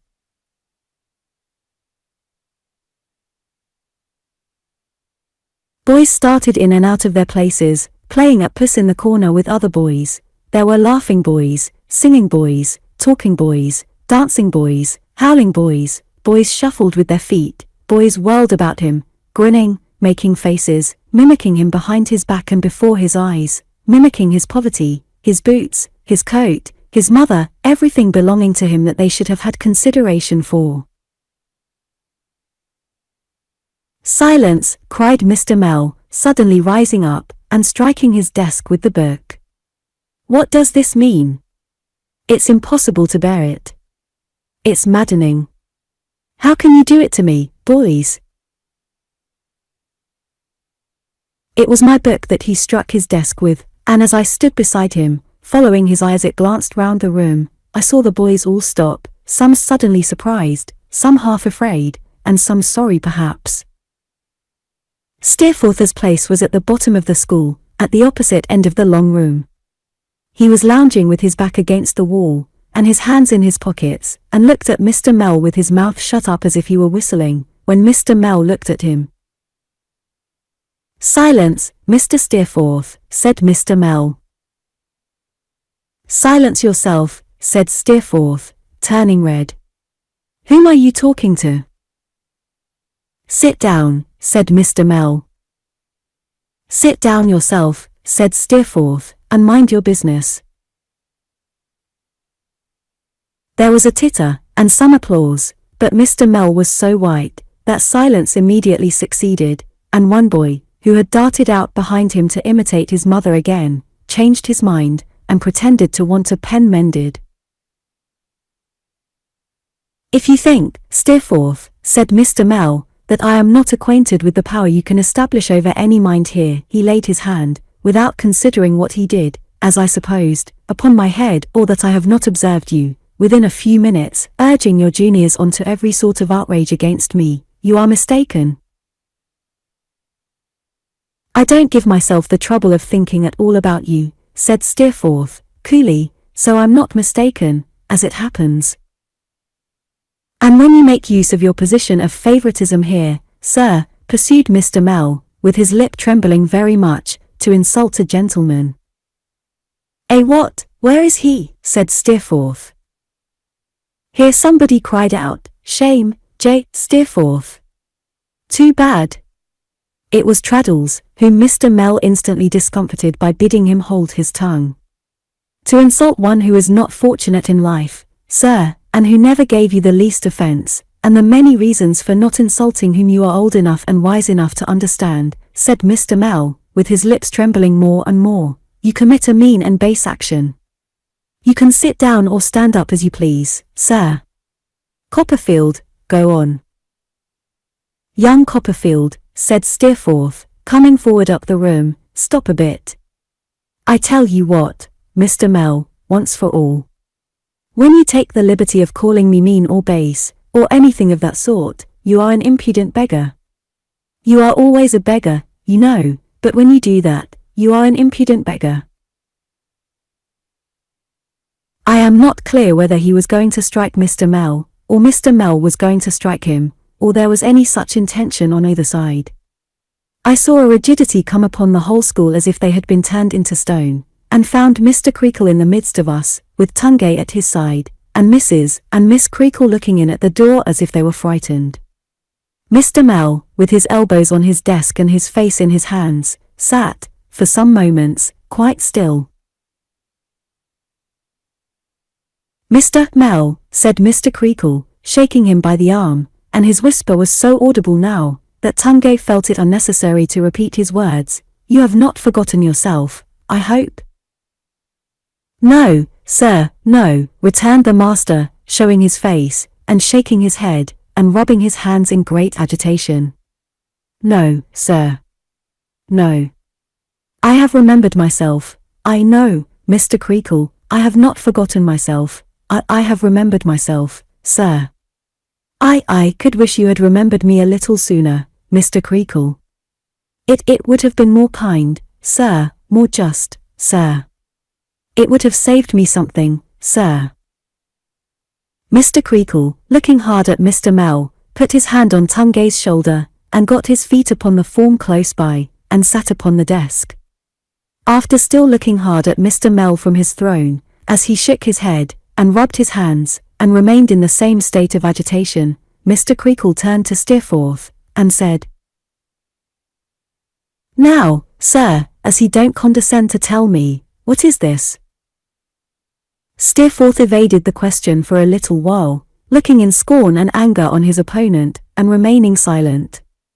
I could not help thinking even in that interval, I remember, what a noble fellow he was in appearance, and how homely and plain Mr. Mell looked opposed to him. "What did he mean by talking about favourites, then?" said Steerforth at length. "Favourites," repeated Mr. Creakle, with the veins in his forehead swelling quickly. "Who talked about favourites?" "He did," said Steerforth. "And pray, what did you mean by that, sir?" demanded Mr. Creakle, turning angrily on his assistant. "I meant, Mr. Creakle," he returned in a low voice, "as I said, that no pupil had a right to avail himself of his position of favoritism to degrade me." "To degrade you," said Mr. Creakle. "My stars! But give me leave to ask you, Mr. What's your name?" And here Mr. Creakle folded his arms, cane and all, upon his chest, and made such a knot of his brows that his little eyes were hardly visible below them, "whether, when you talk about favourites, you showed proper respect to me." "To me, sir," said Mr. Creakle, darting his head at him suddenly, and drawing it back again, the principal of this establishment, and your employer. It was not judicious, sir, I am willing to admit, said Mr. Mell. I should not have done so, if I had been cool. Here Steerforth struck in. Then he said I was mean, and then he said I was base, and then I called him a beggar. If I had been cool, perhaps I shouldn't have called him a beggar. But I did, and I am ready to take the consequences of it. Without considering, perhaps, whether there were any consequences to be taken, I felt quite in a glow at this gallant speech. It made an impression on the boys too, for there was a low stir among them, though no one spoke a word. I am surprised, Steerforth, although your candour does you honour, said Mr. Creakle. Does you honour? Certainly I am surprised, Steerforth, I must say, that you should attach such an epithet to any person employed and paid in Salem House, sir. Steerforth gave a short laugh. That's not an answer, sir, said Mr. Creakle, to my remark. I expect more than that from you, Steerforth. If Mr. Mell looked homely, in my eyes, before the handsome boy, it would be quite impossible to say how homely Mr. Creakle looked. Let him deny it, said Steerforth. Deny that he is a beggar, Steerforth, cried Mr. Creakle. Why, where does he go a-begging? If he is not a beggar himself, his near relations one, said Steerforth. It's all the same. He glanced at me, and Mr. Mell's hand gently patted me upon the shoulder. I looked up with a flush upon my face and remorse in my heart, but Mr. Mell's eyes were fixed on Steerforth. He continued to pat me kindly on the shoulder, but he looked at him. Since you expect me, Mr. Creakle, to justify myself, said Steerforth, and to say what I mean, what I have to say is, that his mother lives on charity in an almshouse. Mr. Mell still looked at him, and still patted me kindly on the shoulder, and said to himself, in a whisper, if I heard right, yes, I thought so. Mr. Creakle turned to his assistant, with a severe frown and laboured politeness. Now, you hear what this gentleman says, Mr. Mell. Have the goodness, if you please, to set him right before the assembled school. He is right, sir, without correction, returned Mr. Mell, in the midst of a dead silence. What he has said is true. Be so good then as declare publicly, will you, said Mr. Creakle, putting his head on one side, and rolling his eyes round the school, whether it ever came to my knowledge until this moment. I believe not directly, he returned. Why, you know not, said Mr. Creakle. Don't you, man? I apprehend you never supposed my worldly circumstances to be very good, replied the assistant. You know what my position is, and always has been, here. I apprehend, if you come to that, said Mr. Creakle, with his veins swelling again bigger than ever, that you've been in a wrong position altogether, and mistook this for a charity school. Mr. Mell, we'll part, if you please. The sooner the better. There is no time, answered Mr. Mell, rising, like the present. Sir, to you, said Mr. Creakle. I take my leave of you, Mr. Creakle, and all of you, said Mr. Mell, glancing round the room, and again patting me gently on the shoulders. James Steerforth, the best wish I can leave you is that you may come to be ashamed of what you have done today. At present I would prefer to see you anything rather than a friend, to me, or to anyone in whom I feel an interest. Once more he laid his hand upon my shoulder, and then taking his flute and a few books from his desk, and leaving the key in it for his successor, he went out of the school, with his property under his arm. Mr. Creakle then made a speech, through Tungay, in which he thanked Steerforth for asserting, though perhaps too warmly, the independence and respectability of Salem House, and which he wound up by shaking hands with Steerforth, while we gave 3 cheers. I did not quite know what for, but I supposed for Steerforth, and so joined in them ardently, though I felt miserable.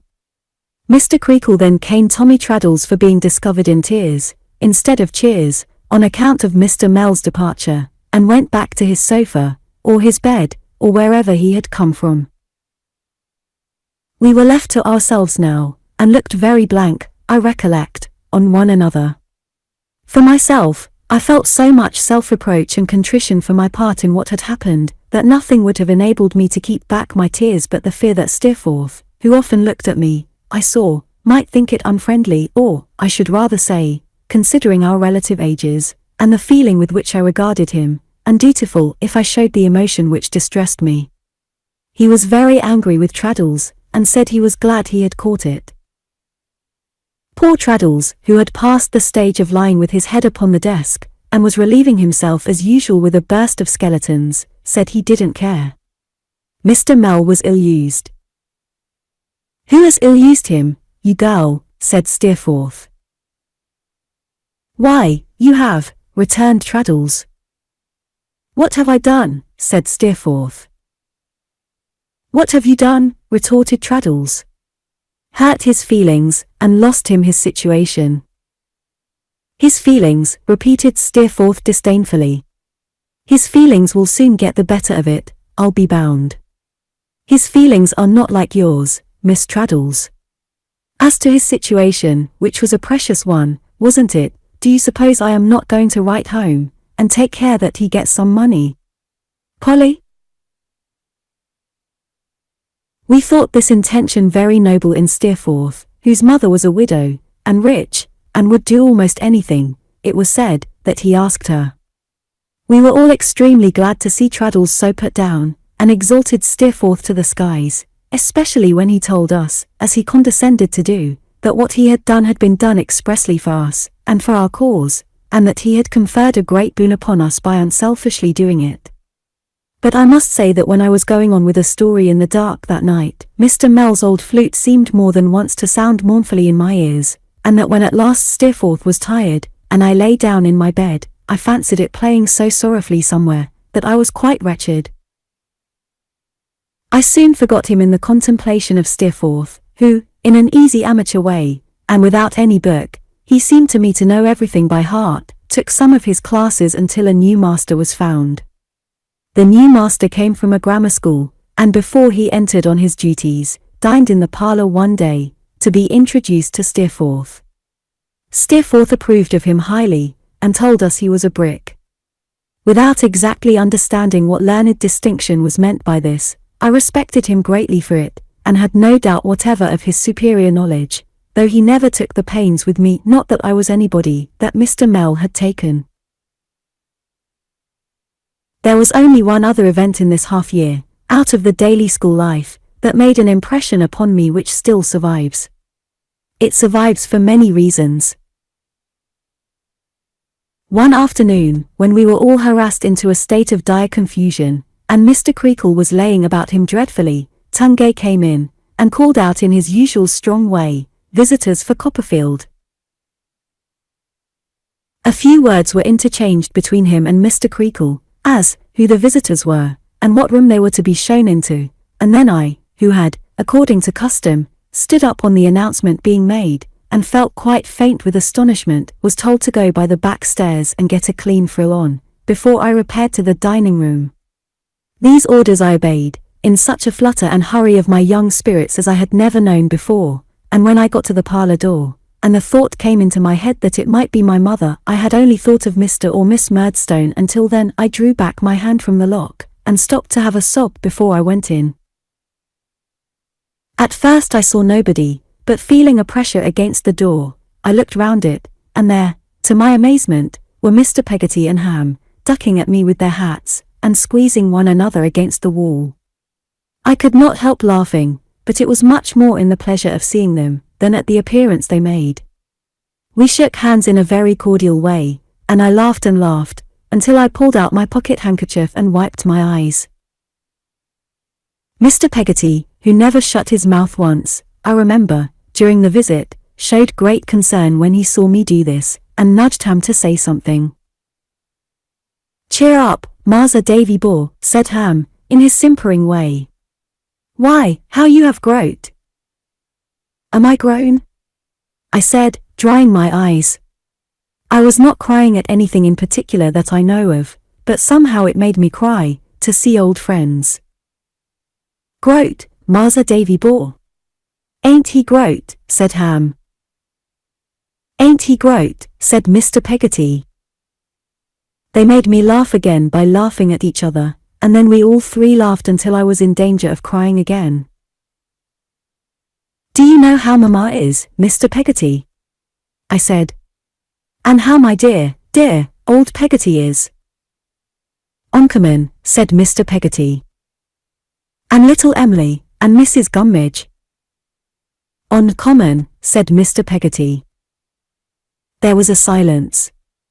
Mr. Peggotty, to relieve it, took 2 prodigious lobsters, and an enormous crab, and a large canvas bag of shrimps, out of his pockets, and piled them up in Ham's arms. You see, said Mr. Peggotty, knowing as you was partial to a little relish with your witlers when you was along with us, we took the liberty. The old mother biled 'em, she did. Mrs. Gummidge biled 'em. Yes, said Mr. Peggotty, slowly, who I thought appeared to stick to the subject on account of having no other subject ready. Mrs. Gummidge, I do assure you, she biled 'em. I expressed my thanks, and Mr. Peggotty, after looking at Ham, who stood smiling sheepishly over the shellfish, without making any attempt to help him, said, We come, you see, the wind and tide making in our favour, in one of our Yarmouth lugs to Gravesend. My sister she wrote to me the name of this here place, and wrote to me as if ever I chanced to come to Gravesend, I was to come over and inquire for Master Davy and give her duty, humbly wishing him well and reporting of the family as they was uncommon to be sure. Little Emily, you see, she'll write to my sister when I go back, as I see you and as you was similarly uncommon, and so we make it quite a merry-go-rounder. I was obliged to consider a little before I understood what Mr. Peggotty meant by this figure, expressive of a complete circle of intelligence. I then thanked him heartily, and said, with a consciousness of reddening, that I supposed little Emily was altered too, since we used to pick up shells and pebbles on the beach. She's getting to be a woman, that's what she's getting to be, said Mr. Peggotty. Ask him. He meant Ham, who beamed with delight and assent over the bag of shrimps. Her pretty face, said Mr. Peggotty, with his own shining like a light. Her learning, said Ham. Her writing, said Mr. Peggotty. Why, it's as black as jet. And so large it is, you might see it anywheres. It was perfectly delightful to behold with what enthusiasm Mr. Peggotty became inspired when he thought of his little favourite. He stands before me again, his bluff hairy face irradiating with a joyful love and pride, for which I can find no description. His honest eyes fire up, and sparkle, as if their depths were stirred by something bright. His broad chest heaves with pleasure. His strong loose hands clench themselves, in his earnestness, and he emphasizes what he says with a right arm that shows, in my pygmy view, like a sledgehammer. Ham was quite as earnest as he. I dare say they would have said much more about her, if they had not been abashed by the unexpected coming in of Steerforth, who, seeing me in a corner speaking with 2 strangers, stopped in a song he was singing, and said, I didn't know you were here, young Copperfield. For it was not the usual visiting room, and crossed by us on his way out. I am not sure whether it was in the pride of having such a friend as Steerforth, or in the desire to explain to him how I came to have such a friend as Mr. Peggotty, that I called to him as he was going away. But I said, modestly, good heaven, how it all comes back to me this long time afterwards. Don't go, Steerforth, if you please. These are 2 Yarmouth boatmen, very kind, good people, who are relations of my nurse, and have come from Gravesend to see me.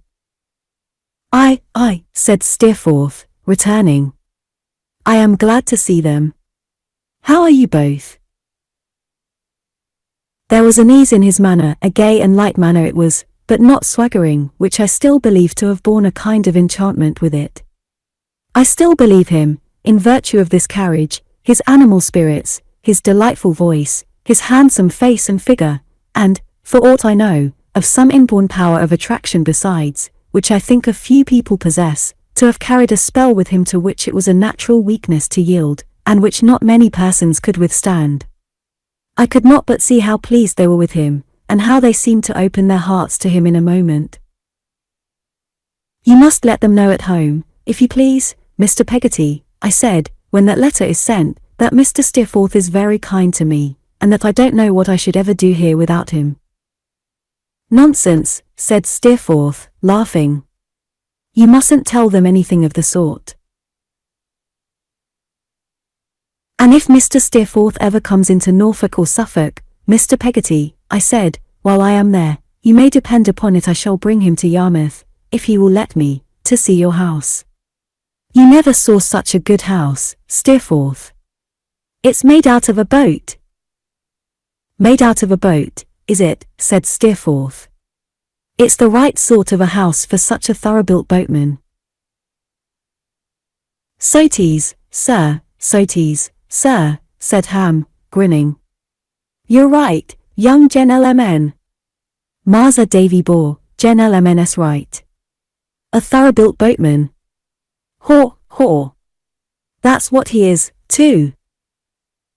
Mr. Peggotty was no less pleased than his nephew, though his modesty forbade him to claim a personal compliment so vociferously.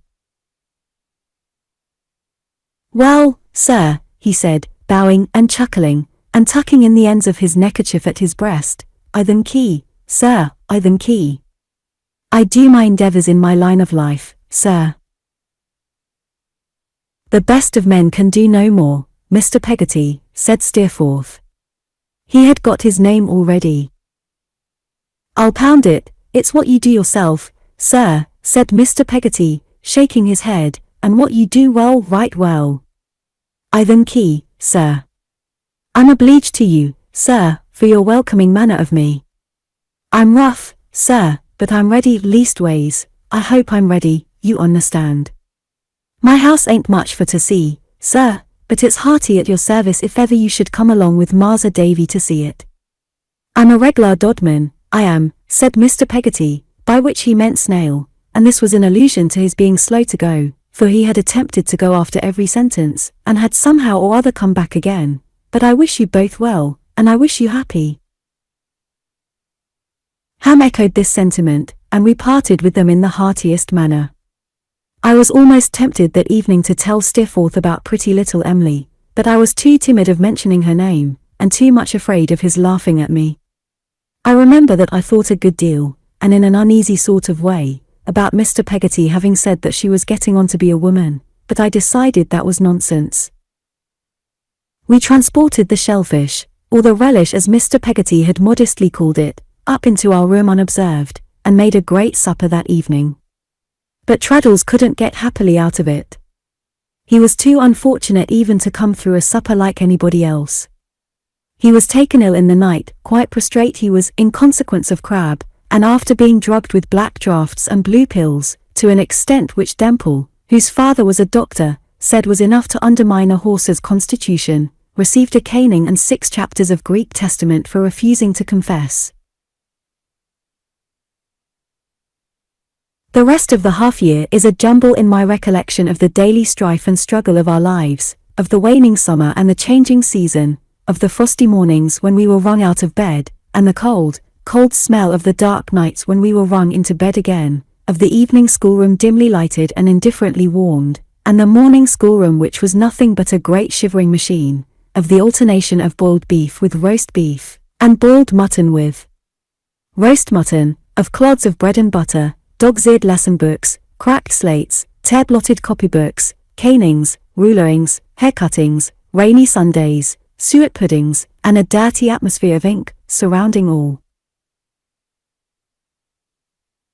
I well remember though, how the distant idea of the holidays, after seeming for an immense time to be a stationary speck, began to come towards us, and to grow and grow. How from counting months, we came to weeks, and then to days, and how I then began to be afraid that I should not be sent for, and when I learnt from Steerforth that I had been sent for, and was certainly to go home, had dim forebodings that I might break my leg first. How the breaking up day changed its place fast, at last, from the week after next to next week, this week, the day after tomorrow, tomorrow, today, tonight, when I was inside the Yarmouth mail, and going home. I I had many a broken sleep inside the Yarmouth mail, and many an incoherent dream of all these things. But when I awoke at intervals, the ground outside the window was not the playground of Salem House, and the sound in my ears was not the sound of Mr. Creakle giving it to Traddles, but the sound of the coachman touching up the horses.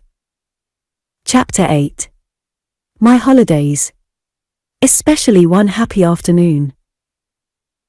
When we arrived before day at the inn where the mail stopped, which was not the inn where my friend the waiter lived, I was shown up to a nice little bedroom, with dolphin painted on the door.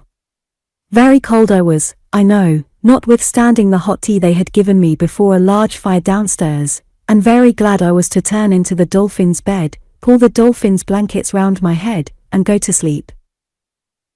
Mr. Barkis the carrier was to call for me in the morning at 9 o'clock. I got up at 8, a little giddy from the shortness of my night's rest, and was ready for him before the appointed time. He received me exactly as if not 5 minutes had elapsed since we were last together, and I had only been into the hotel to get change for sixpence, or something of that sort. As soon as I and my box were in the cart, and the carrier seated, the lazy horse walked away with us all at his accustomed pace. "You look very well, Mr. Barkis," I said, thinking he would like to know it.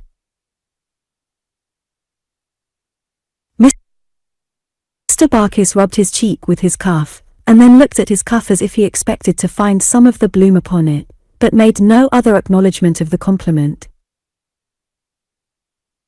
"I gave your message, Mr. Barkis," I said. "I wrote to Peggotty."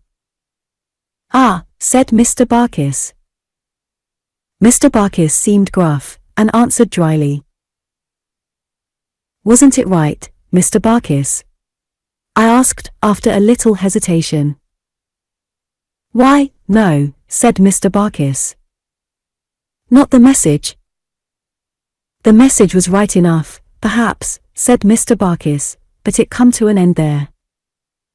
Not understanding what he meant, I repeated inquisitively, "Came to an end, Mr. Barkis?" "Nothing come of it," he explained, looking at me sideways. No answer. "There was an answer expected, was there, Mr. Barkis?" said I, opening my eyes. For this was a new light to me. "When a man says his will in," said Mr. Barkis, turning his glance slowly on me again, "it's as much as to say, that man's waiting for an answer." "Well, Mr. Barkis?" "Well," said Mr. Barkis, carrying his eyes back to his horse's ears, "that man's been waiting for an answer ever since." "Have you told her so, Mr. Barkis?" No, growled Mr. Barkis, reflecting about it. "I ain't got no call to go and tell her so. I never said 6 words to her myself, I ain't going to tell her so." "Would you like me to do it, Mr. Barkis?" said I, doubtfully. "You might tell her, if you would," said Mr. Barkis, with another slow look at me, that Barkis was waiting for an answer. "Says you, what name is it?" "Her name?" "Ah," said Mr. Barkis, with a nod of his head. "Peggotty." "Chris'en name?" "Or nat'ral name," said Mr. Barkis. "Oh, it's not her Christian name. Her Christian name is Clara." "Is it though?" said Mr. Barkis. He seemed to find an immense fund of reflection in this circumstance, and sat pondering and inwardly whistling for some time. "Well," he resumed at length. "Says you, Peggotty. Barkis is waiting for an answer. Says she, perhaps, answer to what? Says you, to what I told you. What is that, says she. Barkis is will in, says you." This extremely artful suggestion Mr. Barkis accompanied with a nudge of his elbow that gave me quite a stitch in my side. After that, he slouched over his horse in his usual manner, and made no other reference to the subject except, half an hour afterwards, taking a piece of chalk from his pocket, and writing up, inside the tilt of the cart, "Clara Peggotty," apparently as a private memorandum. Ah, what a strange feeling it was to be going home when it was not home, and to find that every object I looked at reminded me of the happy old home, which was like a dream I could never dream again. The days when my mother and I and Peggotty were all in all to one another, and there was no one to come between us, rose up before me so sorrowfully on the road, that I am not sure I was glad to be there, not sure but that I would rather have remained away, and forgotten it in Steerforth's company. But there I was, and soon I was at our house, where the bare old elm trees wrung their many hands in the bleak wintry air, and shreds of the old rooks' nests drifted away upon the wind. The carrier put my box down at the garden gate, and left me. I walked along the path towards the house, glancing at the windows, and fearing at every step to see Mr. Murdstone or Miss Murdstone lowering out of one of them. No face appeared, however, and being come to the house, and knowing how to open the door, before dark, without knocking, I went in with a quiet, timid step. God knows how infantine the memory may have been, that was awakened within me by the sound of my mother's voice in the old parlour, when I set foot in the hall. She was singing in a low tone. I think I must have lain in her arms, and heard her singing so to me when I was but a baby. The strain was new to me, and yet it was so old that it filled my heart brimful, like a friend come back from a long absence. I believed, from the solitary and thoughtful way in which my mother murmured her song, that she was alone. And I went softly into the room. She was sitting by the fire, suckling an infant, whose tiny hand she held against her neck. Her eyes were looking down upon its face, and she sat singing to it. I was so far right, that she had no other companion. I spoke to her, and she started, and cried out. But seeing me, she called me her dear Davy, her own boy. And coming half across the room to meet me, kneeled down upon the ground and kissed me, and laid my head down on her bosom near the little creature that was nestling there, and put its hand to my lips. I wish I had died. I wish I had died then, with that feeling in my heart. I should have been more fit for heaven than I ever have been since. He is your brother, said my mother, fondling me. Davy, my pretty boy. My poor child. Then she kissed me more and more, and clasped me round the neck. This she was doing when Peggotty came running in, and bounced down on the ground beside us, and went mad about us both for a quarter of an hour. It seemed that I had not been expected so soon, the carrier being much before his usual time. It seemed, too, that Mr. and Miss Murdstone had gone out upon a visit in the neighbourhood, and would not return before night. I had never hoped for this.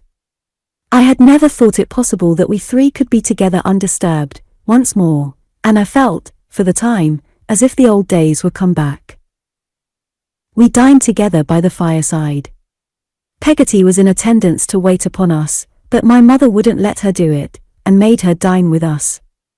I had my own old plate, with a brown view of a man-o'-war in full sail upon it, which Peggotty had hoarded somewhere all the time I had been away, and would not have had broken, she said, for £100.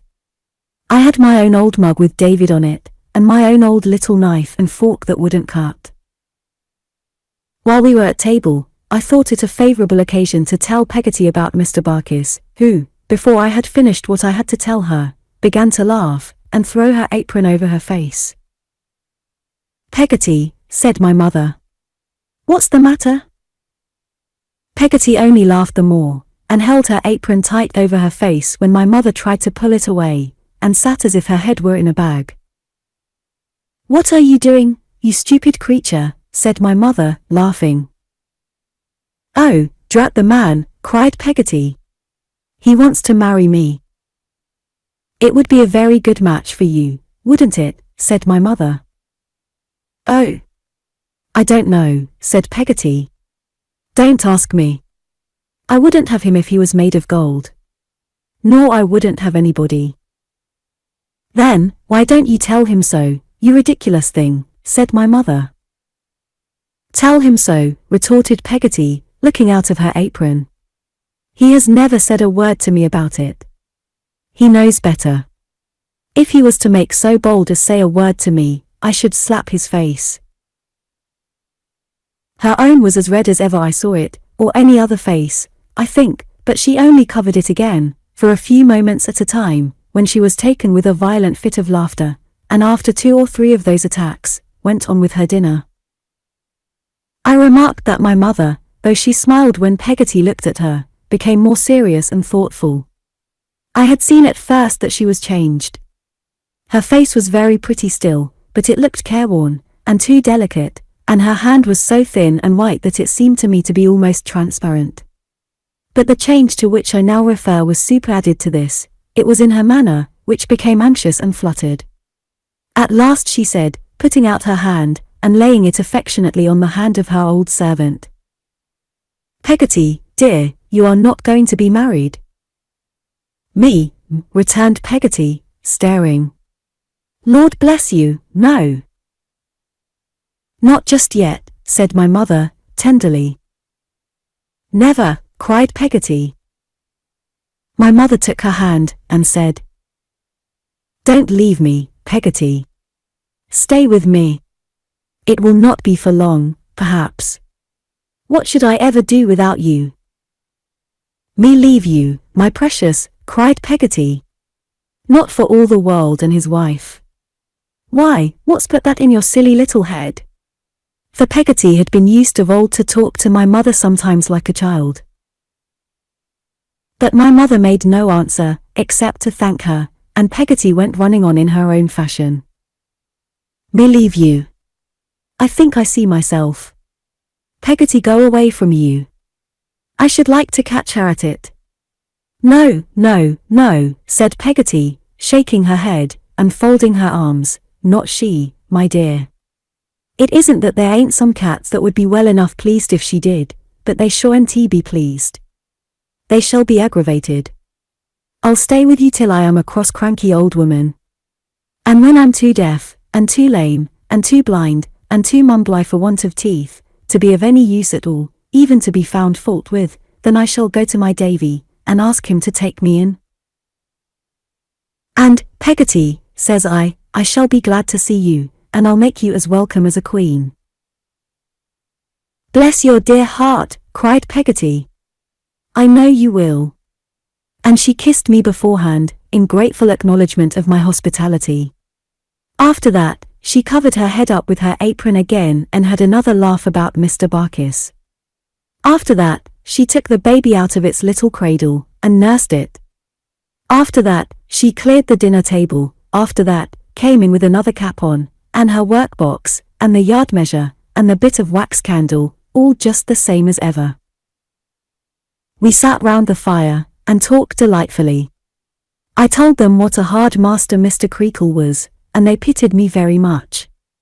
I told them what a fine fellow Steerforth was, and what a patron of mine, and Peggotty said she would walk a score of miles to see him. I took the little baby in my arms when it was awake, and nursed it lovingly. When it was asleep again, I crept close to my mother's side according to my old custom, broken now a long time, and sat with my arms embracing her waist, and my little red cheek on her shoulder, and once more felt her beautiful hair drooping over me like an angel's wing as I used to think, I recollect, and was very happy indeed. While I sat thus, looking at the fire, and seeing pictures in the red-hot coals, I almost believed that I had never been away, that Mr. and Miss Murdstone were such pictures, and would vanish when the fire got low, and that there was nothing real in all that I remembered, save my mother, Peggotty, and I. Peggotty darned away at a stocking as long as she could see, and then sat with it drawn on her left hand like a glove, and her needle in her right, ready to take another stitch whenever there was a blaze. I cannot conceive whose stockings they can have been that Peggotty was always darning, or where such an unfailing supply of stockings in want of darning can have come from. From my earliest infancy she seems to have been always employed in that class of needlework, and never by any chance in any other. "I wonder," said Peggotty, who was sometimes seized with a fit of wondering on some most unexpected topic, "what's become of Davy's great-aunt?"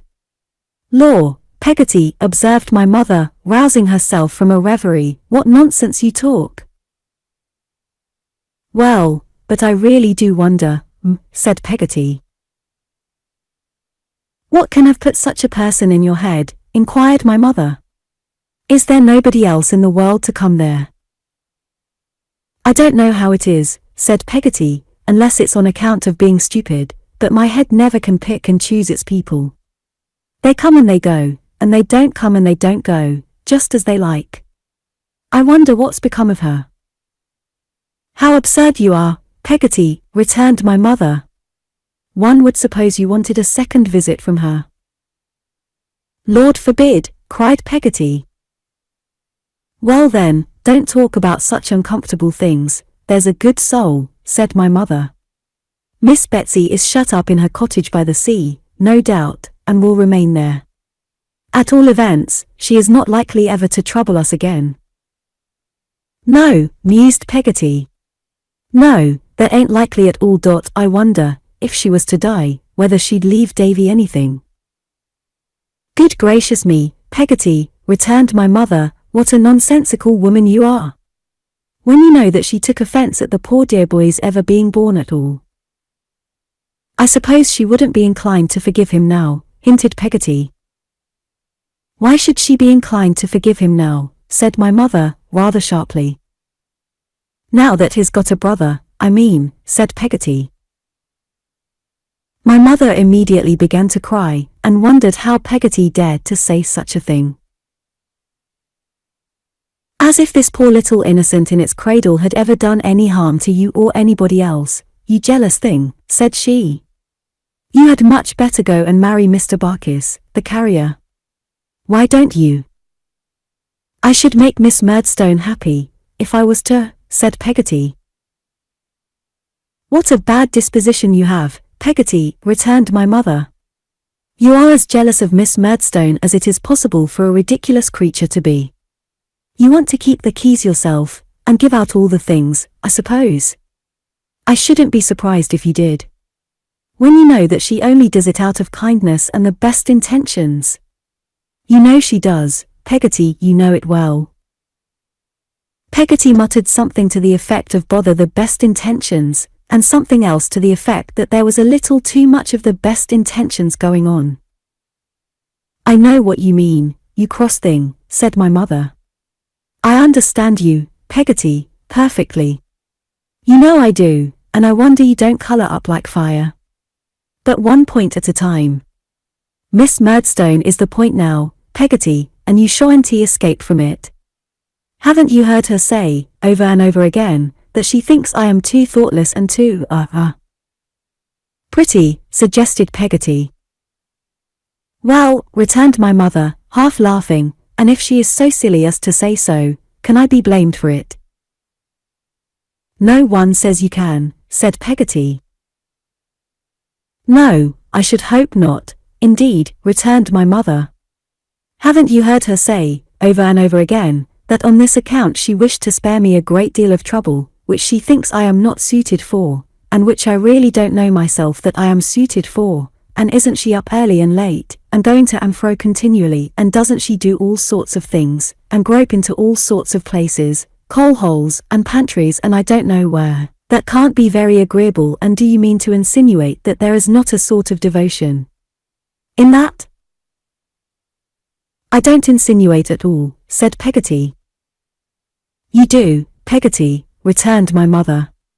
"You never do anything else, except your work. You are always insinuating. You revel in it. And when you talk of Mr. Murdstone's good intentions—" "I never talked of 'em," said Peggotty. "No, Peggotty," returned my mother, "but you insinuated. That's what I told you just now. That's the worst of you. You will insinuate. I said, at the moment, that I understood you, and you see I did. When you talk of Mr. Murdstone's good intentions, and pretend to slight them, for I don't believe you really do, in your heart, Peggotty, you must be as well convinced as I am how good they are, and how they actuate him in everything.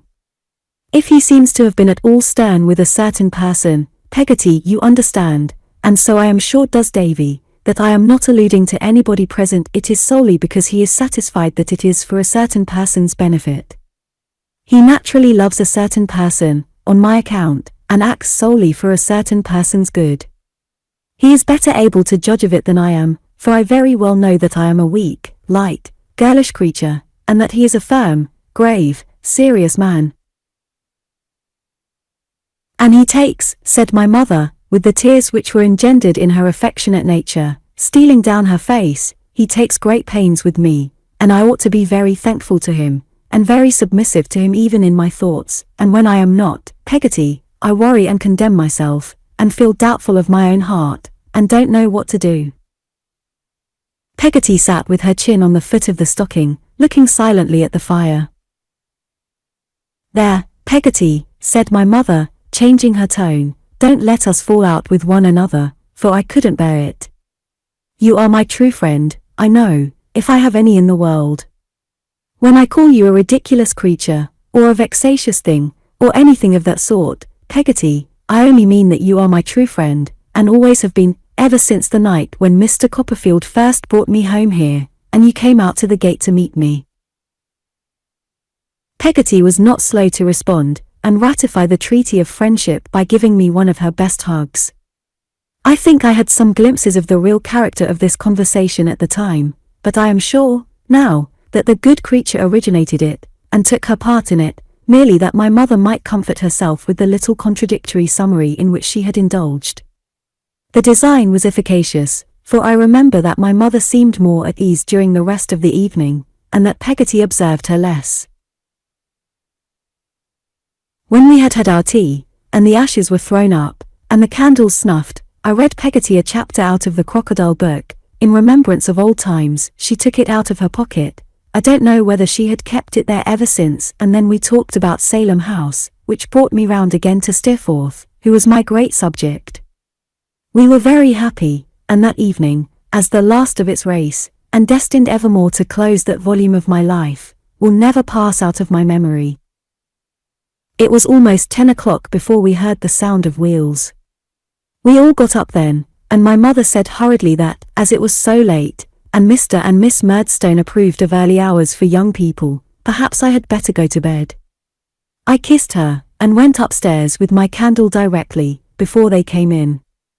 It appeared to my childish fancy, as I ascended to the bedroom where I had been imprisoned, that they brought a cold blast of air into the house which blew away the old familiar feeling like a feather.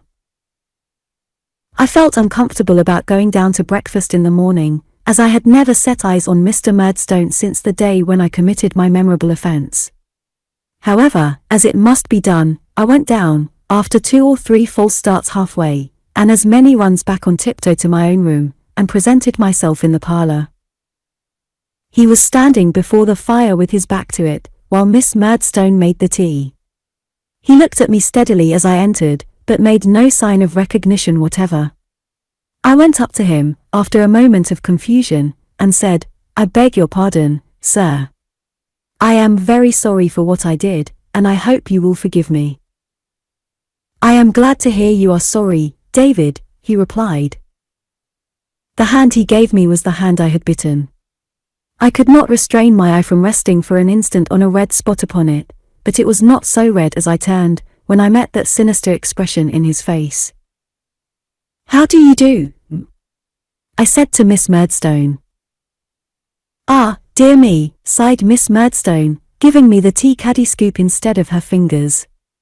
How long are the holidays? A month. Counting from when? From today.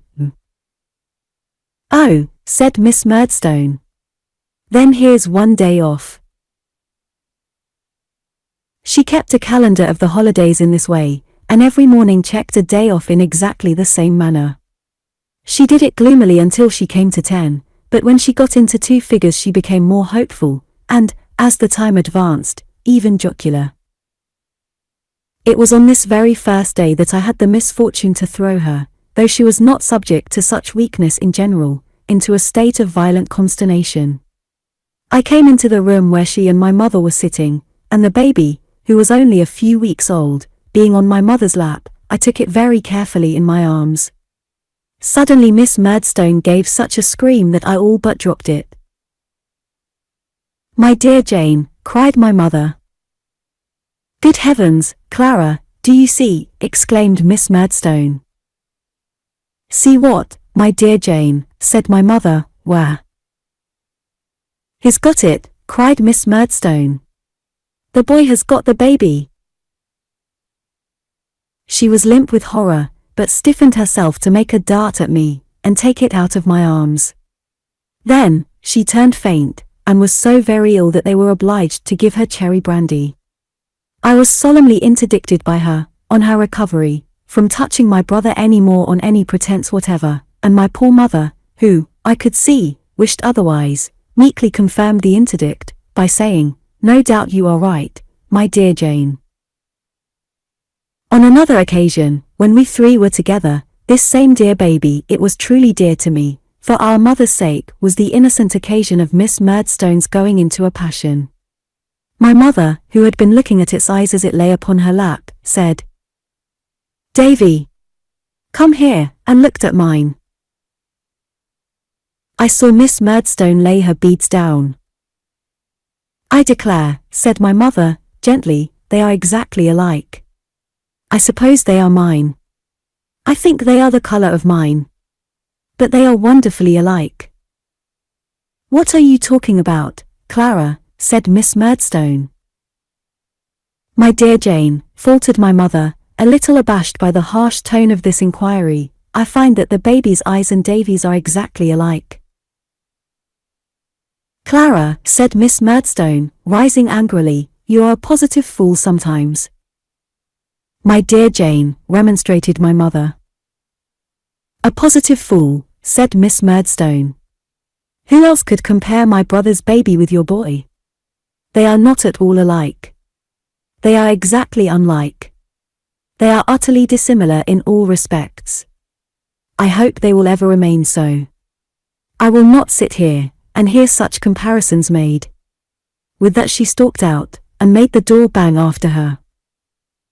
In short, I was not a favorite with Miss Murdstone.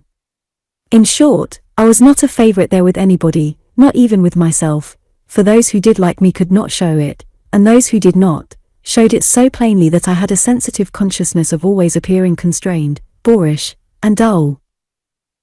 I felt that I made them as uncomfortable as they made me. If I came into the room where they were, and they were talking together and my mother seemed cheerful, an anxious cloud would steal over her face from the moment of my entrance. If Mr. Murdstone were in his best humor, I checked him. If Miss Murdstone were in her worst, I intensified it. I had perception enough to know that my mother was the victim always, that she was afraid to speak to me or to be kind to me, lest she should give them some offense by her manner of doing so, and receive a lecture afterwards, that she was not only ceaselessly afraid of her own offending, but of my offending, and uneasily watched their looks if I only moved. Therefore I resolved to keep myself as much out of their way as I could, and many a wintry hour did I hear the church clock strike, when I was sitting in my cheerless bedroom, wrapped in my little greatcoat, poring over a book. In the evening, sometimes, I went and sat with Peggotty in the kitchen. There I was comfortable, and not afraid of being myself. But neither of these resources was approved of in the parlor. The tormenting humor which was dominant there stopped them both. I was still held to be necessary to my poor mother's training, and, as one of her trials, could not be suffered to absent myself. "David," said Mr. Murdstone, one day after dinner when I was going to leave the room as usual, "I am sorry to observe that you are of a sullen disposition." "As sulky as a bear," said Miss Murdstone. I stood still, and hung my head. "Now, David," said Mr. Murdstone, "a sullen obdurate disposition is, of all tempers, the worst. And the boy's is, of all such dispositions that ever I have seen," remarked his sister, "the most confirmed and stubborn. I think, my dear Clara, even you must observe it." "I beg your pardon, my dear Jane," said my mother, "but are you quite sure? I am certain you'll excuse me, my dear Jane, that you understand Davy." "I should be somewhat ashamed of myself, Clara," returned Miss Murdstone, "if I could not understand the boy, or any boy. I don't profess to be profound, but I do lay claim to common sense." "No doubt, my dear Jane," returned my mother, "your understanding is very vigorous." "Oh dear, no. Pray don't say that, Clara," interposed Miss Murdstone, angrily. But I am sure it is, resumed my mother, and everybody knows it is. I profit so much by it myself, in many ways, at least I ought to, that no one can be more convinced of it than myself, and therefore I speak with great diffidence, my dear Jane, I assure you. We'll say I don't understand the boy, Clara, returned Miss Murdstone, arranging the little fetters on her wrists. We'll agree, if you please, that I don't understand him at all. He is much too deep for me. But perhaps my brother's penetration may enable him to have some insight into his character. And I believe my brother was speaking on the subject when we not very decently interrupted him. I think, Clara, said Mr. Murdstone, in a low grave voice, that there may be better and more dispassionate judges of such a question than you.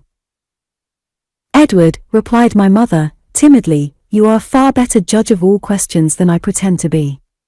Both you and Jane are. I only said. You only said something weak and inconsiderate, he replied. Try not to do it again, my dear Clara, and keep a watch upon yourself. My mother's lips moved, as if she answered yes, my dear Edward, but she said nothing aloud. I was sorry, David, I remarked, said Mr. Murdstone, turning his head and his eyes stiffly towards me, to observe that you are of a sullen disposition. This is not a character that I can suffer to develop itself beneath my eyes without an effort at improvement. You must endeavor, sir, to change it. We must endeavor to change it for you. I beg your pardon, sir, I faltered. I have never meant to be sullen since I came back.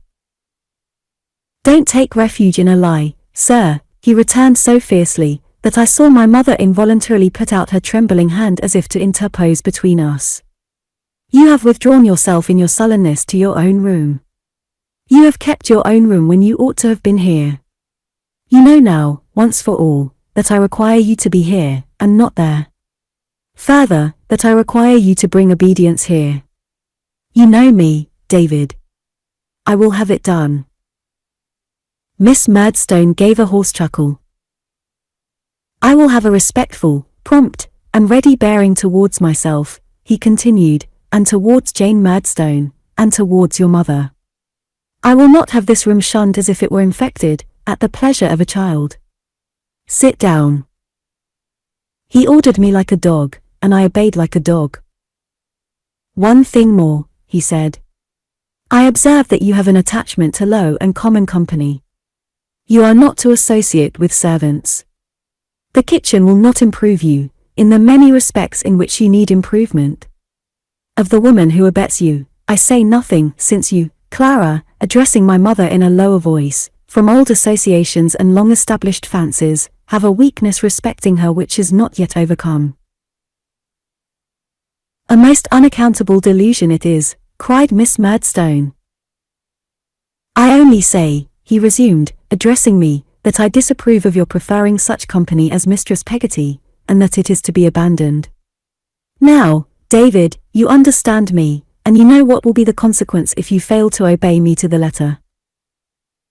I knew well, better perhaps than he thought, as far as my poor mother was concerned, and I obeyed him to the letter. I retreated to my own room no more, I took refuge with Peggotty no more, but sat wearily in the parlour day after day, looking forward to night, and bedtime.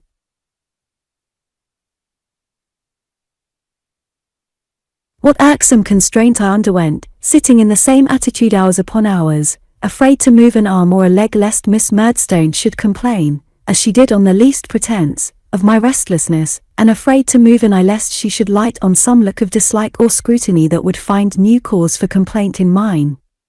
What intolerable dullness to sit listening to the ticking of the clock, and watching Miss Murdstone's little shiny steel beads as she strung them, and wondering whether she would ever be married, and if so, to what sort of unhappy man, and counting the divisions in the moulding of the chimney-piece, and wandering away, with my eyes, to the ceiling, among the curls and corkscrews in the paper on the wall.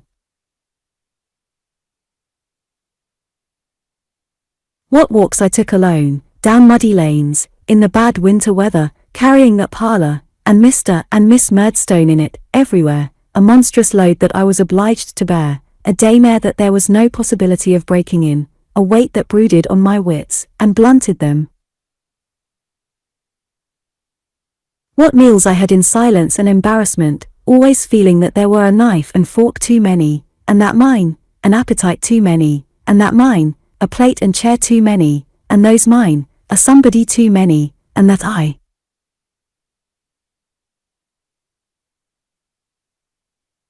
What evenings, when the candles came, and I was expected to employ myself, but, not daring to read an entertaining book, pored over some hard-headed, harder-hearted treatise on arithmetic, when the tables of weights and measures set themselves to tunes, as Rule Britannia, or away with melancholy, when they wouldn't stand still to be learnt, but would go threading my grandmother's needle through my unfortunate head, in at one ear and out at the other. What yawns and dozes I lapsed into, in spite of all my care, what starts I came out of concealed sleeps with, what answers I never got, to little observations that I rarely made, what a blank space I seemed, which everybody overlooked, and yet was in everybody's way, what a heavy relief it was to hear Miss Murdstone hail the first stroke of 9 at night, and order me to bed. Thus the holidays lagged away, until the morning came when Miss Murdstone said, "Here's the last day off," and gave me the closing cup of tea of the vacation. I was not sorry to go. I had lapsed into a stupid state, but I was recovering a little and looking forward to Steerforth, albeit Mr. Creakle loomed behind him. Again Mr. Barkis appeared at the gate, and again Miss Murdstone in her warning voice, said, "Clara," when my mother bent over me, to bid me farewell. I kissed her, and my baby brother, and was very sorry then, but not sorry to go away, for the gulf between us was there, and the parting was there, every day. And it is not so much the embrace she gave me, that lives in my mind, though it was as fervent as could be, as what followed the embrace. I was in the carrier's cart when I heard her calling to me. I looked out, and she stood at the garden gate alone, holding her baby up in her arms for me to see.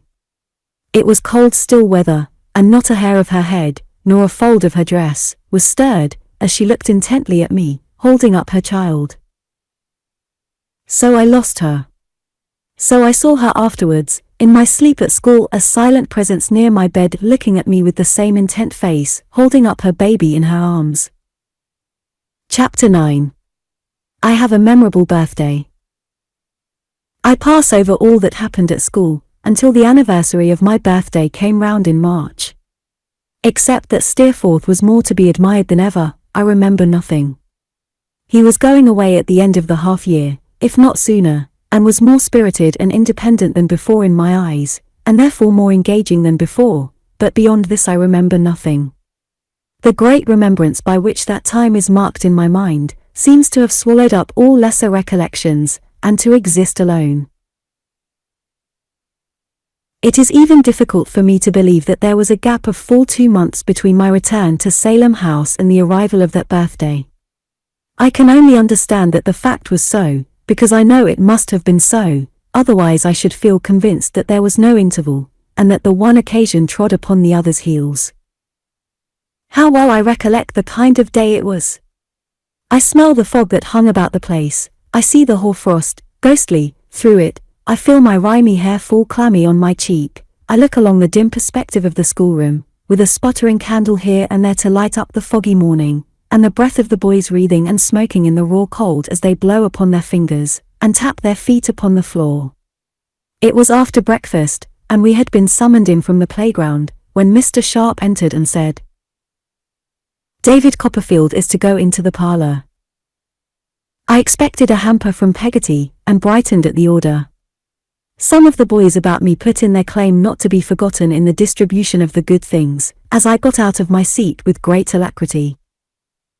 "Don't hurry, David," said Mr. Sharp. "There's time enough, my boy, don't hurry."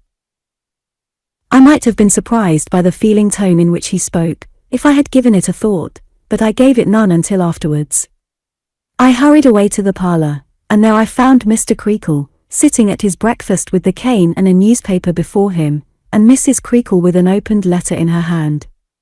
But no hamper. "David Copperfield," said Mrs. Creakle, leading me to a sofa, and sitting down beside me. "I want to speak to you very particularly. I have something to tell you, my child. Mr. Creakle, at whom of course I looked, shook his head without looking at me, and stopped up a sigh with a very large piece of buttered toast. You are too young to know how the world changes every day, said Mrs. Creakle, and how the people in it pass away.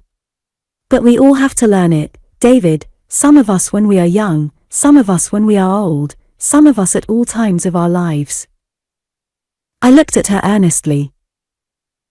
When you came away from home at the end of the vacation, said Mrs. Creakle, after a pause, were they all well?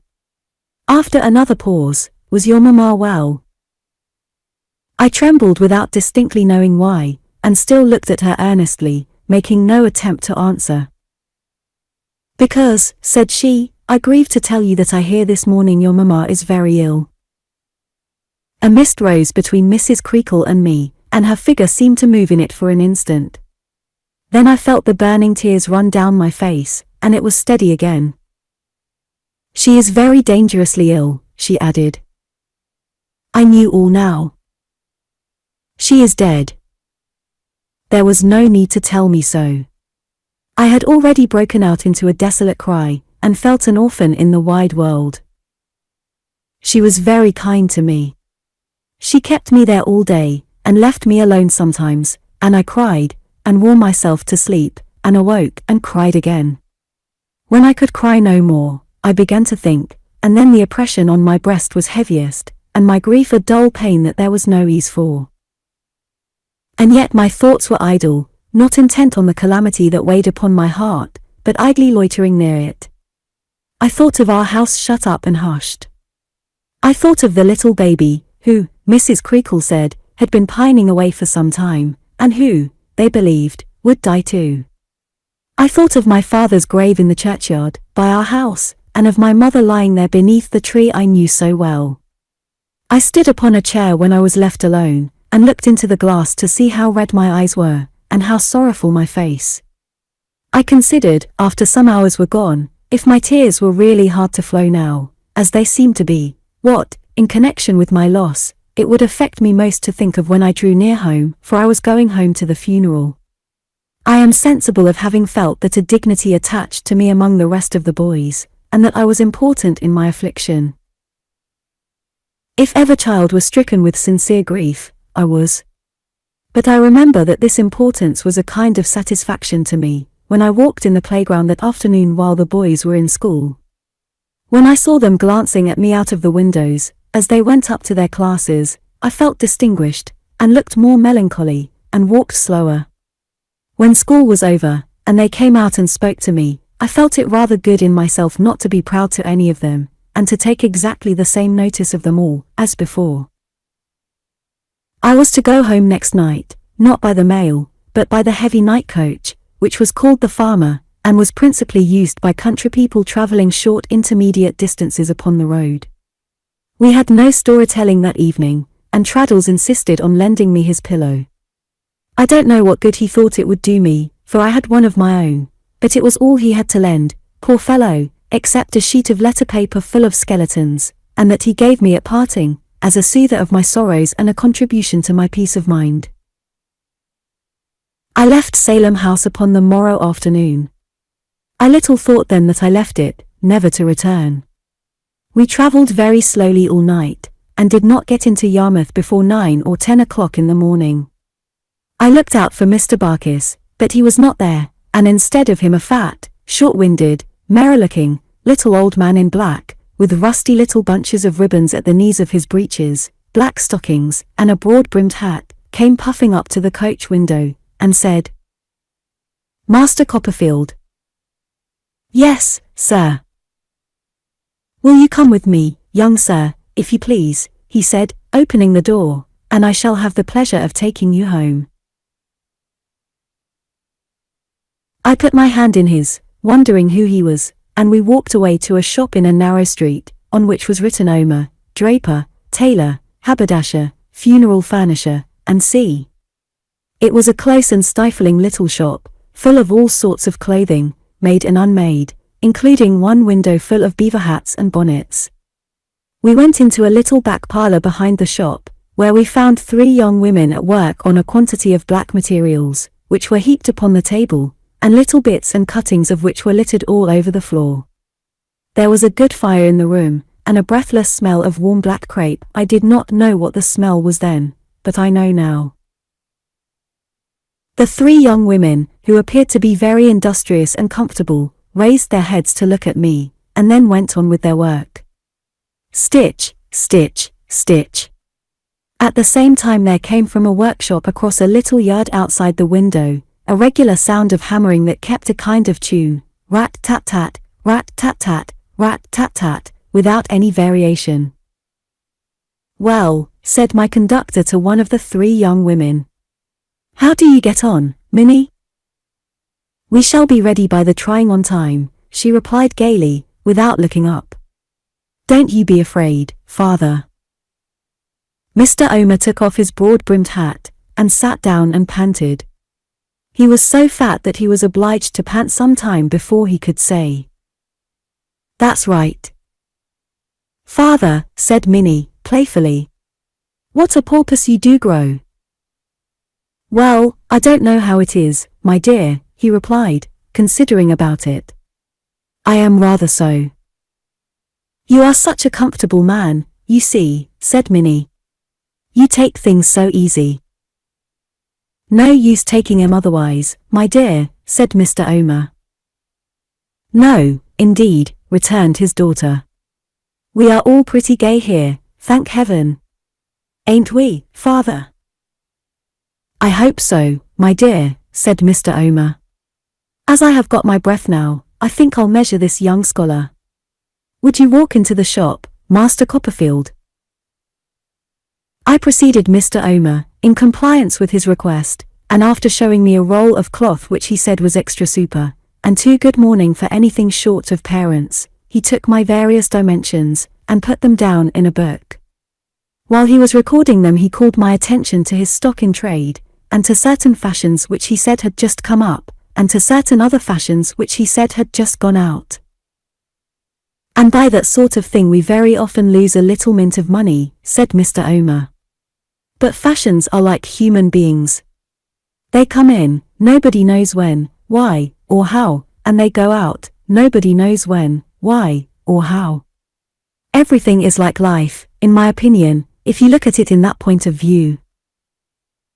I was too sorrowful to discuss the question, which would possibly have been beyond me under any circumstances, and Mr. Omer took me back into the parlour, breathing with some difficulty on the way. He then called down a little breakneck range of steps behind a door, "Bring up that tea and bread and butter," which, after some time, during which I sat looking about me and thinking, and listening to the stitching in the room and the tune that was being hammered across the yard, appeared on a tray, and turned out to be for me. "I have been acquainted with you," said Mr. Omer, after watching me for some minutes, during which I had not made much impression on the breakfast, for the black things destroyed my appetite. "I have been acquainted with you a long time, my young friend." "Have you, sir?" "All your life," said Mr. Omer. "I may say before it. I knew your father before you. He was 5'9½", and he lays in 25 foot of ground." Rat-tat-tat, rat-tat-tat, rat-tat-tat, across the yard. "He lays in 25 foot of ground, if he lays in a fraction," said Mr. Omer, pleasantly. It was either his request or her direction, I forget which. "Do you know how my little brother is, sir?" I inquired. Mr. Omer shook his head. Rat-tat-tat, rat-tat-tat, rat-tat-tat. "He is in his mother's arms," said he. "Oh, poor little fellow. Is he dead?"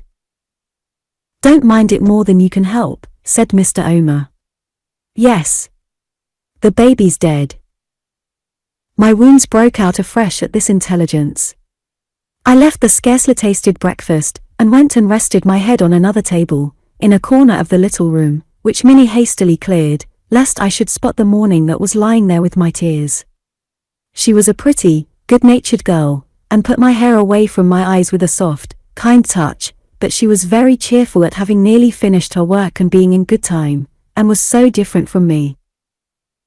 Presently the tune left off, and a good-looking young fellow came across the yard into the room. He had a hammer in his hand, and his mouth was full of little nails, which he was obliged to take out before he could speak. "Well, Joram," said Mr. Omer. "How do you get on?" "All right," said Joram. "Done, sir." Minnie coloured a little, and the other two girls smiled at one another. "What? You were at it by candlelight last night, when I was at the club, then?" "Were you?" said Mr. Omer, shutting up one eye. "Yes," said Joram. "As you said we could make a little trip of it, and go over together, if it was done, Minnie and me and you." "Oh. I thought you were going to leave me out altogether," said Mr. Omer, laughing till he coughed. "As you was so good as to say that," resumed the young man, "why I turned to with a will, you see. Will you give me your opinion of it?"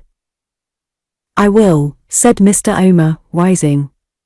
"My dear," and he stopped and turned to me, "would you like to see your—" "No, father," Minnie interposed. "I thought it might be agreeable, my dear," said Mr. Omer. "But perhaps you're right. I can't say how I knew it was my dear mother's coffin that they went to look at. I had never heard one making, I had never seen one that I know of. But it came into my mind what the noise was, while it was going on, and when the young man entered, I am sure I knew what he had been doing." The work being now finished, the two girls, whose names I had not heard, brushed the shreds and threads from their dresses, and went into the shop to put that to rights, and wait for customers. Minnie stayed behind to fold up what they had made, and pack it in 2 baskets. This she did upon her knees, humming a lively little tune the while. Joram, who I had no doubt was her lover, came in and stole a kiss from her while she was busy. He didn't appear to mind me, at all, and said her father was gone for the chaise, and he must make haste and get himself ready. Then he went out again, and then she put her thimble and scissors in her pocket, and stuck a needle threaded with black thread neatly in the bosom of her gown, and put on her outer clothing smartly, at a little glass behind the door, in which I saw the reflection of her pleased face. All this I observed, sitting at the table in the corner with my head leaning on my hand, and my thoughts running on very different things. The chaise soon came round to the front of the shop, and the baskets being put in first, I was put in next, and those 3 followed. I remember it as a kind of half-chaise cart, half pianoforte van, painted of a sombre colour, and drawn by a black horse with a long tail. There was plenty of room for us all. I do not think I have ever experienced so strange a feeling in my life. I am wiser now, perhaps, as that of being with them, remembering how they had been employed, and seeing them enjoy the ride. I was not angry with them, I was more afraid of them, as if I were cast away among creatures with whom I had no community of nature. They were very cheerful. The old man sat in front to drive, and the 2 young people sat behind him, and whenever he spoke to them leaned forward, the one on one side of his chubby face and the other on the other, and made a great deal of him. They would have talked to me too, but I held back, and moped in my corner, scared by their love-making and hilarity, though it was far from boisterous, and almost wondering that no judgment came upon them for their hardness of heart. So, when they stopped to bait the horse, and ate and drank and enjoyed themselves, I could touch nothing that they touched, but kept my fast unbroken. So, when we reached home, I dropped out of the chaise behind, as quickly as possible, that I might not be in their company before those solemn windows, looking blindly on me like closed eyes once bright. And oh, how little need I had had to think what would move me to tears when I came back, seeing the window of my mother's room, and next it that which, in the better time, was mine. I was in Peggotty's arms before I got to the door, and she took me into the house. Her grief burst out when she first saw me, but she controlled it soon, and spoke in whispers, and walked softly, as if the dead could be disturbed. She had not been in bed, I found, for a long time. She sat up at night still, and watched. As long as her poor dear Pretty was above the ground, she said, she would never desert her. Mr. Murdstone took no heed of me when I went into the parlour where he was, but sat by the fireside, weeping silently, and pondering in his elbow chair. Miss Murdstone, who was busy at her writing desk, which was covered with letters and papers, gave me her cold fingernails, and asked me, in an iron whisper, if I had been measured for my mourning. I said, yes. And your shirts, said Miss Murdstone, have you brought 'em home? Yes, I have brought home all my clothes.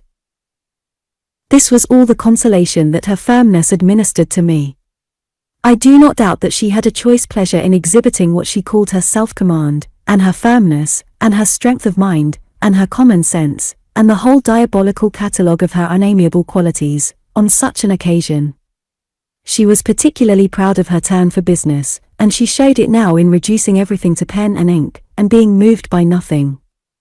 All the rest of that day, and from morning to night afterwards, she sat at that desk, scratching composedly with a hard pen, speaking in the same imperturbable whisper to everybody, never relaxing a muscle of her face, or softening a tone of her voice, or appearing with an atom of her dress astray. Her brother took a book sometimes, but never read it that I saw. He would open it and look at it as if he were reading, but would remain for a whole hour without turning the leaf, and then put it down and walk to and fro in the room. I used to sit with folded hands watching him, and counting his footsteps, hour after hour. He very seldom spoke to her, and never to me. He seemed to be the only restless thing, except the clocks, in the whole motionless house. In these days before the funeral, I saw but little of Peggotty except that, in passing up or downstairs, I always found her close to the room where my mother and her baby lay, and except that she came to me every night, and sat by my bed's head while I went to sleep. A day or two before the burial, I think it was a day or two before, but I am conscious of confusion in my mind about that heavy time, with nothing to mark its progress, she took me into the room.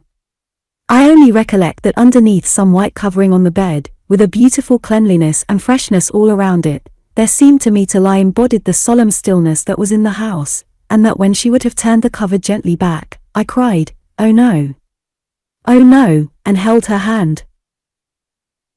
If the funeral had been yesterday, I could not recollect it better. The very air of the best parlour, when I went in at the door, the bright condition of the fire, the shining of the wine in the decanters, the patterns of the glasses and plates, the faint sweet smell of cake, the odour of Miss Murdstone's dress, and our black clothes. Mr. Chillip is in the room, and comes to speak to me. "And how is Master David?" he says, kindly. I cannot tell him very well. I give him my hand, which he holds in his. "Dear me," says Mr. Chillip, meekly smiling, with something shining in his eye. "Our little friends grow up around us. They grow out of our knowledge." This is to Miss Murdstone, who makes no reply. "There is a great improvement here," says Mr. Chillip.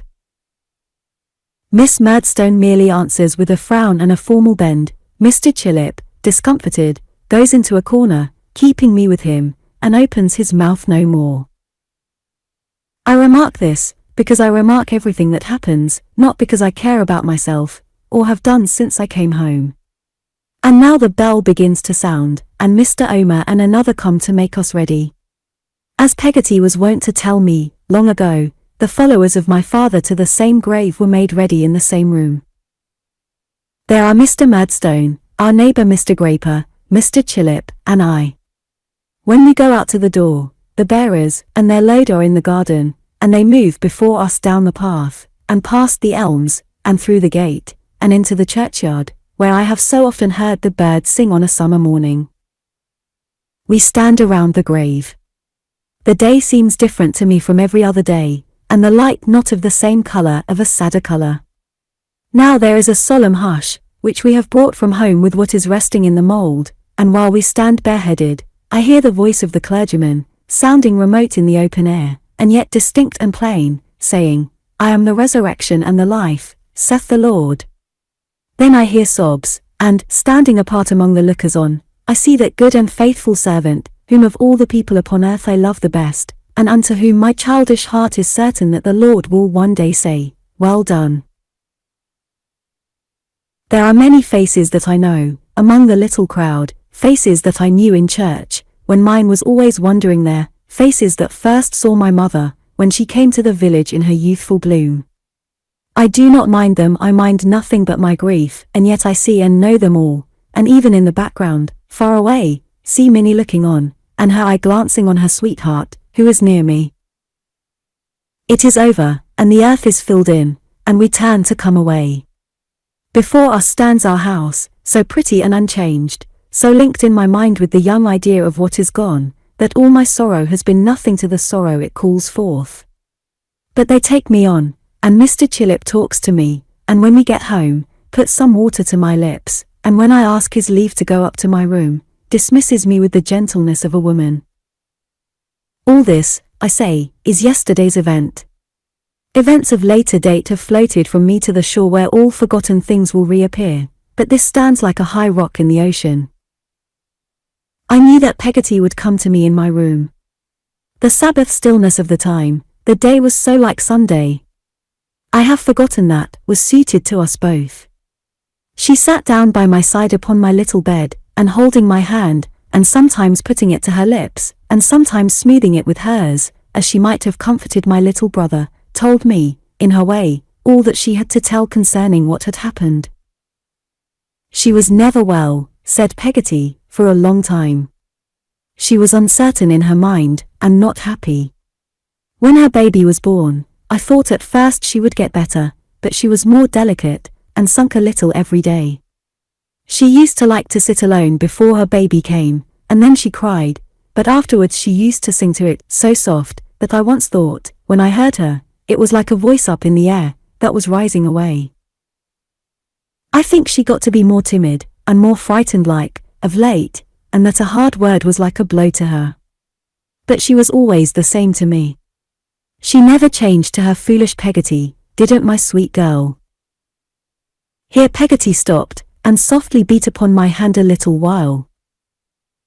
The last time that I saw her like her own old self, was the night when you came home, my dear. The day you went away, she said to me, I never shall see my pretty darling again. Something tells me so, that tells the truth, I know. She tried to hold up after that, and many a time, when they told her she was thoughtless and light-hearted, made believe to be so, but it was all a bygone then. She never told her husband what she had told me, she was afraid of saying it to anybody else, till one night, a little more than a week before it happened, when she said to him, My dear, I think I am dying. It's off my mind now, Peggotty, she told me, when I laid her in her bed that night. He will believe it more and more, poor fellow, every day for a few days to come, and then it will be past. I am very tired. If this is sleep, sit by me while I sleep, don't leave me. God bless both my children. God protect and keep my fatherless boy. I never left her afterwards, said Peggotty. She often talked to them too downstairs, for she loved them, she couldn't bear not to love anyone who was about her, but when they went away from her bedside, she always turned to me, as if there was rest where Peggotty was, and never fell asleep in any other way. On the last night, in the evening, she kissed me, and said, if my baby should die too, Peggotty, please let them lay him in my arms, and bury us together. It was done, for the poor lamb lived but a day beyond her. Let my dearest boy go with us to our resting place, she said, and tell him that his mother, when she lay here, blessed him not once, but 1,000 times. Another silence followed this, and another gentle beating on my hand. It was pretty far in the night, said Peggotty, when she asked me for some drink, and when she had taken it, gave me such a patient smile, the dear, so beautiful. Daybreak had come, and the sun was rising, when she said to me, how kind and considerate Mr. Copperfield had always been to her, and how he had borne with her, and told her, when she doubted herself, that a loving heart was better and stronger than wisdom, and that he was a happy man in hers. Peggotty, my dear, she said then, put me nearer to you, for she was very weak. Lay your good arm underneath my neck, she said, and turn me to you, for your face is going far off, and I want it to be near. I put it as she asked, and oh Davy! The time had come when my first parting words to you were true, when she was glad to lay her poor head on her stupid cross old Peggotty's arm, and she died like a child that had gone to sleep. Thus ended Peggotty's narration. From the moment of my knowing of the death of my mother, the idea of her as she had been of late had vanished from me. I remembered her, from that instant, only as the young mother of my earliest impressions, who had been used to wind her bright curls round and round her finger, and to dance with me at twilight in the parlour. What Peggotty had told me now, was so far from bringing me back to the later period, that it rooted the earlier image in my mind. It may be curious, but it is true. In her death she winged her way back to her calm untroubled youth, and cancelled all the rest. The mother who lay in the grave, was the mother of my infancy, the little creature in her arms, was myself, as I had once been, hushed forever on her bosom. Chapter 10. I become neglected, and am provided for. The first act of business Miss Murdstone performed when the day of the solemnity was over, and light was freely admitted into the house, was to give Peggotty a month's warning. Much as Peggotty would have disliked such a service, I believe she would have retained it, for my sake, in preference to the best upon earth. She told me we must part, and told me why, and we condoled with one another, in all sincerity. As to me or my future, not a word was said, or a step taken. Happy they would have been, I dare say, if they could have dismissed me at a month's warning too. I mustered courage once, to ask Miss Murdstone when I was going back to school, and she answered dryly, she believed I was not going back at all. I was told nothing more.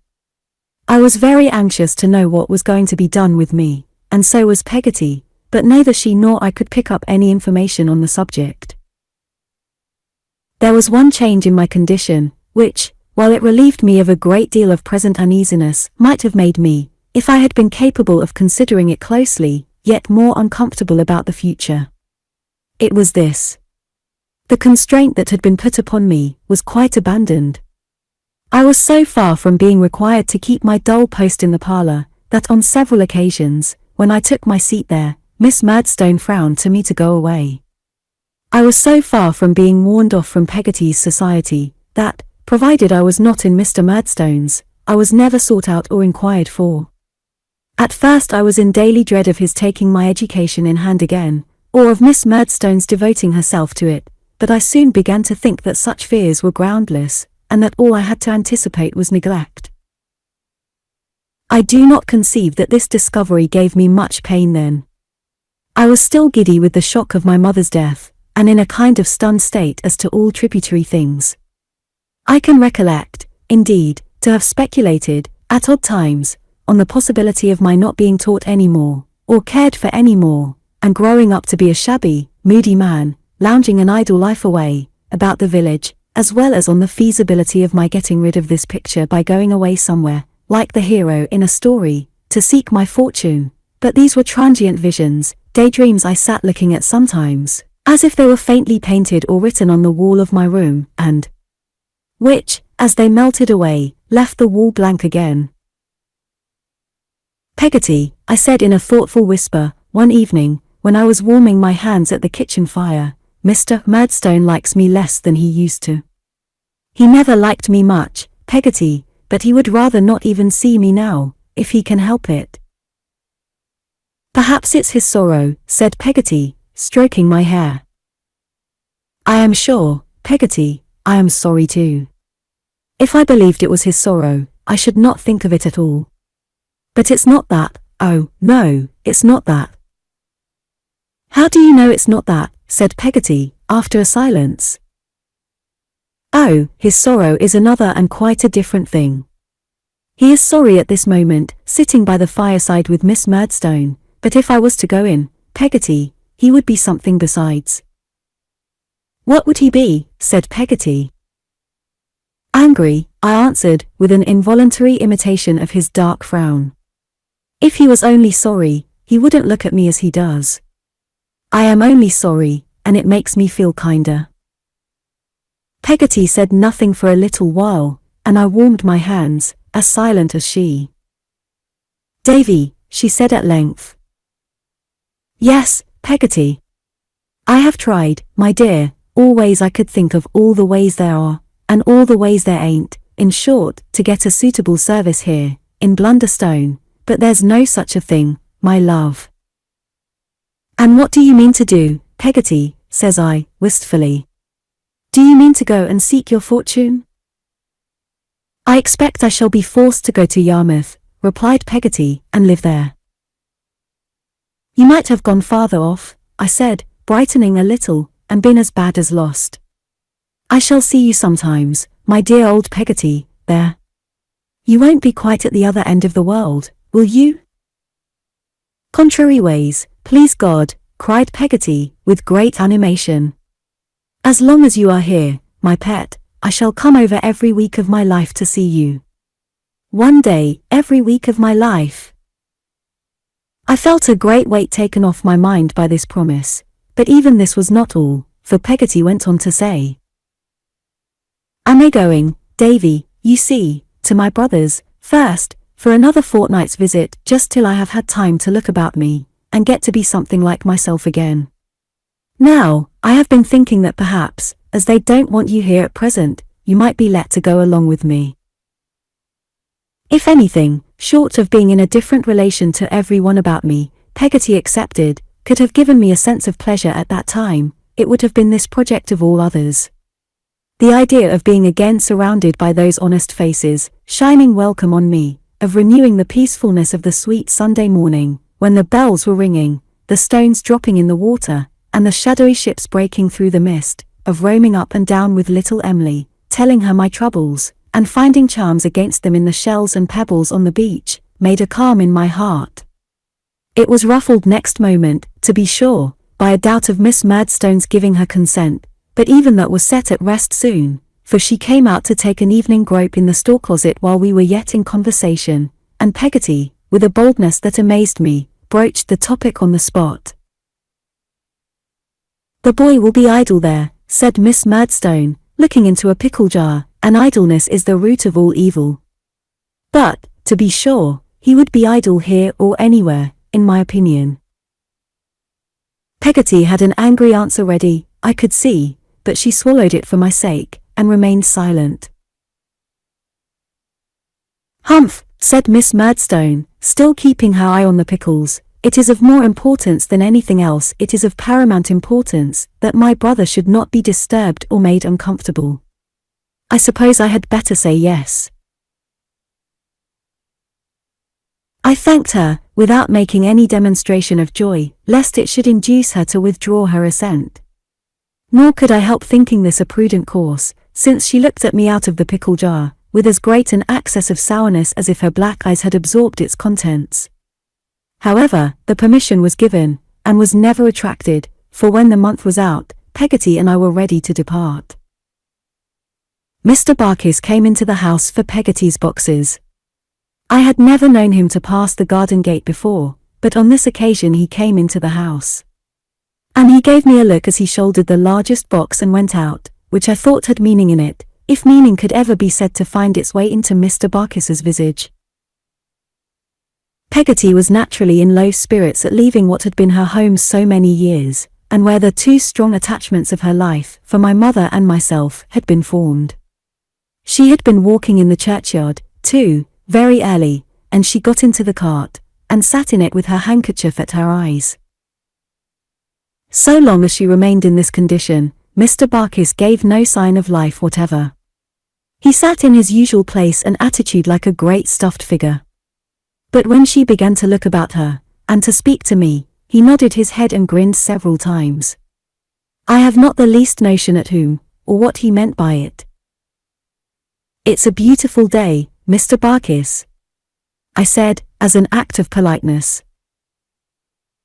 It ain't bad, said Mr. Barkis, who generally qualified his speech, and rarely committed himself.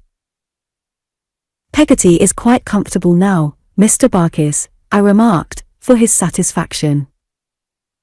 Is she, though, said Mr. Barkis. After reflecting about it, with a sagacious air, Mr. Barkis eyed her, and said, Are you pretty comfortable? Peggotty laughed, and answered in the affirmative. But really and truly, you know. Are you, growled Mr. Barkis, sliding nearer to her on the seat, and nudging her with his elbow. Are you really and truly pretty comfortable? Are you? At each of these inquiries Mr. Barkis shuffled nearer to her, and gave her another nudge, so that at last we were all crowded together in the left-hand corner of the cart, and I was so squeezed that I could hardly bear it. Peggotty calling his attention to my sufferings, Mr. Barkis gave me a little more room at once, and got away by degrees. But I could not help observing that he seemed to think he had hit upon a wonderful expedient for expressing himself in a neat, agreeable, and pointed manner, without the inconvenience of inventing conversation. He manifestly chuckled over it for some time. By and by he turned to Peggotty again, and repeating, "Are you pretty comfortable though?" bore down upon us as before, until the breath was nearly edged out of my body. By and by he made another descent upon us with the same inquiry, and the same result. At length, I got up whenever I saw him coming, and standing on the footboard, pretended to look at the prospect, after which I did very well. He was so polite as to stop at a public house, expressly on our account, and entertain us with broiled mutton and beer. Even when Peggotty was in the act of drinking, he was seized with one of those approaches, and almost choked her. But as we drew nearer to the end of our journey, he had more to do and less time for gallantry, and when we got on Yarmouth pavement, we were all too much shaken and jolted, I apprehend, to have any leisure for anything else. Mr. Peggotty and Ham waited for us at the old place. They received me and Peggotty in an affectionate manner, and shook hands with Mr. Barkis, who, with his hat on the very back of his head, and a shamefaced leer upon his countenance, and pervading his very legs, presented but a vacant appearance, I thought. They each took one of Peggotty's trunks, and we were going away, when Mr. Barkis solemnly made a sign to me with his forefinger to come under an archway. "I say," growled Mr. Barkis, "it was all right." I looked up into his face, and answered, with an attempt to be very profound, "Oh." "It didn't come to an end there," said Mr. Barkis, nodding confidentially. "It was all right." Again I answered, "Oh." "You know who was Will Lynn," said my friend. "It was Barkis, and Barkis only." I nodded assent. "It's all right," said Mr. Barkis, shaking hands, "I'm a friend of your'n. You made it all right, first.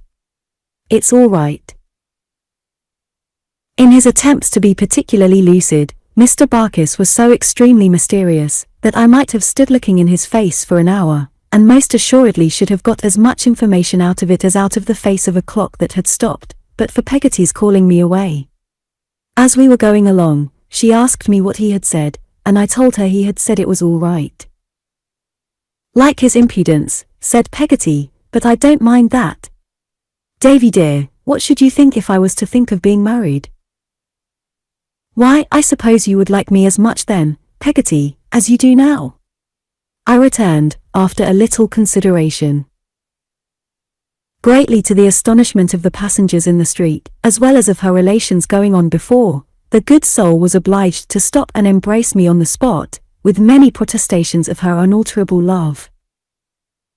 "Tell me, what should you say, darling?" she asked again, when this was over, and we were walking on. "If you were thinking of being married to Mr. Barkis, Peggotty?" "Yes," said Peggotty. "I should think it would be a very good thing. For then you know, Peggotty, you would always have the horse and cart to bring you over to see me, and could come for nothing, and be sure of coming." "The sense of the dear," cried Peggotty. "What I have been thinking of, this month back." "Yes, my precious, and I think I should be more independent altogether, you see, let alone my working with a better heart in my own house, than I could in anybody else's now. I don't know what I might be fit for, now, as a servant to a stranger.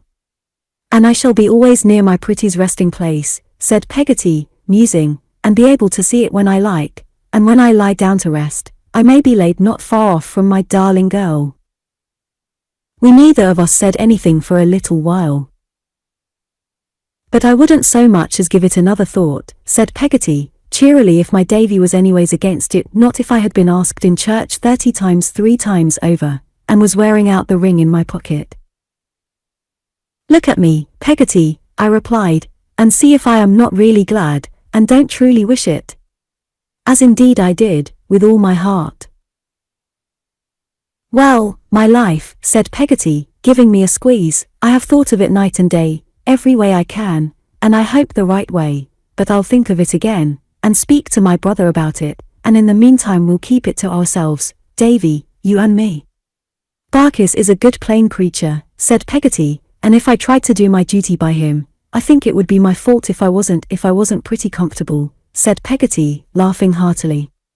This quotation from Mr. Barkis was so appropriate, and tickled us both so much, that we laughed again, and were quite in a pleasant humour when we came within view of Mr. Peggotty's cottage. It looked just the same, except that it may, perhaps, have shrunk a little in my eyes, and Mrs. Gummidge was waiting at the door as if she had stood there ever since. All within was the same, down to the seaweed in the blue mug in my bedroom. I went into the outhouse to look about me, and the very same lobsters, crabs, and crawfish possessed by the same desire to pinch the world in general, appeared to be in the same state of conglomeration in the same old corner. But there was no little Emily to be seen, so I asked Mr. Peggotty where she was. She's at school, sir, said Mr. Peggotty, wiping the heat consequent on the porterage of Peggotty's box from his forehead. She'll be home, looking at the Dutch clock, in from 20 minutes to half an hour's time. We all on us feel the loss of her, bless ye. Mrs. Gummidge moaned. Cheer up, mother, cried Mr. Peggotty. I feel it more than anybody else, said Mrs. Gummidge. I'm a lone lawn creature, and she used to be a'most the only thing that didn't go contrary with me. Mrs. Gummidge, whimpering and shaking her head, applied herself to blowing the fire. Mr. Peggotty, looking round upon us while she was so engaged, said in a low voice, which he shaded with his hand, the old UN. From this I rightly conjectured that no improvement had taken place since my last visit in the state of Mrs. Gummidge's spirits. Now, the whole place was, or it should have been, quite as delightful a place as ever, and yet it did not impress me in the same way. I felt rather disappointed with it. Perhaps it was because little Emily was not at home. I knew the way by which she would come, and presently found myself strolling along the path to meet her. A figure appeared in the distance before long, and I soon knew it to be Emily, who was a little creature still in stature, though she was grown. But when she drew nearer, and I saw her blue eyes looking blue, and her dimpled face looking brighter, and her whole self prettier and gayer, a curious feeling came over me that made me pretend not to know her, and pass by as if I were looking at something a long way off. I have done such a thing since in later life, or I am mistaken. Little Emily didn't care a bit. She saw me well enough, but instead of turning round and calling after me, ran away laughing. This obliged me to run after her, and she ran so fast that we were very near the cottage before I caught her.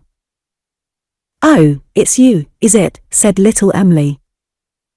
Why, you knew who it was, Emily, said I. And didn't you know who it was, said Emily. I was going to kiss her, but she covered her cherry lips with her hands, and said she wasn't a baby now, and ran away, laughing more than ever, into the house. She seemed to delight in teasing me, which was a change in her I wondered at very much. The tea table was ready, and our little locker was put out in its old place, but instead of coming to sit by me, she went and bestowed her company upon that grumbling Mrs. Gummidge, and on Mr. Peggotty's inquiring why, rumpled her hair all over her face to hide it, and could do nothing but laugh. A little puss, it is, said Mr. Peggotty, patting her with his great hand. So sure is. So sure is, cried Ham. Master Davy bore, so sure is, and he sat and chuckled at her for some time, in a state of mingled admiration and delight, that made his face a burning red. Little Emily was spoiled by them all, in fact, and by no one more than Mr. Peggotty himself, whom she could have coaxed into anything, by only going and laying her cheek against his rough whisker. That was my opinion, at least, when I saw her do it, and I held Mr. Peggotty to be thoroughly in the right. But she was so affectionate and sweet-natured, and had such a pleasant manner of being both sly and shy at once, that she captivated me more than ever. She was tender-hearted, too, for when, as we sat round the fire after tea, an allusion was made by Mr. Peggotty over his pipe to the loss I had sustained, the tears stood in her eyes, and she looked at me so kindly across the table, that I felt quite thankful to her. "Ah," said Mr. Peggotty, taking up her curls, and running them over his hand like water, "here's another orphan, you see, sir." "And here," said Mr. Peggotty, giving him a backhanded knock in the chest, "is another of 'em, though he don't look much like it." "If I had you for my guardian, Mr. Peggotty," said I, shaking my head, "I don't think I should feel much like it." "Well said, Master Davy Bull," cried Ham, in an ecstasy. "Hurrah! Well said! No more you wouldn't. Haw! Haw!" Here he returned Mr. Peggotty's backhander, and little Emily got up and kissed Mr. Peggotty. "And how's your friend, sir?" said Mr. Peggotty to me. "Steerforth," said I. "That's the name," cried Mr. Peggotty, turning to Ham. "I knowed it was something in our way." "You said it was Rutherford," observed Ham, laughing. "Well," retorted Mr. Peggotty, "and ye steer with a rudder, don't ye? It ain't far off. How is he, sir?" "He was very well indeed when I came away, Mr. Peggotty." "There's a friend," said Mr. Peggotty, stretching out his pipe. "There's a friend, if you talk of friends. Why, Lord love my heart alive, if it ain't a treat to look at him." "He is very handsome, is he not?" said I, my heart warming with this praise. "Handsome," cried Mr. Peggotty. "He stands up to you like a why I don't know what he don't stand up to you like. He's so bold." "Yes. That's just his character," said I. "He's as brave as a lion, and you can't think how frank he is, Mr. Peggotty." "And I do suppose, now," said Mr. Peggotty, looking at me through the smoke of his pipe, "that in the way of book-larning he'd take the wind out of most anything." "Yes," said I, delighted, "he knows everything. He is astonishingly clever." "There's a friend," murmured Mr. Peggotty, with a grave toss of his head. "Nothing seems to cost him any trouble," said I. "He knows a task if he only looks at it. He is the best cricketer you ever saw. He will give you almost as many men as you like at draughts, and beat you easily." Mr. Peggotty gave his head another toss, as much as to say, "Of course he will." "He is such a speaker," I pursued, "that he can win anybody over, and I don't know what you'd say if you were to hear him sing, Mr. Peggotty." Mr. Peggotty gave his head another toss, as much as to say, "I have no doubt of it." "Then, he's such a generous, fine, noble fellow," said I, quite carried away by my favourite theme, "that it's hardly possible to give him as much praise as he deserves. I am sure I can never feel thankful enough for the generosity with which he has protected me, so much younger and lower in the school than himself." I was running on, very fast indeed, when my eyes rested on little Emma's face, which was bent forward over the table, listening with the deepest attention, her breath held, her blue eyes sparkling like jewels, and the colour mantling in her cheeks. She looked so extraordinarily earnest and pretty, that I stopped in a sort of wonder, and they all observed her at the same time, for as I stopped, they laughed and looked at her. "Emily is like me," said Peggotty, "and would like to see him." Emily was confused by our all observing her, and hung down her head, and her face was covered with blushes. Glancing up presently through her stray curls, and seeing that we were all looking at her still, I am sure I, for one, could have looked at her for hours, she ran away, and kept away till it was nearly bedtime. I lay down in the old little bed in the stern of the boat, and the wind came moaning on across the flat as it had done before. But I could not help fancying, now, that it moaned of those who were gone, and instead of thinking that the sea might rise in the night and float the boat away, I thought of the sea that had risen, since I last heard those sounds, and drowned my happy home. I recollect, as the wind and water began to sound fainter in my ears, putting a short clause into my prayers, petitioning that I might grow up to marry little Emily, and so dropping lovingly asleep.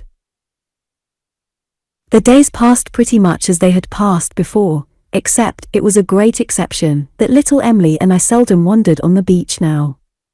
She had tasks to learn, and needlework to do, and was absent during a great part of each day. But I felt that we should not have had those old wanderings, even if it had been otherwise. Wild and full of childish whims as Emily was, she was more of a little woman than I had supposed. She seemed to have got a great distance away from me, in little more than a year. She liked me, but she laughed at me, and tormented me, and when I went to meet her, stole home another way, and was laughing at the door when I came back, disappointed. The best times were when she sat quietly at work in the doorway, and I sat on the wooden step at her feet, reading to her. It seems to me, at this hour, that I have never seen such sunlight as on those bright April afternoons, that I have never seen such a sunny little figure as I used to see, sitting in the doorway of the old boat, that I have never beheld such sky, such water, such glorified ships sailing away into golden air. On the very first evening after our arrival, Mr. Barkis appeared in an exceedingly vacant and awkward condition, and with a bundle of oranges tied up in a handkerchief. As he made no allusion of any kind to this property, he was supposed to have left it behind him by accident when he went away, until Ham, running after him to restore it, came back with the information that it was intended for Peggotty. After that occasion he appeared every evening at exactly the same hour, and always with a little bundle, to which he never alluded, and which he regularly put behind the door and left there. These offerings of affection were of a most various and eccentric description.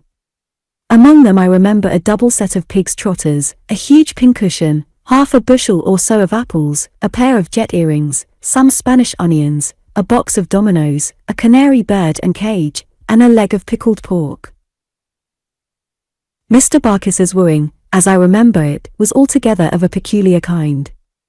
He very seldom said anything, but would sit by the fire in much the same attitude as he sat in his cart, and stare heavily at Peggotty, who was opposite. One night, being, as I suppose, inspired by love, he made a dart at the bit of wax candle she kept for her thread, and put it in his waistcoat pocket and carried it off. After that, his great delight was to produce it when it was wanted, sticking to the lining of his pocket, in a partially melted state, and pocket it again when it was done with. He seemed to enjoy himself very much, and not to feel at all called upon to talk. Even when he took Peggotty out for a walk on the flats, he had no uneasiness on that head, I believe, contenting himself with now and then asking her if she was pretty comfortable, and I remember that sometimes, after he was gone, Peggotty would throw her apron over her face, and laugh for half an hour.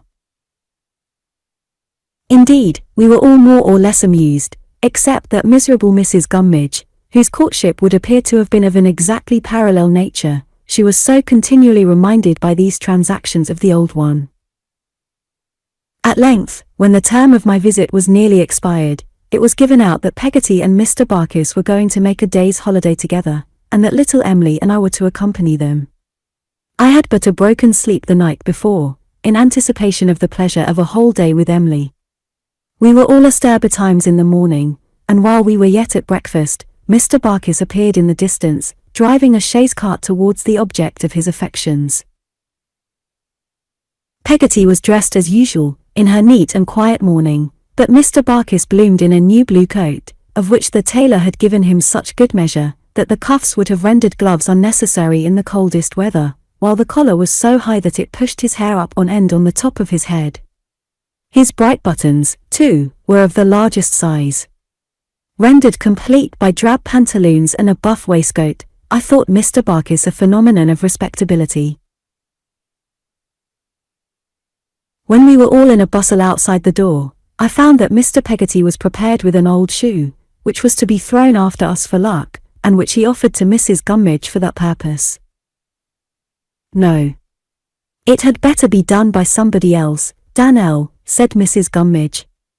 I'm a lone lorn creetur myself, and everything that reminds me of creeturs that ain't lone and lorn, goes contrary with me. Come, old gal, cried Mr. Peggotty. "Take and heave it." "No, Danelle," returned Mrs. Gummidge, whimpering and shaking her head. "If I felt less, I could do more. You don't feel like me, Danelle, things don't go contrary with you, nor you with them, you had better do it yourself." But here Peggotty, who had been going about from one to another in a hurried way, kissing everybody, called out from the cart, in which we all were by this time, Emily and I on two little chairs, side by side, that Mrs. Gummidge must do it. So Mrs. Gummidge did it, and, I am sorry to relate, cast a damp upon the festive character of our departure, by immediately bursting into tears, and sinking subdued into the arms of Ham, with the declaration that she knowed she was a burden, and had better be carried to the house at once. Which I really thought was a sensible idea, that Ham might have acted on. Away we went, however, on our holiday excursion, and the first thing we did was to stop at a church, where Mr. Barkis tied the horse to some rails, and went in with Peggotty, leaving little Emily and me alone in the chaise. I took that occasion to put my arm round Emily's waist, and proposed that as I was going away so very soon now, we should determine to be very affectionate to one another, and very happy, all day. Little Emily consenting, and allowing me to kiss her, I became desperate, informing her, I recollect, that I never could love another, and that I was prepared to shed the blood of anybody who should aspire to her affections. How merry little Emily made herself about it! With what a demure assumption of being immensely older and wiser than I, the fairy little woman said I was a silly boy, and then laughed so charmingly that I forgot the pain of being called by that disparaging name, in the pleasure of looking at her. Mr. Barkis and Peggotty were a good while in the church, but came out at last, and then we drove away into the country. As we were going along, Mr. Barkis turned to me, and said, with a wink, by the by, I should hardly have thought, before, that he could wink. "What name was it as I wrote up in the cart?" "Clara Peggotty," I answered. "What name would it be as I should write up now, if there was a tilt here?" "Clara Peggotty, again," I suggested. "Clara Peggotty Barkis," he returned, and burst into a roar of laughter that shook the chaise. In a word, they were married, and had gone into the church for no other purpose. Peggotty was resolved that it should be quietly done, and the clerk had given her away, and there had been no witnesses of the ceremony. She was a little confused when Mr. Barkis made this abrupt announcement of their union, and could not hug me enough in token of her unimpaired affection, but she soon became herself again, and said she was very glad it was over. We drove to a little inn in a by-road, where we were expected, and where we had a very comfortable dinner, and passed the day with great satisfaction. If Peggotty had been married every day for the last 10 years, she could hardly have been more at her ease about it. It made no sort of difference in her. She was just the same as ever, and went out for a stroll with little Emily and me before tea, while Mr. Barkis philosophically smoked his pipe, and enjoyed himself, I suppose, with the contemplation of his happiness. If so, it sharpened his appetite, for I distinctly called to mind that, although he had eaten a good deal of pork and greens at dinner, and had finished off with a fowl or two, he was obliged to have cold boiled bacon for tea, and disposed of a large quantity without any emotion. I have often thought, since, what an odd, innocent, out-of-the-way kind of wedding it must have been. We got into the chaise again soon after dark, and drove cosily back, looking up at the stars, and talking about them. I was their chief exponent, and opened Mr. Barkis's mind to an amazing extent. I told him all I knew, but he would have believed anything I might have taken it into my head to impart to him, for he had a profound veneration for my abilities, and informed his wife in my hearing, on that very occasion, that I was a young Rochus, by which I think he meant prodigy. When we had exhausted the subject of the stars, or rather when I had exhausted the mental faculties of Mr. Barkis, little Emily and I made a cloak of an old wrapper, and sat under it for the rest of the journey. Ah, how I loved her! What happiness, I thought, if we were married, and were going away anywhere to live among the trees and in the fields, never growing older, never growing wiser, children ever, rambling hand in hand through sunshine and among flowery meadows, laying down our heads on moss at night, in a sweet sleep of purity and peace, and buried by the birds when we were dead. Some such picture, with no real world in it, bright with the light of our innocence, and vague as the stars afar off, was in my mind all the way. I am glad to think there were two such guileless hearts at Peggotty's marriage as little Emless and mine. I am glad to think the loves and graces took such airy forms in its homely procession. Well, we came to the old boat again in good time at night, and there Mr. and Mrs. Barkis bade us goodbye, and drove away snugly to their own home. I felt then, for the first time, that I had lost Peggotty. I should have gone to bed with a sore heart indeed under any other roof but that which sheltered little Emless' head. Mr. Peggotty and Ham knew what was in my thoughts as well as I did, and were ready with some supper and their hospitable faces to drive it away. Little Emily came and sat beside me on the locker for the only time in all that visit, and it was altogether a wonderful close to a wonderful day. It was a night tide, and soon after we went to bed, Mr. Peggotty and Ham went out to fish. I felt very brave at being left alone in the solitary house, the protector of Emily and Mrs. Gummidge, and only wished that a lion or a serpent, or any ill-disposed monster, would make an attack upon us, that I might destroy him, and cover myself with glory.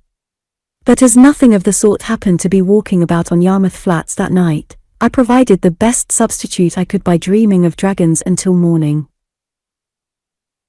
With morning came Peggotty, who called to me, as usual, under my window as if Mr. Barkis the carrier had been from first to last a dream too. After breakfast she took me to her own home, and a beautiful little home it was.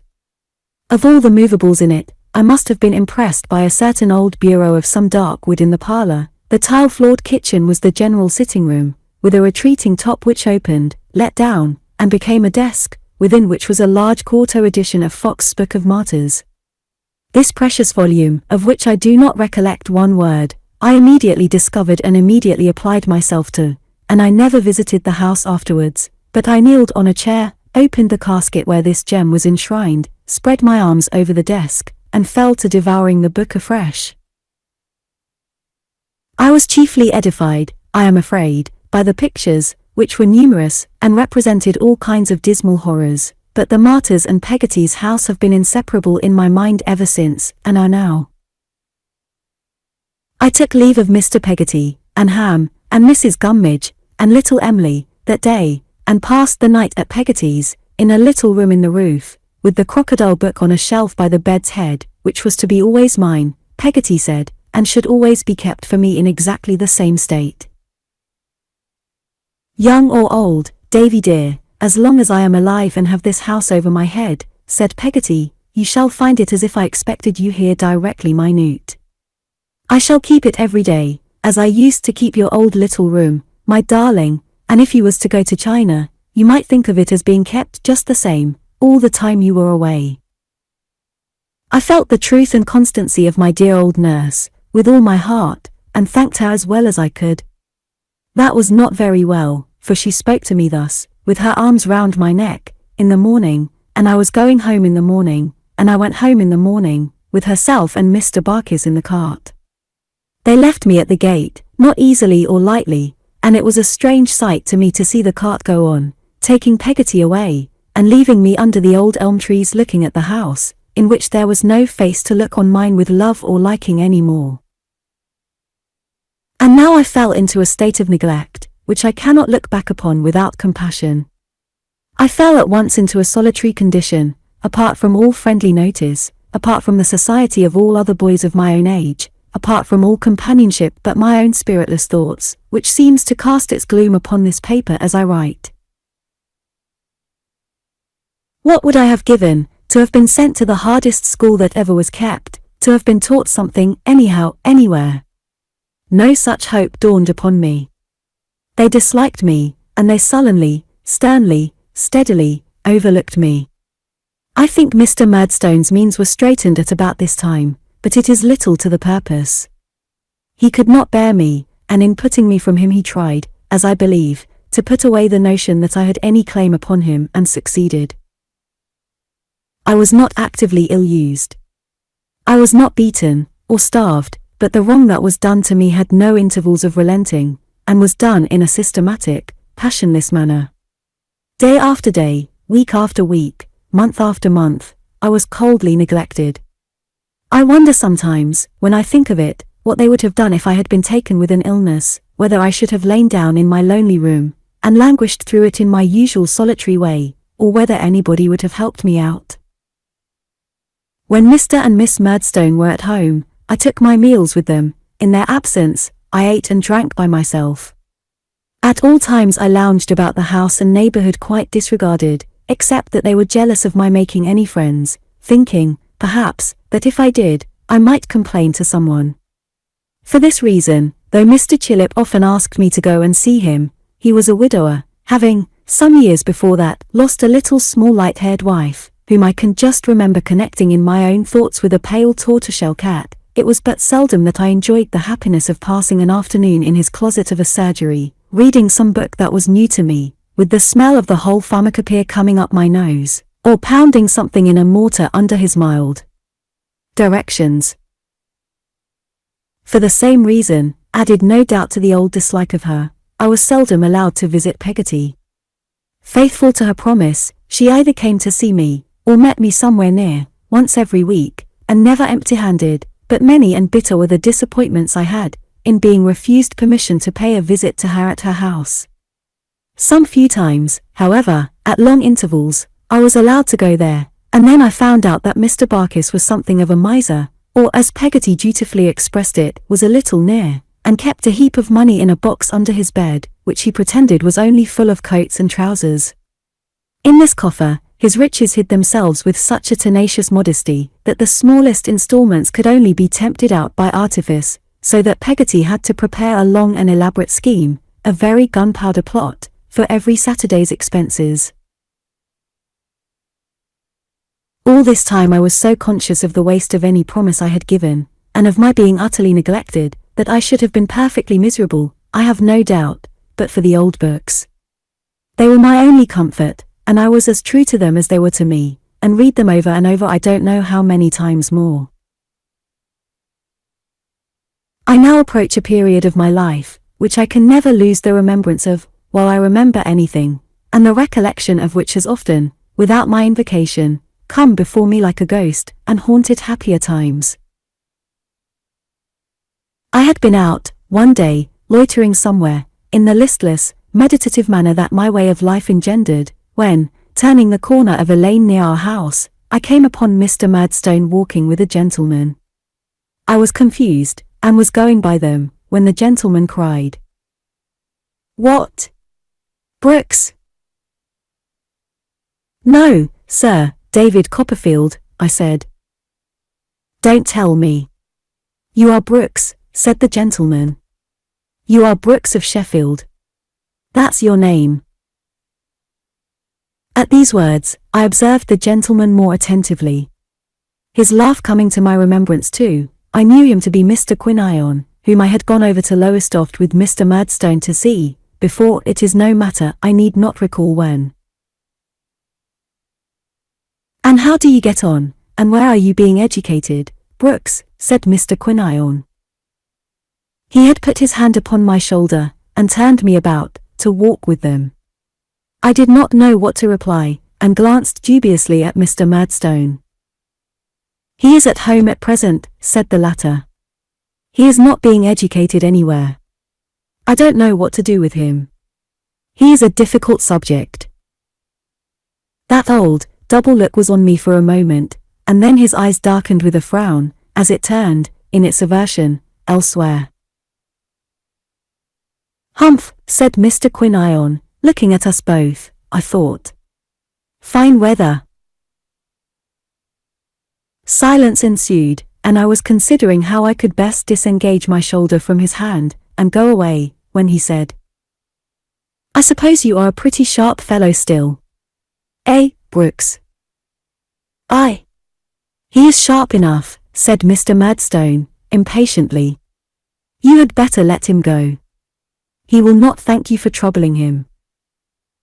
On this hint, Mr. Quinion released me, and I made the best of my way home.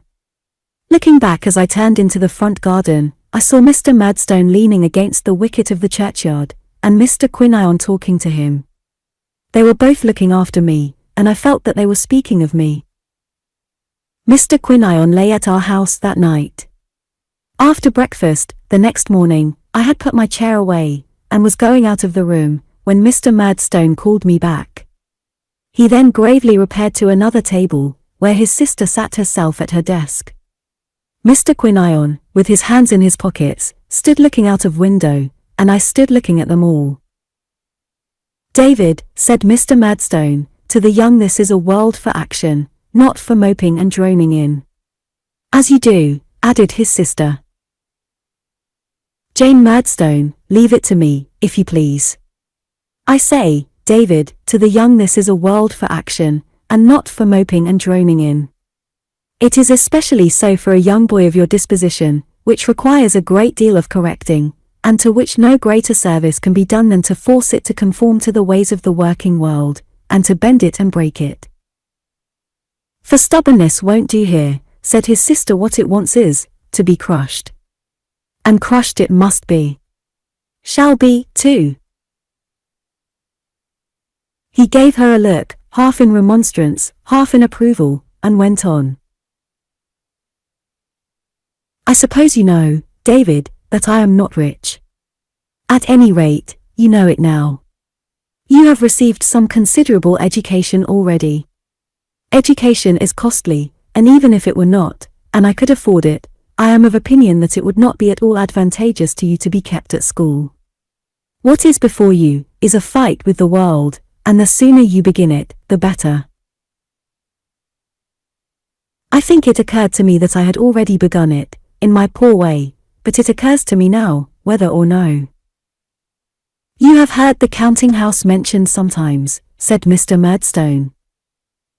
"The counting house, sir?" I repeated. "Of Murdstone and Grinby, in the wine trade," he replied. I suppose I looked uncertain, for he went on hastily. "You have heard the counting house mentioned, or the business, or the cellars, or the wharf, or something about it." "I think I have heard the business mentioned, sir," I said, remembering what I vaguely knew of his and his sister's resources. "But I don't know when." "It does not matter when," he returned. "Mr. Quinion manages that business." I glanced at the latter deferentially as he stood looking out of window. "Mr. Quinion suggests that it gives employment to some other boys, and that he sees no reason why it shouldn't, on the same terms, give employment to you." "He having," Mr. Quinion observed in a low voice, and half turning round, "no other prospect, Murdstone." Mr. Murdstone, with an impatient, even an angry gesture, resumed, without noticing what he had said. "Those terms are, that you will earn enough for yourself to provide for your eating and drinking, and pocket money. Your lodging, which I have arranged for, will be paid by me.